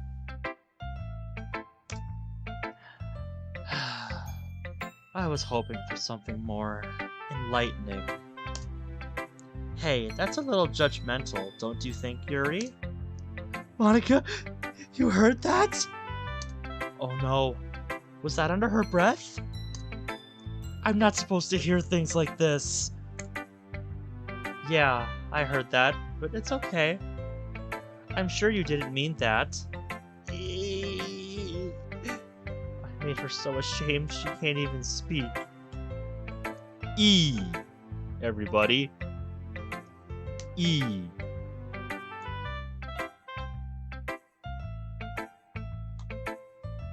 I'm not sure what you said, Yuri, but I bet it has something to do with manga. I think I know where you're coming from. Manga's good for some people, but it's not good for giving you a whole bunch of feelings. Not like a big old novel, right? Yeah, that's true. Even when I'm in my best state of mind, Sari has always been way better at calming Yuri down. Alright, here it is! She holds up the cover of the manga she chose. In the muddle of highly saturated colors, there are girls with outlandish clothes and gigantic eyeballs. Typical anime affair. This is the first volume of Parfait Girls. It's the best because it establishes the characters at a really steady pace, except it's exciting the whole time. And it foreshadows so many plot... It seems... I was talking to my dad while the mod was playing. Why did I put E? Because, Monika heard, Yuri talking under her breath. And, Yuri was just like, So I was just like, everybody. Yep. Everybody. It seems Natsuki has noticed the disinterest on all of our faces. I'm sure no one's been trying to show it, but we just can't get ourselves excited at the prospect of manga. Perhaps Sayori could, but she may have turned herself off to the idea a moment ago. Really? I agree to listen to you guys talk about snobby 100-year-old books, and this is what I get? Natsuki, I think we all just kind of agreed manga isn't the type of thing we're sharing today. You make me think of that meme where it's Lord Farquaad from Shrek with Markiplier's face. I don't think I've seen that one. Today's more about novels that are really thought-provoking.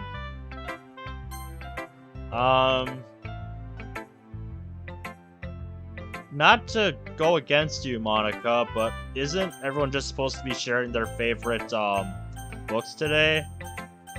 And I mean, you could argue whether or not manga is a book, but it's pretty, I think it pretty much fits the definition, right?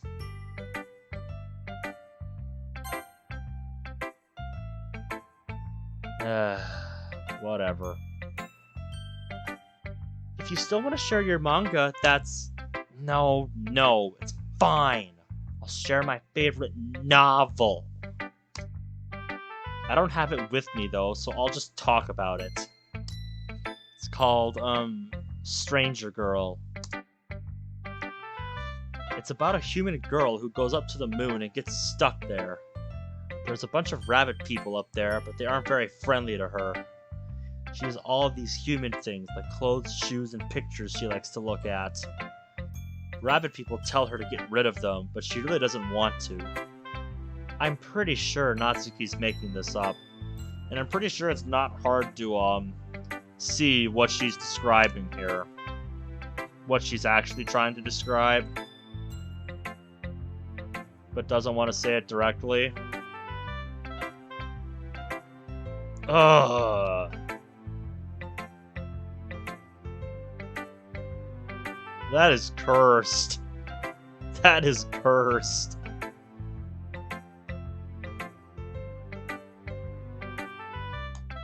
In fact, I feel certain of it.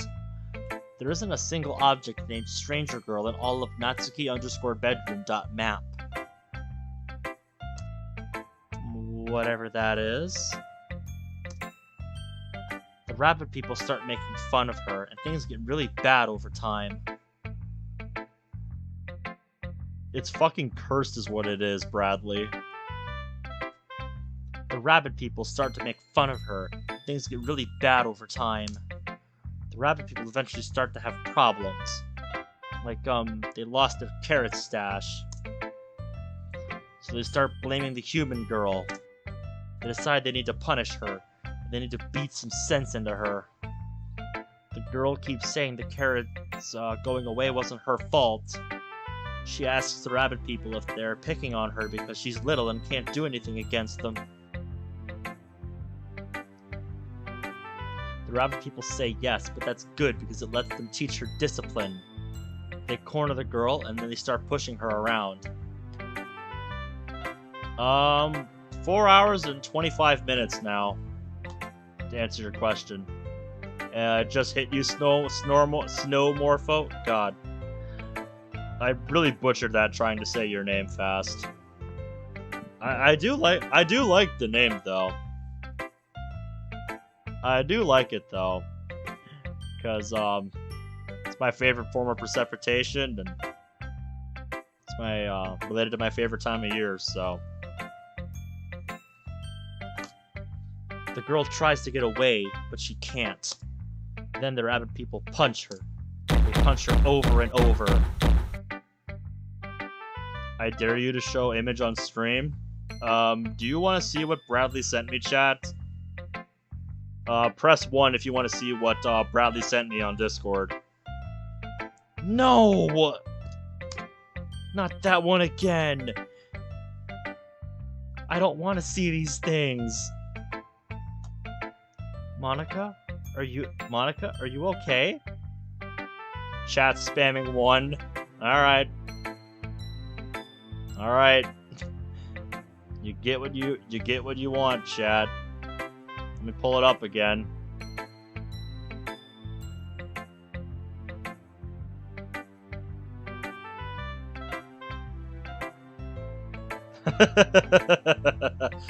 That's what Bradley sent me. The Lord Marquand E meme. That image is fucking cursed. Oh my god.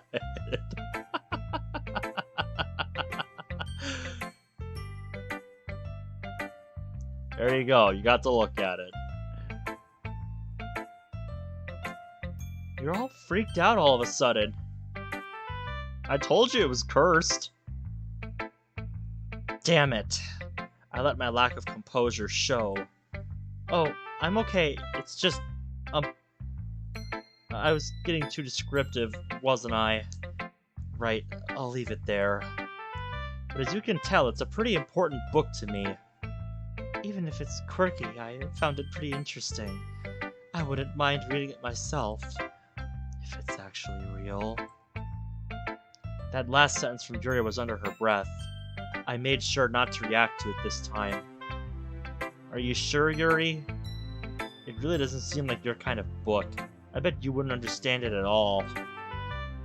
I don't think it matters that much. It sounds like a really silly story. Violent, but silly. I hope the rabbit people get their carrots back. Yeah. I guess that would be good for them. If Google could judge my searches, it would facepalm every time. Oh yeah, it would definitely judge me for some of mine. Okay, enough about that. Let's just move to the next person's book. Sure, let's do that. Yuri, what's your favorite book? Oh, somebody else sent me a message. Oh, nice. This story looks like she's ready for the apocalypse in that picture. I'm actually terrified of moving on. What if Yuri says something that triggers one of those images? I think I kind of bring those images on myself. When someone gets me curious about something, I let my mind wander off and look into it. I've been doing a horrible job of preventing myself. But the more I see these visions, the more I have to admit the truth. I'm thinking none of this is my imagination. Everything's too real. Please, make it stop. I don't want to see anything more. I want to be normal again. Please don't let Yuri trigger something. The Monty-pocalypse?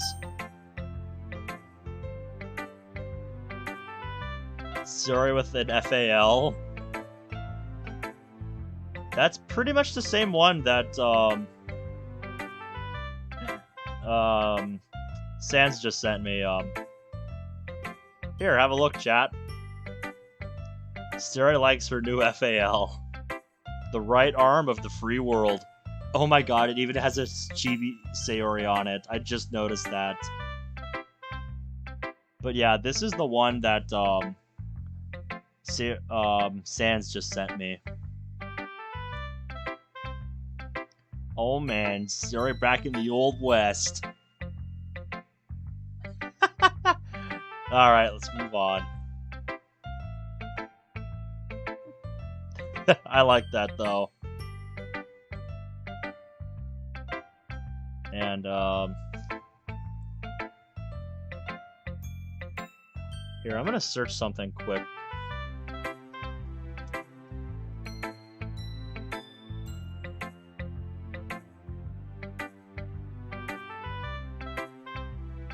Because I actually have a image that fits Monika Apocalypse pretty good.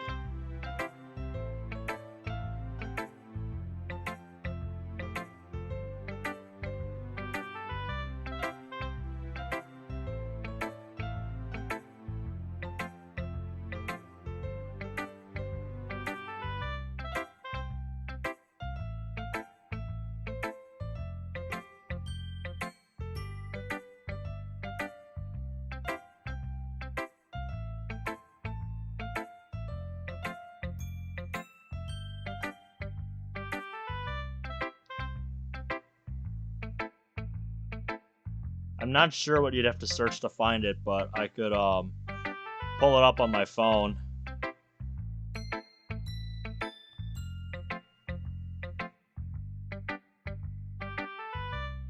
I'll pull it up later.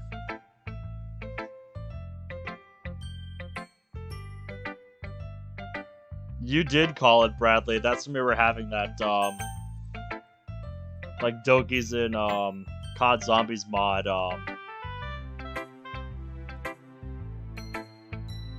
you found something more cursed? What did you find now? Sayori as a revolver? Oh, jeez. Have a look, chat. Sayori as a revolver.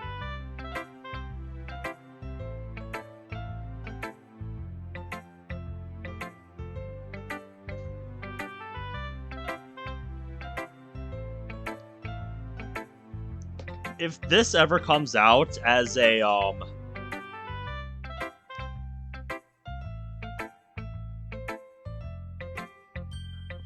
if this ever comes out as a blueprint in, any COD game, I'm gonna kick myself, because you know I'm gonna have to fucking get that.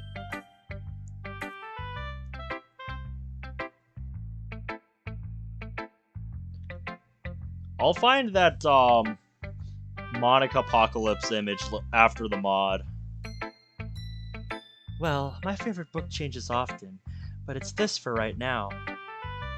Yuri removes a rather lengthy-looking book from her bag. The cover shows a solemn woman whose eyes are obscured by the top edge of the book. The mysterious look of it isn't a good start for me. Please don't let this happen. This is Night Film. It's a psychological horror novel. It draws you in with an escalating sense of mystery and dread. It convinces you about a simple suicide investigation, but it gradually flips your perception on its head, and it turns out to be... Oh, Sayori, can you please let me know if I'm about to reveal too much? Of course, Yuri! Unless you get me really curious. I'd be appreciative if I managed to.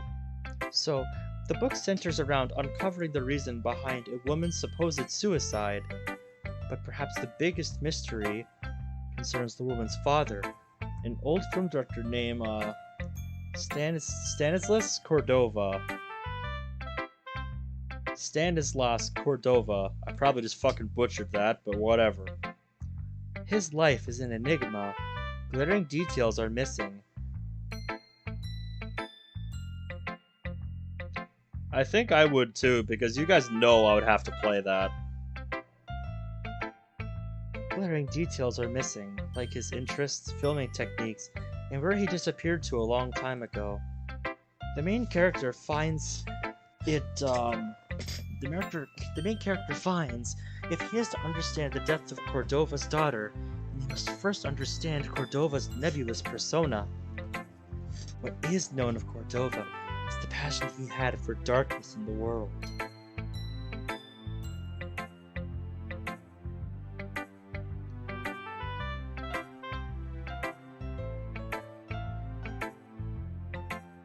If you watch his films, he seems to revel in the concept of atrocity, like someone in awe of an open wound.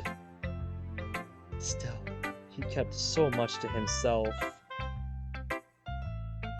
The main character is convinced Cordova is a psychopath.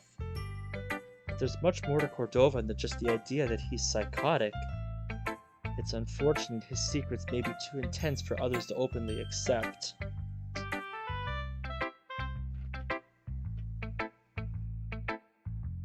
Sounds kind of boring. What? It's not boring.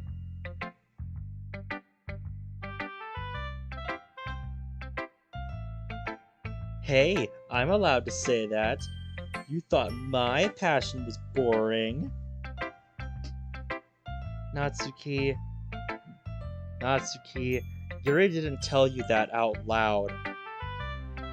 You guys just like different things. I think that's fine.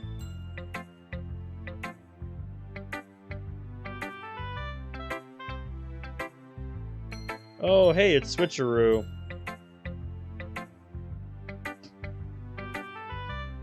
When they say cake isn't the best dessert. When they say cake isn't the best dessert, chat. When they say cake isn't the best dessert.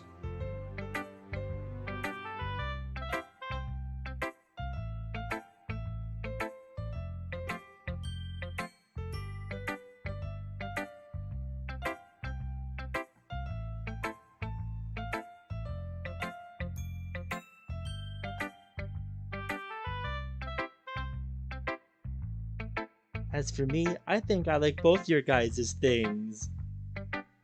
Yuri, what's Cordova really like? I want spoilers now! Oh, well, I'll still try to avoid too much detail, in case Monika wants to read. Yeah, I might. I'm getting pretty interested. Ah, then I'll try and build your curiosity. Cordova was really fond of eyes. He showed close-ups of killers' eyes in films a lot, and he remarked about how much power they had. I think he likens them to that intense emotion brewing inside all of us. After all, that intense emotion is what we always wanted to express. I think all of us have dark secrets we want to express, but we know we can't or else people would be concerned.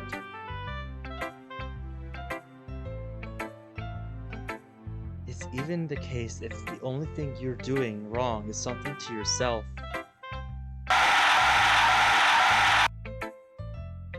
No!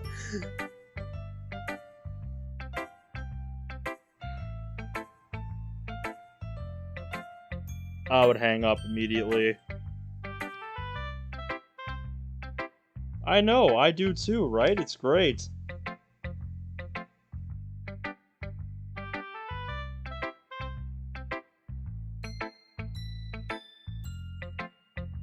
But I'm probably rambling at this point, aren't I? Monika, what's your book?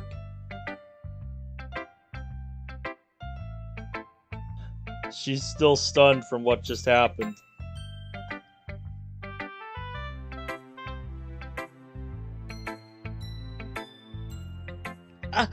Oh! It's, Go Set a Watchman. I take the book from my backpack. It's the sequel for To Kill a Mockingbird. I mean, it's sort of a sequel. But not really. Because, it came before, and it was a draft, and it kind of... Monika, you're not nervous, are you? Don't worry. It's just us. We like hearing what you have to say. Nervous? No. Like I said, just sleepy is all. I understand if you are nervous. Sharing your true passion can be intimidating.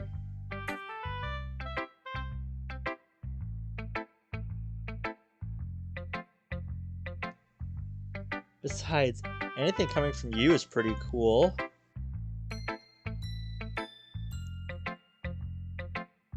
Out of everyone here, you've probably said the least things that got me mad. Yeah, that's good to hear. So, Scout's older in this version. Sequel. You know what I mean. But she sees Atticus differently. Or she starts to, and that's kind of the plot, right?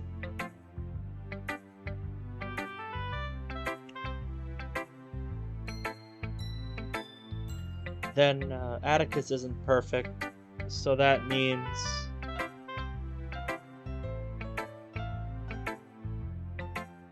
Well, you see...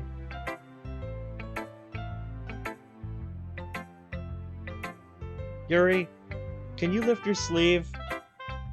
She's too distracted, chat. She's too distracted.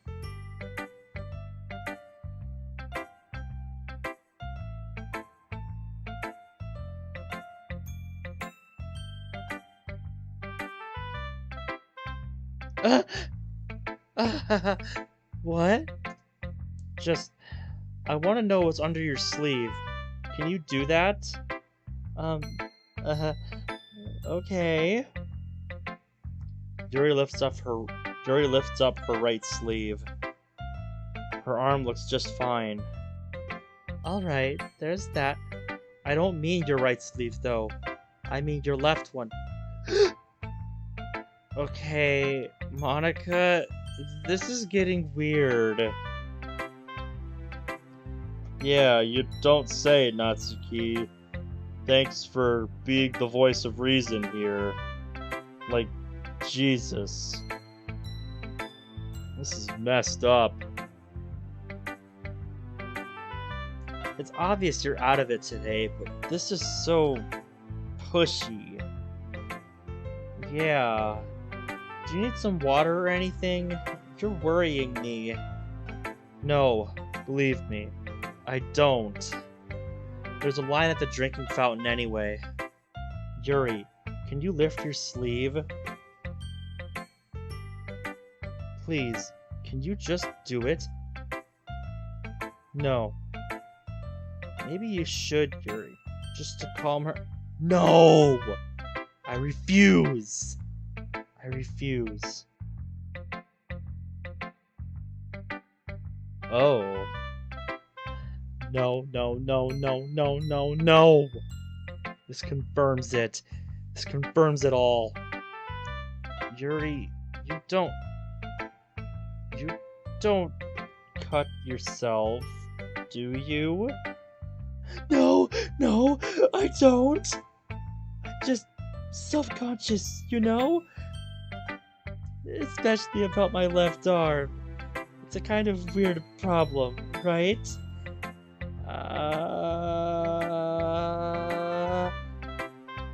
Even Sarah doesn't know how to react. I can't take this anymore. I have to go. You're going? Why all of a sudden? I thought I could handle this. I was wrong. I was so wrong. I don't know. Here we go. Finally found that image I talked about 5 minutes ago. I'll send it to myself and show you after stream. You know how I said I have the perfect image that depicts the Monty apocalypse? I found it. I have to go, though. Yuri looks really freaked out, though. I cock my head in Sarah's direction, everything startling me. Before I can focus on what she looks like, I see words in place of her. They say, "You don't want to stay and help talk to Yuri? You don't want to stay and help talk to..." No! I don't! Monika, go. Like, just leave. Just leave, Monika. Leave. What's happening to me? I, just have to go now. I'll see you tomorrow. That's the idea of this mod, yeah. I grabbed my bag and hastened to the door. I couldn't do it. I really couldn't. Whatever's going on, I can't handle it. I didn't go to the doctor after all. There's no doctor who could help me with this. And if I ever showed anyone I was aware of everything, I'd scare them. I know it's true now. It's not my imagination. And it's terrifying. How did this start again? I was in the piano room, I felt it coming, then boom. I'd much rather be back there, more uncomfortable with where my life was going and all that, than be wherever I am now. What am I? Psychic? A monster? I have to figure out what's going on with me. It's the only way I'm going to be able to cope. But how do I do that? I can't find any answers. Except, I can find the answers. I can apparently know everything. Alright. I'm gonna have to stop blocking out all the noise. I'm going to have to pay attention.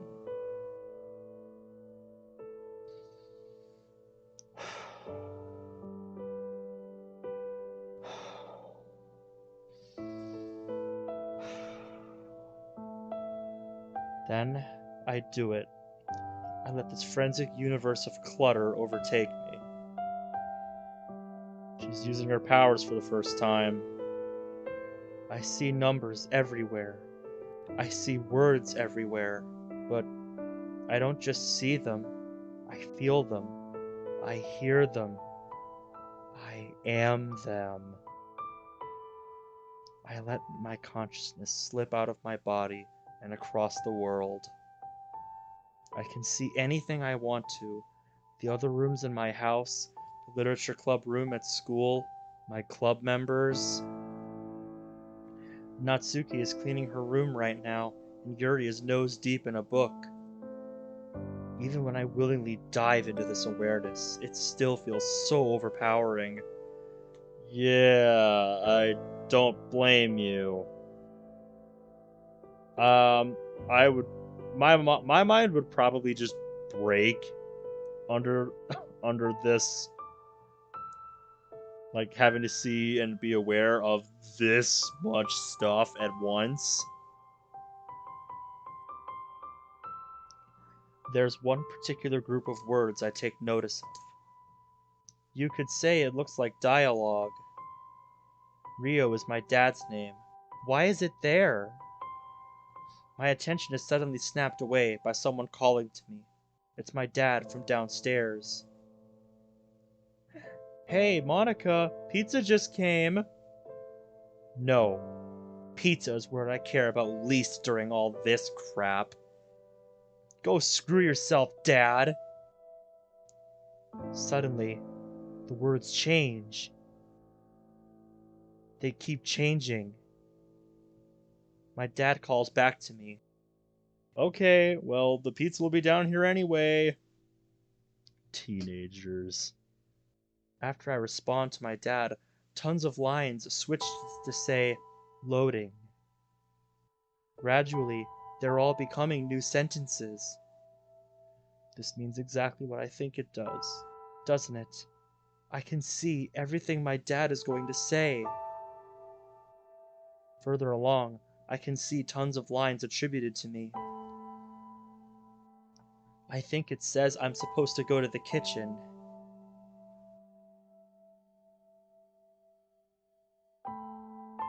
Except, I'm choosing to stay here. The longer I stay, the more lines of mine reload and become new things before they reload and become new things again. My dad is controlled by all this, but I'm not. I'm lost for feelings.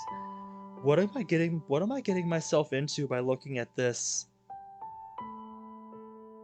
I think it'll hit you soon enough, Monika. Do I really want to find out what this is all about? I feel a chill down my spine. What if I'm about to discover something I don't want to? I mean, I don't like any of this, but what if I figure out something really terrible? I decide I have to continue, though. It's the only thing I can do. I look further into the proverbial hole in the wall. I come across a rather unique line. It says, access internet equals check_4_updates. Updates? What is this talking about? I want to see, so I divert all of my focus onto this line. I examine it heavily, trying to summon up other lines associated with it. Eventually, I succeed, and find myself discovering a heap of more words and numbers than I expected. There's practically mountains of this stuff. Whatever I just happened upon is an even bigger load of stuff than what I was looking at previously. Much bigger. That line mentioned internet. Is this new load I found something related to the internet somehow? There's pictures here. Lots of pictures.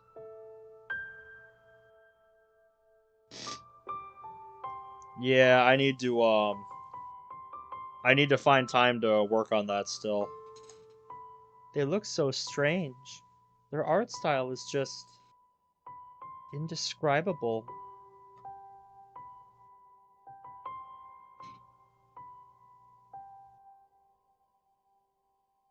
Just a little bit though. Guys, I can hardly wrap my head around all this. So much complexity, like I've never seen before. I guess you could call some of the pictures beautiful. So many of these. So much more to know about this. It seems like a whole other world is conveyed by this stuff. And I say this because pictures are far from the only things here. she's discovering the real world.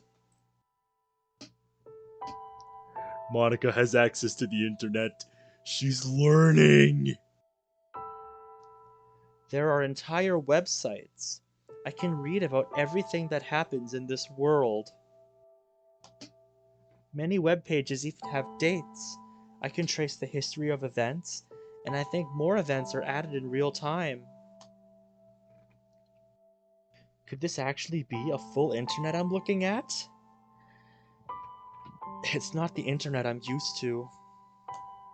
In fact, I think it's way more extensive than the one that I'm used to. Wait, what is this? Yeah, that's totally Natsuki. It's me and Sayori and Yuri and Natsuki. Why are we in a picture like this? It's the only picture of me or anyone I know that I can find on this whole internet thing. It's part of an email to someone. And what's Doki Doki Literature Club? I have to read the email. It's from someone named Dan Salvato to a friend. He's telling his friend about a new dating sim he's making, and that's what Doki Doki Literature Club is. But what? What is a dating sim? It's something that's being made? I think I have to know. It seems I can search on and browse this internet like the one that I'm familiar with. But for this, I don't need a computer. I only need my thoughts. Okay, what is a dating sim? What is it? Here it is. Oh boy. Oh boy.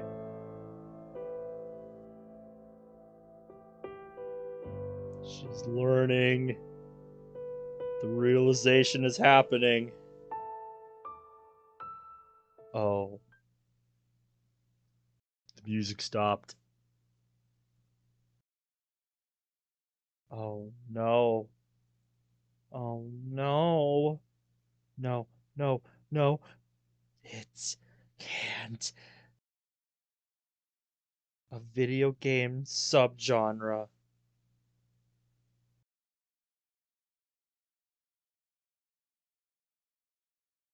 Simulation games. The most common objective of dating sims is to date.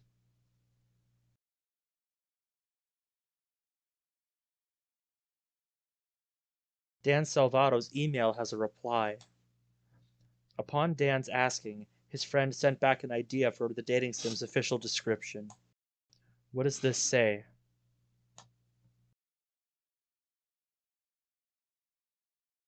Love is the sweetest form of poetry. That's what the adorable literature club members want to show you in this free dating sim.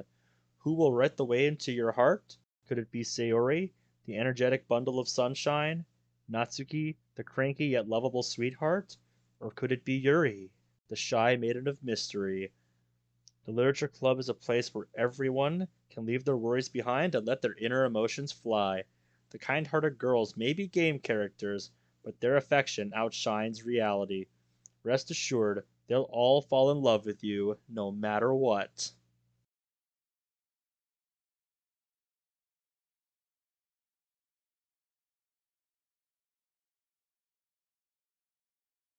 That silence is deafening.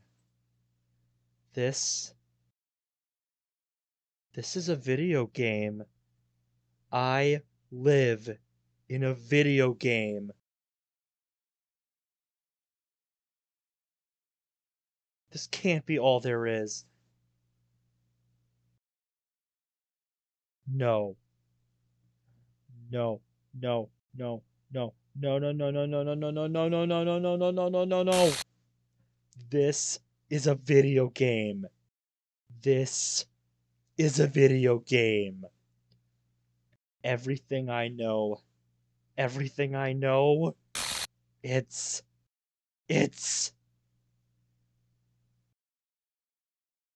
nothing. Nothing.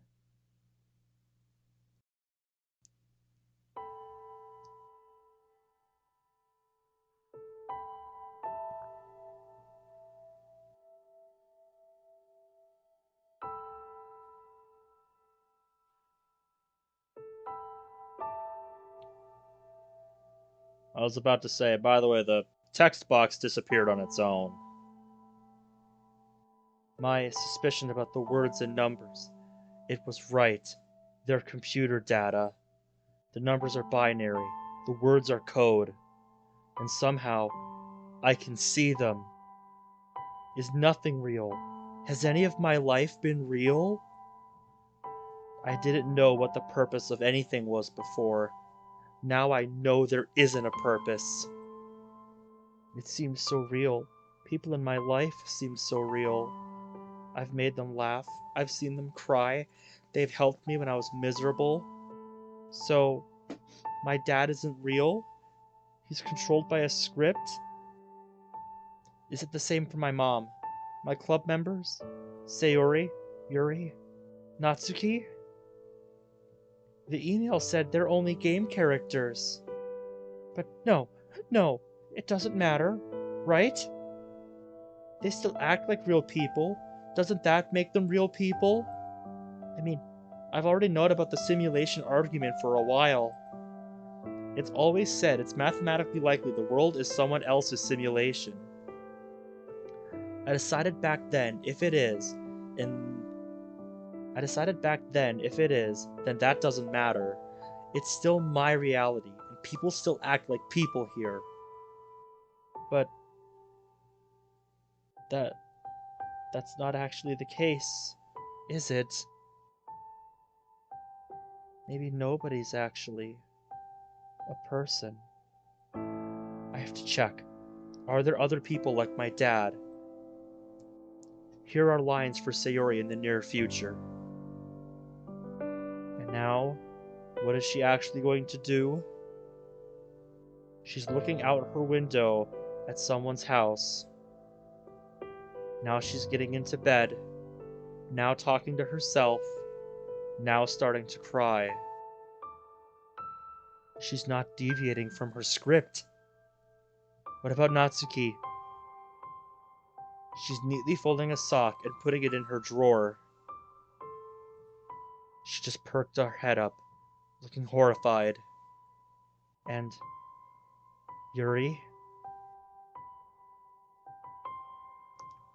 She's closing a book she just finished reading. And she's lifting up her left sleeve. Okay, but even if everyone follows the script, they're still kind of real, right? That email said they'll fall in love with the game player no matter what, though. So it sounds like they don't have free will in that way either. There still might be a hope. I can check. Here's all the basic information about Yuri. I think this is kind of her brain. I don't know how to read this. I don't need to check. I already know the answer to this. I do. Whenever I used to make any mention about romance or trying to get a boyfriend, I could feel my club members' eyes on me intently. Sierra's attention to me would be surreal. It would be a rare time where her smile disappeared and she focused. Natsuki would stop talking. Yuri would look up from whatever book she'd be reading. Then, when I would ask Yuri about what book it was, she'd snap out of her daze and struggle to remember. Even if they don't say it outright, I can tell they're obsessive, more so than I learned a human being ever should be. It's like it's their programming to want to love someone. I know people are supposed to want love anyway, but it's like these girls don't have a choice. They don't have a choice because they can't make a choice. It's only me. I'm the only one who can deviate from the script. I'm the only one with a real mind. No one's real.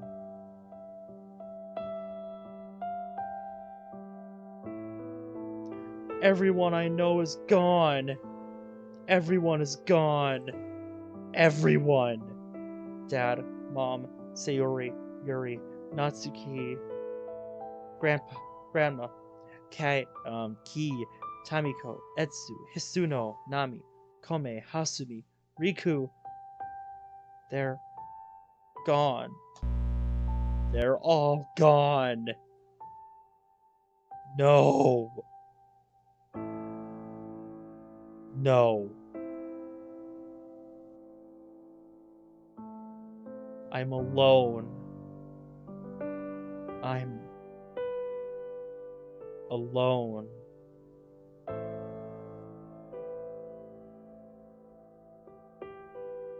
Well, I'm glad I could fix that.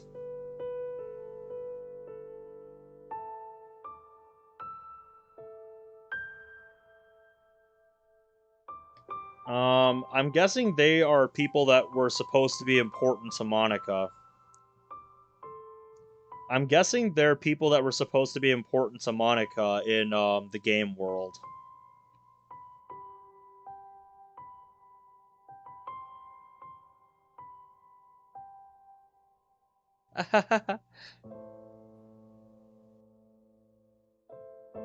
No. I'm just crazy. I'm not alone at all. Everyone's as real as ever. Did I really think I was in a video game? That's crazy. I'm crazy. And that was all wrong. Just silly. Do I really think I can see through walls and know what people are going to say? Of course I can't. There's just no way. Everyone's still here. She's going into denial, guys. She doesn't want to believe it. I can't do any of that stuff. I'm perfectly fine.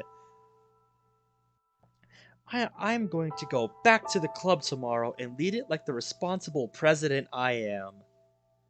I'll apologize to them for what happened today. I was having some weird ideas. I have everything under control. I just need to believe it. I just need to believe it. I need to be strong.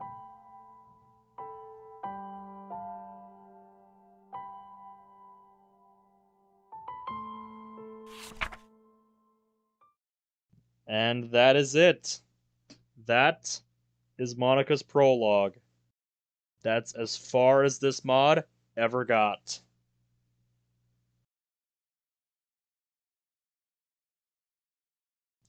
I said it before we started playing. I'll say it again. Somebody, someday, needs to make a spiritual successor to this mod.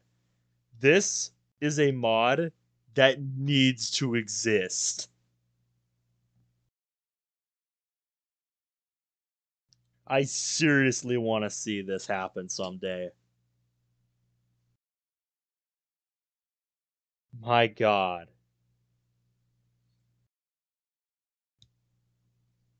So yeah, there was a lot that was left unseen. That we're never going to get to see. But like I said, I really want somebody to make a spiritual successor to this mod.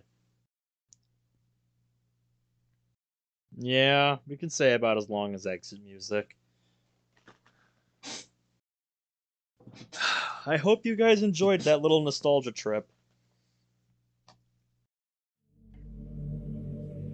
Because, man, that was fun. I really enjoyed revisiting this mod. It may not exactly be the 22nd anymore, but I knew I had to play this in celebrating my girl's birthday. I knew I had to.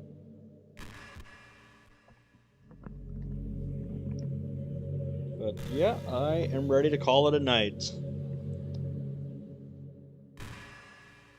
So yeah, this was a fun string of streams that I did for the anniversary of DDLC and to celebrate Monika's birthday. Yeah, I don't think it went quite exactly how I planned, but I still had a fun time. Very much so, A-tier demo. There's a reason it has remained a long-standing favorite of mine. Because it's really well written, and it really does a good job, capturing, it really does a good job, captivating you. Just making you wonder, like, what, Monika's been going through, what Monika's going through, what she's dealing with, and how she's trying to deal with it. Just...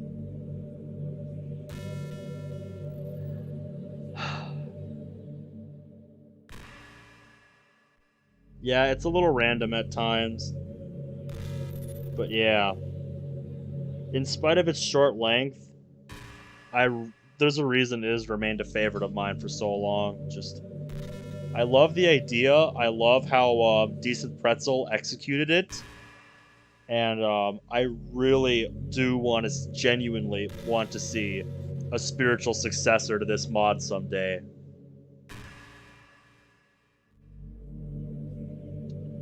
Snowmorpho, to answer your question, unfortunately, no. This mod has been discontinued since 2018. The mod came out April of 2018, and this is it. This is all we got. The mod has been discontinued for years. Although, funnily enough, the server for this mod on Discord still exists. So, you can go there and give the developer your regards. When I talked to him about it on his server, he says he has no interest in continuing it. So, no. Unfortunately, this is all we're gonna get of Monika's Prologue. Like I said, though, I want to see that this is a mod, in my opinion, that needs to exist. Somebody needs to make a spiritual successor to this mod someday. Just, God, the idea of this can't lay dormant forever. So yeah, I'm still waiting for that day. Because, thinking about this kind of story is just... it's not like, other mods. You don't really get, the kind of thought-provoking nature you get thinking about like how Monika was before the epiphany happened, like how she was like as it started to develop and how she coped with it. Just they're all really, really interesting concepts to think about, and I would love to see that explored more in a spiritual successor to Monika's Prologue. But I'm rambling at this point. I really should get to sleep, so...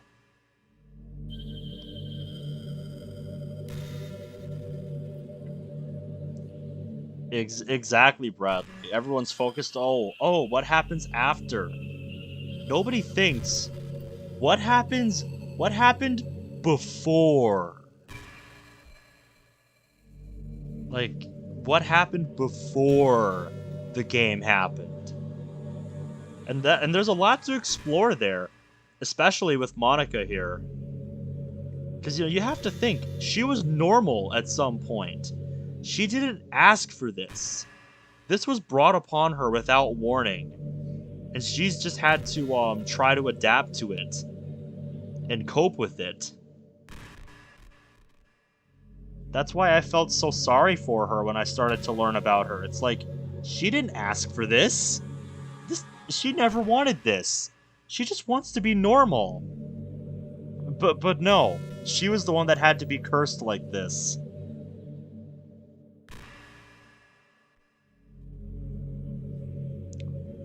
What did you miss? What did you miss? Monika going into denial about what she just discovered. And that's it. That was the end of the mod. You missed Monika in denial? Yeah, pretty much. So, yeah.